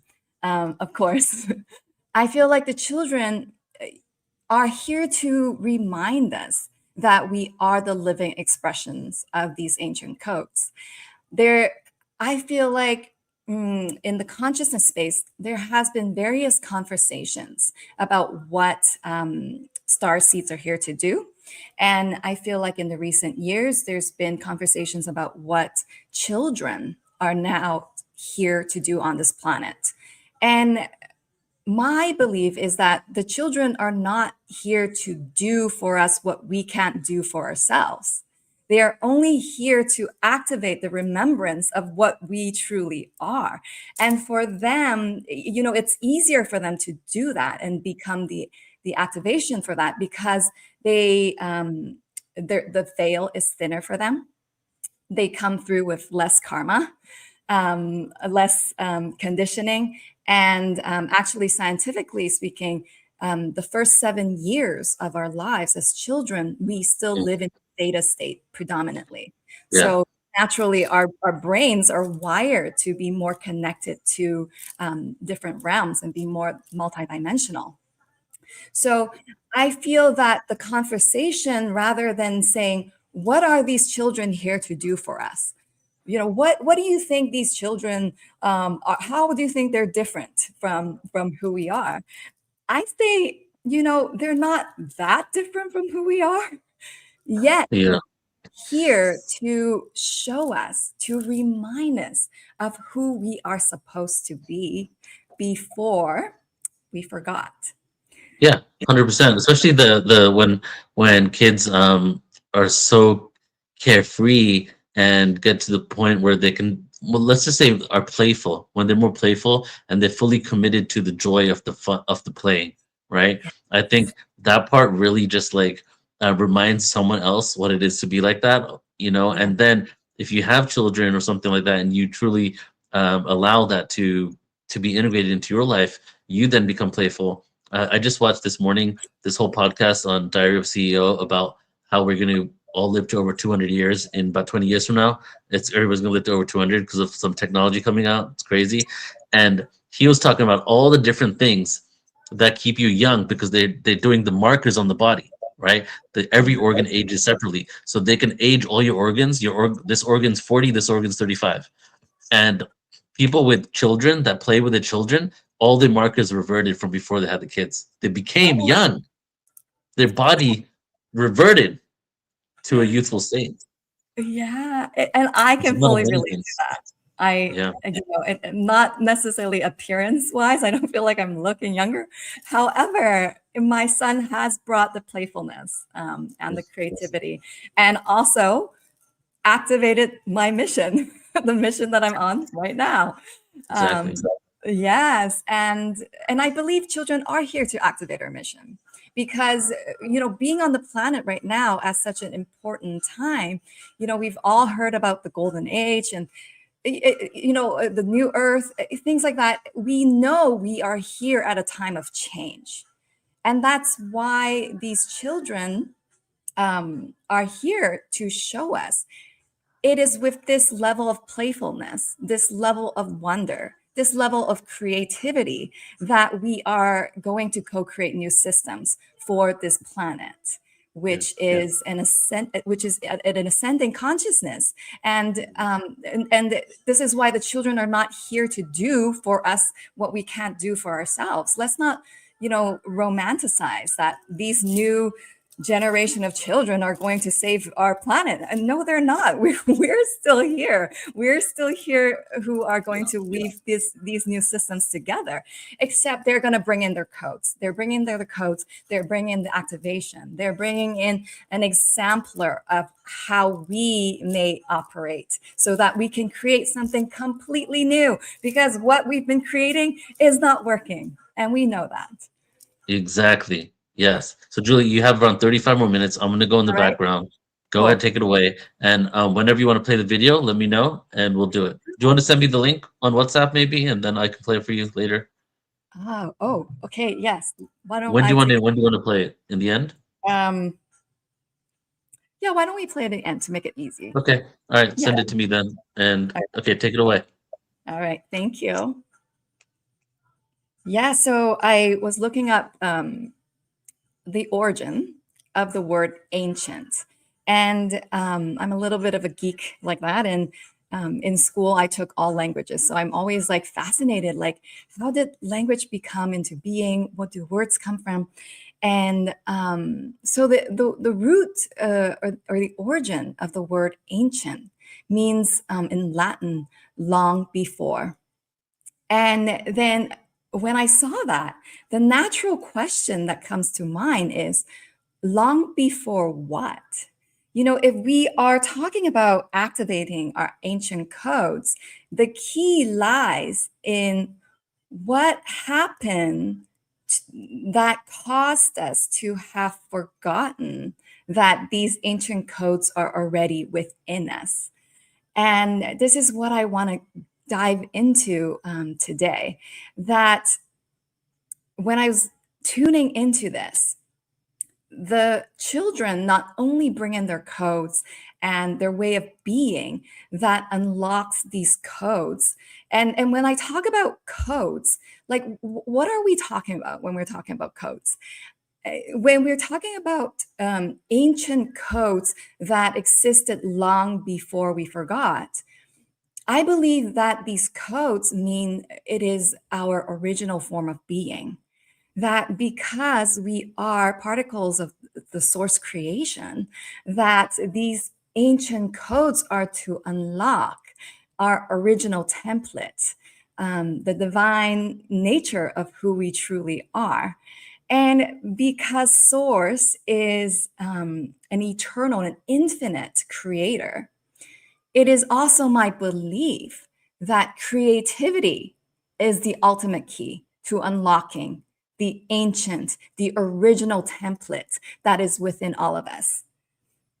Let me find the link to the video for Neil really quick so I'm not distracted. Okay.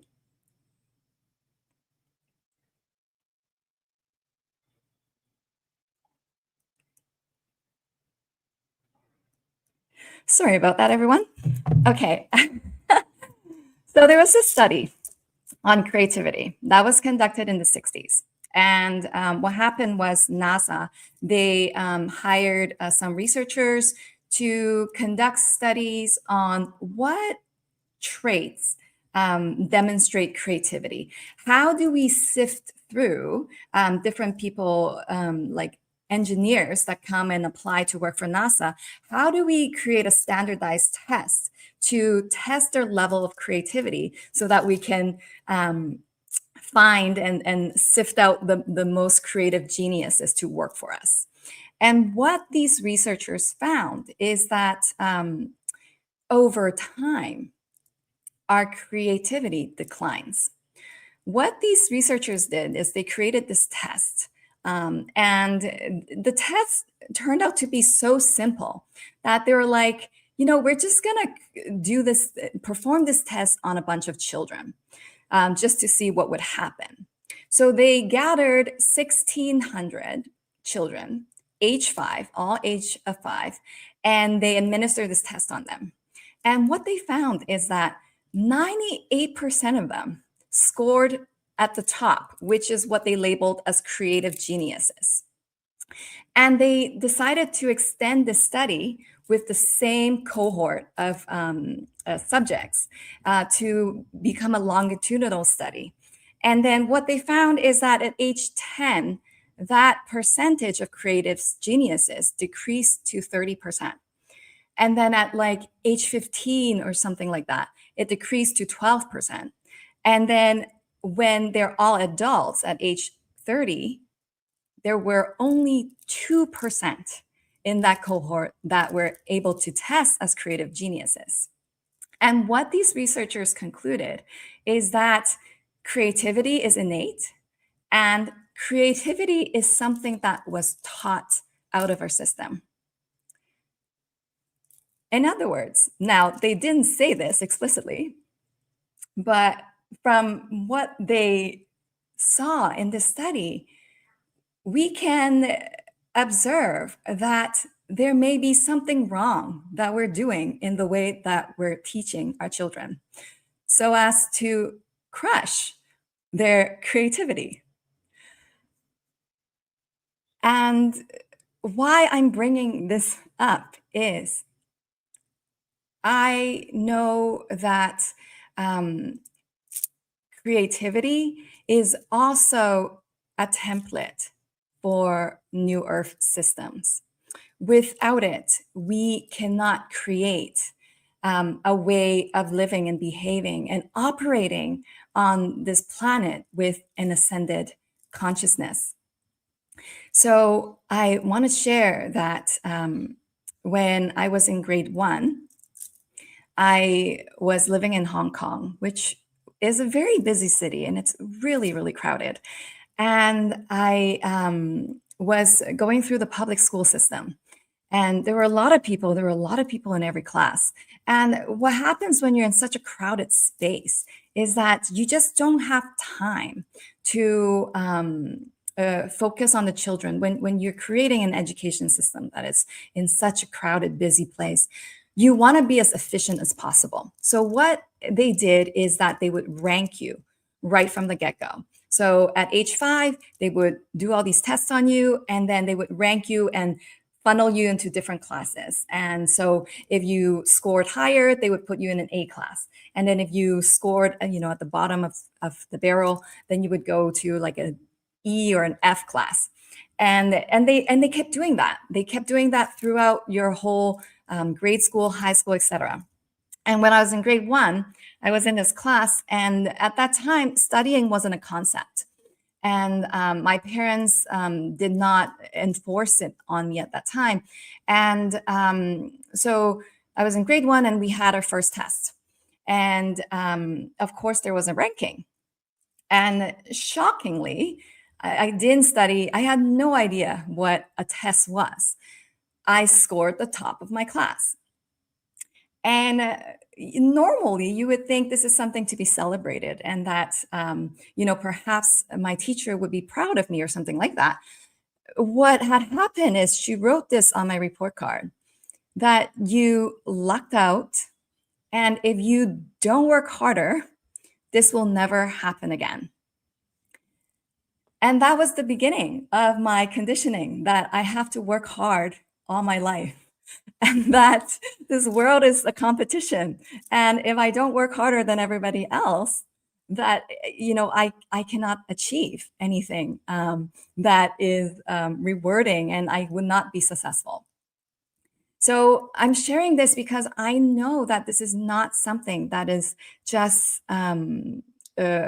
particular to me, and that this is not, maybe this is a little bit of extreme, but this is not outside of the norm of, our standardized testing and ranking, and what it means to be successful as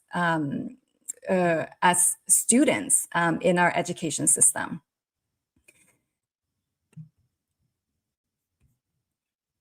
So I'm actually going to ask Neil to perhaps share the video at this time, because I feel like it is relevant. That might lead into what I'm going to talk about next. Are you still here, Neil? I am here, yes. Yay, thank you. You want the video? Yes, please, thank you. Okay, And it's pull it up. really short. Oh, you need to give me editor access so I can view it. Okay. Just send your request or your email. Should I just try to share screen on my own? Yeah, go ahead. Click the plus button, the screen in the bottom, Okay. and then choose it on. Is it on Google Chrome or is it on your computer? It's Is it on my on? computer. Okay, yeah. Yeah. Okay. 1 second. Make sure you click share audio. All It right. should already be on, hopefully.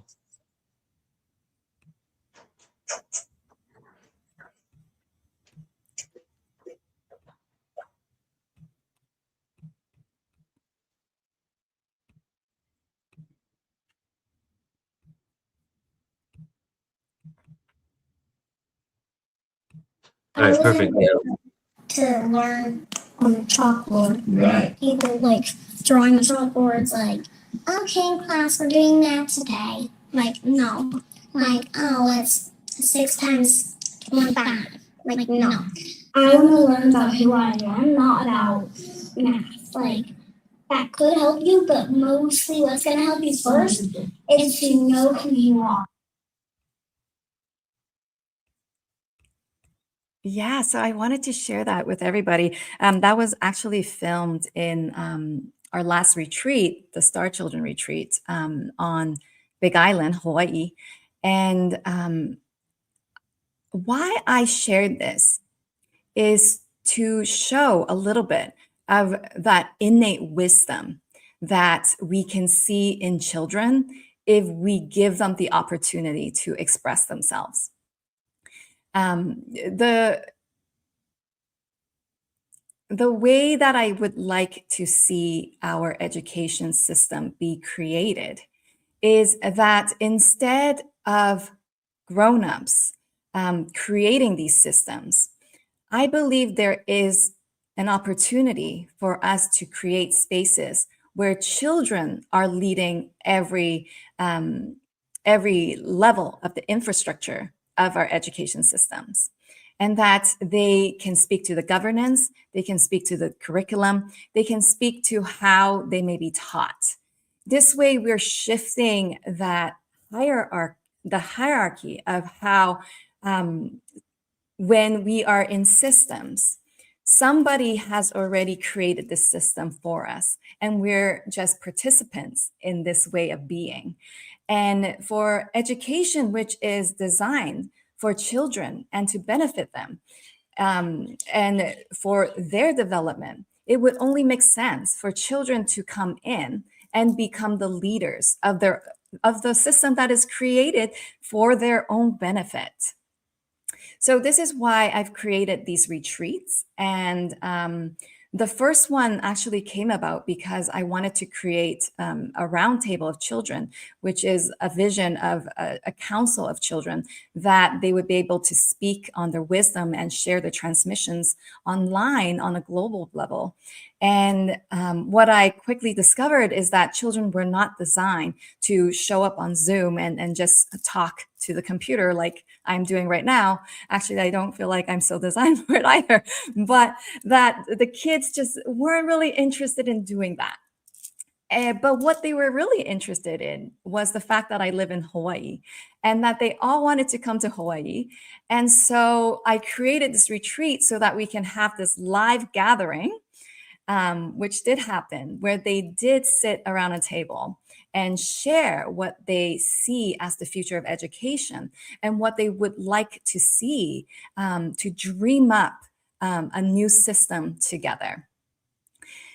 And at this time, I also want to bring out some codes because when I was tuning into what the children are here to bring to us, another thing that came from that attunement is that they are here to activate the star children that is already within us. And why I call this the star children within us rather than the term that many of us have maybe worked with, the inner child, is because there is a distinction. Now, the inner child work is important, and I truly believe in it, and I'm still going through that and integrating all of that. At the same time, what I've noticed is that a lot of inner children work revolves around looking at the child who's wounded, the one that was told to be quiet, and then now the child is scared to speak, or the child that felt abandoned. And much of the inner children work that I have seen is about reaching back into connecting with that wounded child, so that we can heal that aspect and let that child know that they are heard and they are seen. Now, this inner star children work that I'm talking about is something different. And this has something to do with star maps, star templates, which is something that I became activated in at a sacred site here in Hawaii, where the sky opened, and I was shown the map of different cosmic alignments, and how the stars align with all the peaks of the mountains and the different stones that are on the ground. And that these star maps, they are here to show me, to show us all the places that we have been as a soul. And that one of the tasks as a starseed like myself is to not only activate these star maps for ourselves to remember where we come from, but obviously use these star maps to activate the remembrance in other starseeds as well. And the star child is the one who remembers where she's from, that she came from spaces where there were no limitations, there were no inhibitions as to how much she can create just with her visions and her imagination. And that through her journey in the cosmos, she has gathered all of these gifts and all of these abilities that are always within her, that she can, with the remembrance, she can express and share with the world. And more importantly, these star maps are also what I believe to be templates for new earth systems, that we are the bridges to ground these cosmic templates, so that we can create new systems here where we can operate in alignment with the new earth consciousness. And just playing with this, I thought I would like to share the star map activation with everybody. And when I was out at the store this morning, I parked my car in a parking lot, and it just so happens I was parked under a plumeria tree. And when I came back to my car, all these plumeria flowers were on my car, surrounding my car. And I feel like the message is clear, that they have codes to share with us today. And this is why I gathered a whole bunch of them and I brought them with me here. So just a quick transmission. I'm feeling the presence of the Lemurian mothers, the ones who helped seeded the original templates of humanity. And what you're looking at, these plumerias, these flowers, they carry special codes. For a lot of us don't realize flowers, as they're telling me and reminding me now, flowers are here as bridges. They are here as bridges between the cosmos and our earth. And they are reminders of our ability to infinitely create, a reminder of our original frequency, of purity, especially with the plumeria. Oro tanayera su oroki inatoro nandiana tuturo natiana taki uana iana tanayana uaikiana tusua. They're asking all of us to take a deep breath into our solar plexus.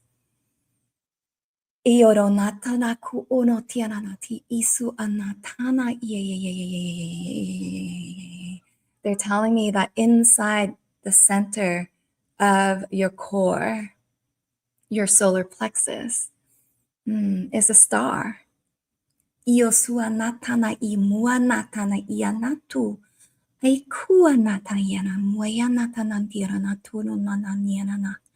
Remember where you're from.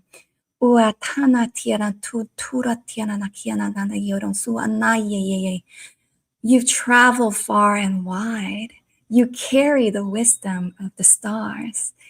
And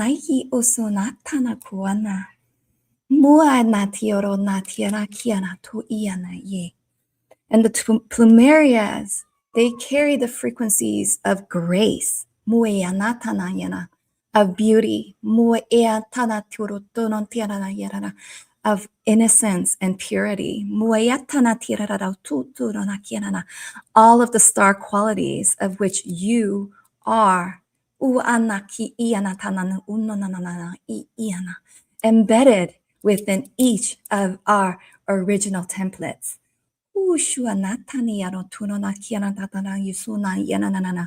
One of the things that when we come into here as cosmic souls, what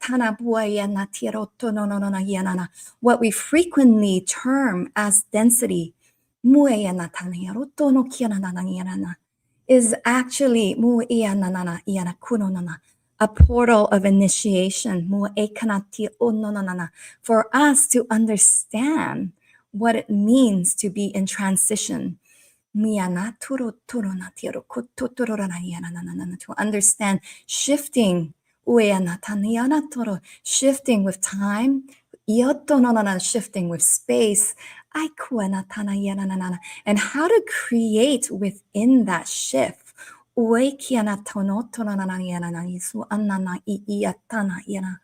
And the collective now on the planetary level are all in this state where we are all being initiated into the ultimate transition. And we, the Lemurian mothers and the plumeria flower frequencies, are here to anchor in our fragrance, the beauty that is within you, and the grace. Remember, you hold grace.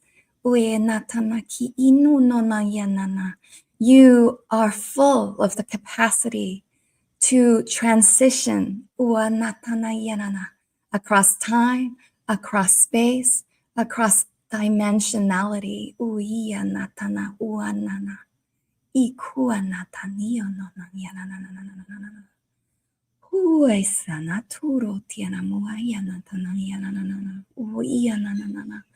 Now remember that star that is within your core, within your solar plexus.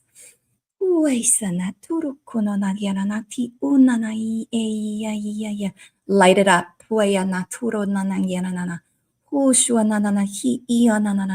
Imagine as bright as the sun. Expand, expand that star to the fields, to the boundaries of your body. And now beyond, to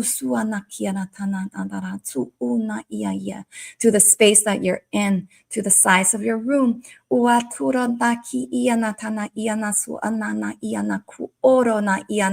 Now see the star explode into millions and millions and millions of stardust.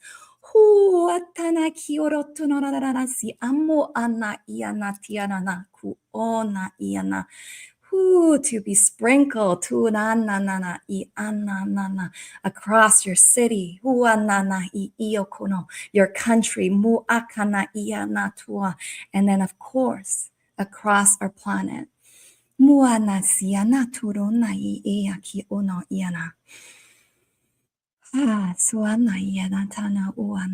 For you are the bridges, the cosmic bridges of light.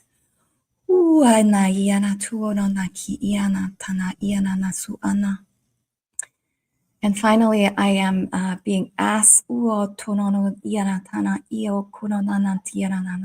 to release, to support the release, this feeling of being suppressed. So if this feels in alignment with you, I ask you to tune into your heart space, where we connect to source, the creator of all that is. And together we ask for the support and the light for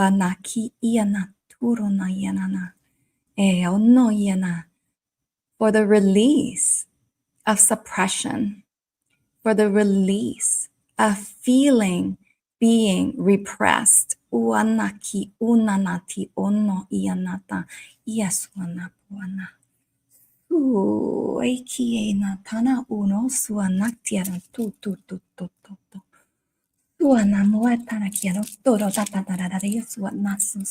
Release.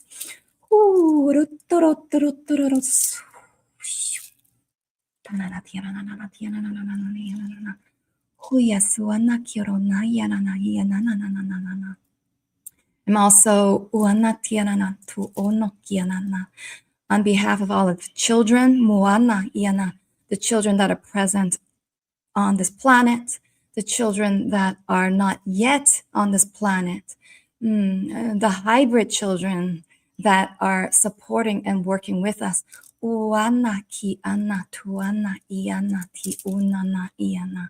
And also on behalf of Mother Gaia, I am extending a prayer on all of our behalf.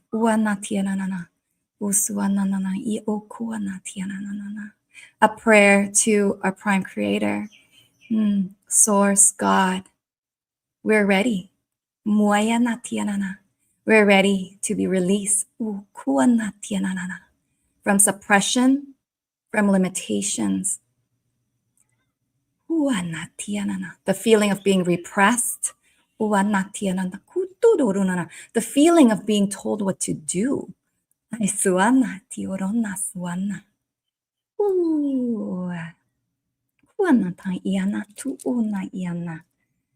instead, we now anchor the frequencies of sovereignty and freedom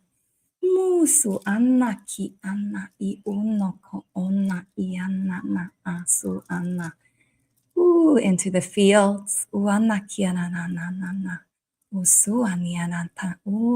into the new earth grids,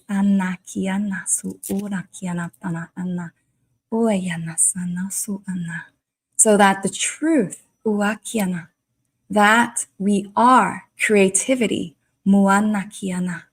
may be activated and remembered by all.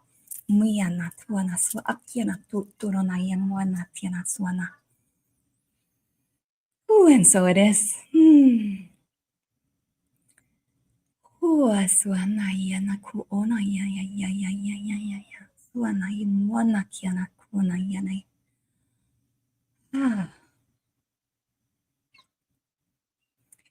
The other day, my son was playing, and this often happens with children. They're just kind of talking and sometimes just rambling. And sometimes the things they say kind of make sense. And other times it's kind of clear that they're just rambling. And out of nowhere, my son was playing and rambling. And all of a sudden, he got super serious and looked me in the eyes. And he said, Mama, did you know that the moon is a spacecraft?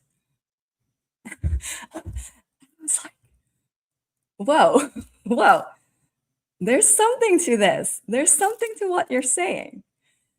And that's the thing with children. You know, how Neil was saying, when we play with children, it rejuvenates us. It restores that playfulness and youthfulness within us. And what I would say and add to that is that in that process, by being in our presence, being fully present with our children and playing with them, we are reclaiming our original template of who we are supposed to be, our original nature. And it is at times like this, if you truly pay attention to what they have to say, to what they're playing with, and how they're playing, that activation happens. And once in a while, that kind of transmission you will receive from your children, something really wise. And I actually just got this text, and it's a synchronicity from my friend this morning.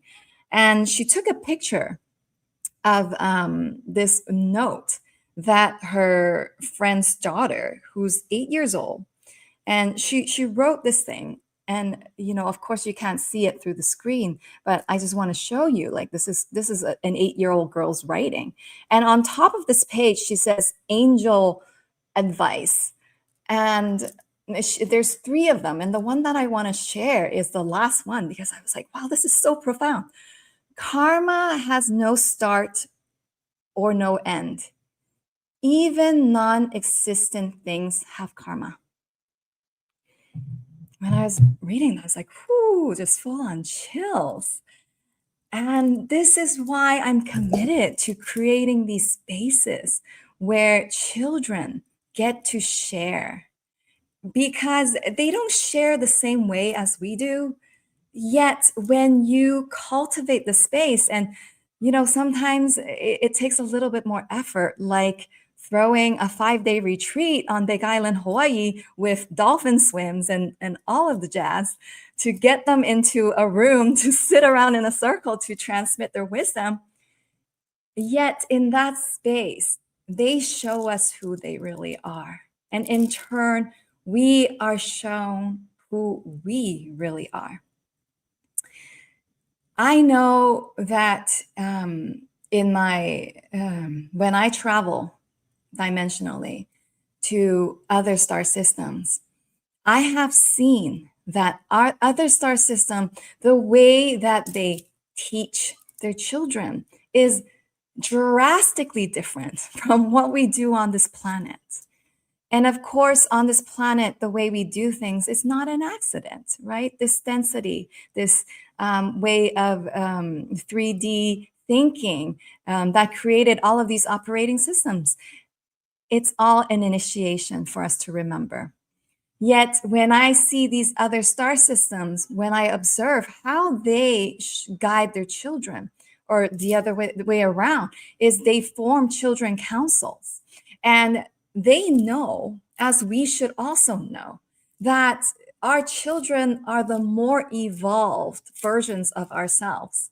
And therefore, they have more evolved ways of thinking and ways of creating solutions to what seems like problems on our planet. And these other light systems, they gather their children as councils, and they get them to discuss what's going on their planet and come up with solutions. This is how I see, and when I time travel on our planet, this is how I see. And I believe this is not as long. It's not going to take eons and eons of time. It's not as long as we think. This is what we are shifting into. And that is why I've created New Earth Trust. And I use that term trust deliberately because the concept of trust, I mean, not only because I'm a trust lawyer, the concept of trust is that we're stewarding something for future generations. And what we as bridges of New Earth are doing now is we're stewarding our planet and the planetary systems for the future to come. And at New Earth Trust, one of the main things we're cultivating and creating are spaces for children to express their wisdom, for them to be seen, for them to be heard, for them to be acknowledged that they are the wisdom keepers and that they are the masters and councils that are in these little bodies. But without being seen, they're not going to be activated into that. And that is our job. And that is the rite of passage for us to be stepping into right now. So some of the other exciting things that New Earth Trust is creating is we are creating a community. So first it's going to be online, and eventually I do see there will be physical schools that will be established. But this summer, what I am launching is something called the Star Children Academy. And the Star Children Academy is a community for children and their caretakers to be witnessed, to be seen, and to share their gifts and to share resources. Because we do need tools. We do need practical tools on this planet where we can cultivate, daily practices so that we can be most aligned and to be most centered and grounded, so that we can remember that with our gifts and abilities, we are to share in ways that could be that could create changes on this planet. So what's fascinating about this community is we're not just going to be sharing, we're also going to be co-creating certain mission-driven tasks together, because I believe co-creation is also the heart of activating our wisdom. And by co-creating, this is how we create these new earth systems. So this community is also going to seed that. So other things that are exciting that are on the horizon is another Star Children retreat is going to happen in Hawaii. So that's going to be in next spring break of 2027. And I'm going to be co-hosting that with Arcturian Ambassador Vivian Chauvet, a dear friend of mine. And and this is going to be a space that all ages, I'm opening this retreat to all ages.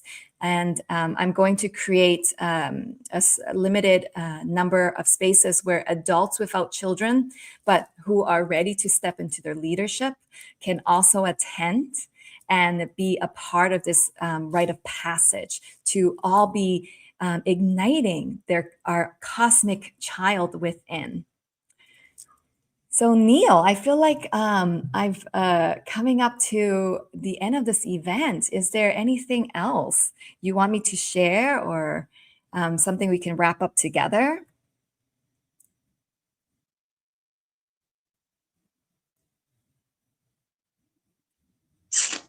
I missed that, Julie. Say that one more time.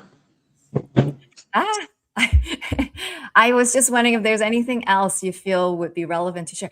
Oh, you know what? Now that you're all here, let's share about our Star Children Summit. Yes. Okay. Go for it. Well, I'll start. That Julie has come on board Portal to Ascension in multiple ways. Started as friends, and then she came on the cruise, and I've somewhat been assisting with this mission, but very lightly. And now in the last 5 months or so, Julie's come on as a partner and sponsor with Portal to Ascension, in which we are co-creating this event. We're also hopefully spearheading the New Living Expo with the child program, where next year, hopefully we have like a full-on thing all throughout the whole event, right? And so one part of it, the major part, is milestones in the evolution of the New Earth legacy, which is creating these events in order to spread awareness and start attracting the right people who who are open and really find passion in creating this new educational system, curriculum, and supporting the children. So what we're doing is we've done, Julia's done one before, and I was only like 1% assisting on the side. This one is full on co-creation. And so that's the opening segue for you. So do you want to talk about the dates and what the intention is of the conference? Yeah, so there will be a variety of speakers and presenters to share how they see the roles of children and what they are here to activate in us. And some of these speakers, including Mary Rodwell, I mean, she's been researching and writing about this subject for many, many years. And so it's a place, a space where we all share what the frequencies and transmissions that these new children are bringing in, and how that is going to bring into the next level of evolution of our planet, and for each and every one of us that are here at this time. And also, for me, like I said, a really important part of creating these spaces is also for the children to be empowered in their voices. And this year we have spellers. So for those who are not familiar with that term, they are nonverbal children who are able to use a device to communicate. And how I learned about the spellers is from like an amazing podcast called the Telepathy Tapes. And that's where I was introduced to the spellers. And since then, since listening to the podcast, I know these spellers are high frequency, multi-dimensional beings with important messages and energy to be shared with the rest of us. So this is just the beginning. We will have spellers sharing their transmissions with us at this event. And this unique event is going to take place at the third weekend of August. So August 22nd and 23rd. Yes, it's going to be amazing. So please do join us. And just like this, we sent this out to our email list. So you're going to get an email with all the details. And it's just a stepping stone. I see what you're doing, Julie. You're kind of just building up momentum, and things are coming together as you're doing one thing at a time. First is the awareness, getting the people that are really excited about this topic, creating a very unique event experience, right? It's not, it's more mission oriented. It's an event, not just for our own upliftment, but it's an event for us to see how we can practically make shifts and changes within the educational system. That's one part of it. So join us again. What are the dates again? August 22nd. Yeah, August 22nd. 22nd, 23rd. August 22nd and 23rd. And and this is what's leading to the new paradigm of education. Is Exactly. Events like this where kids show up, where they get to speak, we are anchoring that template. That is what we're already doing.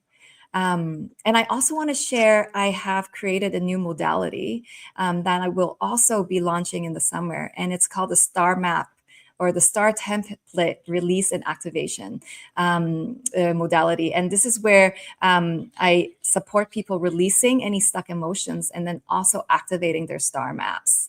And it works for children. Actually, that's the most exciting part. Is I've tried it on children. I've tried it on my son. And that's what I'm most passionate about, is that although, these children come in high frequency, all of that multidimensional, they too get, they have inherited stuck emotions. We pass our emotions up to them. Something happens in their lives and they get triggered, and they don't know how to process that. And then it becomes a stuck emotion, which if we don't release it, it becomes a conditioning, a pattern. And it's so much easier if we release it from the get-go. Yeah. After I have two nephews now. One is 3 years old, my sister's son, and our other son, he's 6 months. And I just did the Indian ceremony with him yesterday, where in Indian ceremony is when he has his first morsel of food. It's called a rice ceremony. Like the uncle, the mom's dad, the mom's brother, which is I, has to feed the baby. So I did that yesterday, right? And I was just thinking, like, because this kid is Buddha baby. Like, he came out chilling, doesn't cry, nothing, right? You can leave him for 2 hours. You can just sit there and watch him. Don't even touch him, and he'll just sit there and play with his hands and be completely amused and chilling. But his brother, who's 3 years old now, came out completely like, wow, needed attention the whole time. Needs his mommy to this day. If somebody even hugs his mom, he cries, right? And that's the energy it's been since he's a kid. And I really feel that there's some past life thing that they brought in. Like the first kid, I think, came in with a little bit of trauma and like abandonment issues from his past life, and is bringing it. So I'm seeing these imprints that we bring in, ancestral imprints, past life imprints, and they just become a part of our lives. And the more we bring more and more attention to this, the more we can navigate the world in a better way, so we can create harmony and have a great time at life, right? Rather than perpetuate traumas, which is, I think, what the system is designed to do right now. It perpetuates these traumas.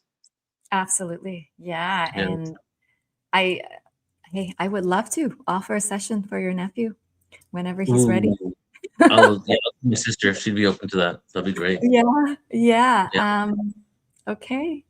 Beautiful. Julie, thank you so much. Again, everybody, August 22nd, 23rd, we'll have the event page up probably in like a month and a half. I'll say sometime before June. And then, Julie, your website again? TrustNewEarth.com. TrustNewEarth.com. Yeah. Amazing. Julie, I love you so much. Thank you for being here, closing out today's event. We'll see each other in less than a week. I am so excited. Thank you so much. You're welcome. Okay, speak soon. Bye. Bye. All right, everybody. Let's all take a deep breath in together on the count of 3. Deep breath in. 3, 2, 1. Deep breath in. Let it go. 2 more times. Deep breath in. Let it go. 1 more time.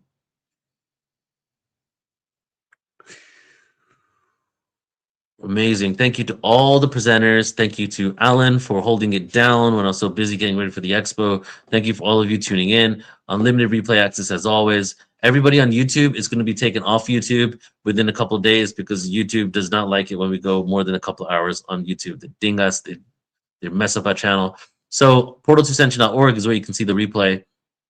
And if you are on YouTube, Alan's channel, my channel, or on Twitter, anywhere, and you want to be in touch with us for other events, portal2ascension.org, sign up there, especially also because of Julie's event. If you're not on the list, you won't be receiving the email. So tune into all of that as well.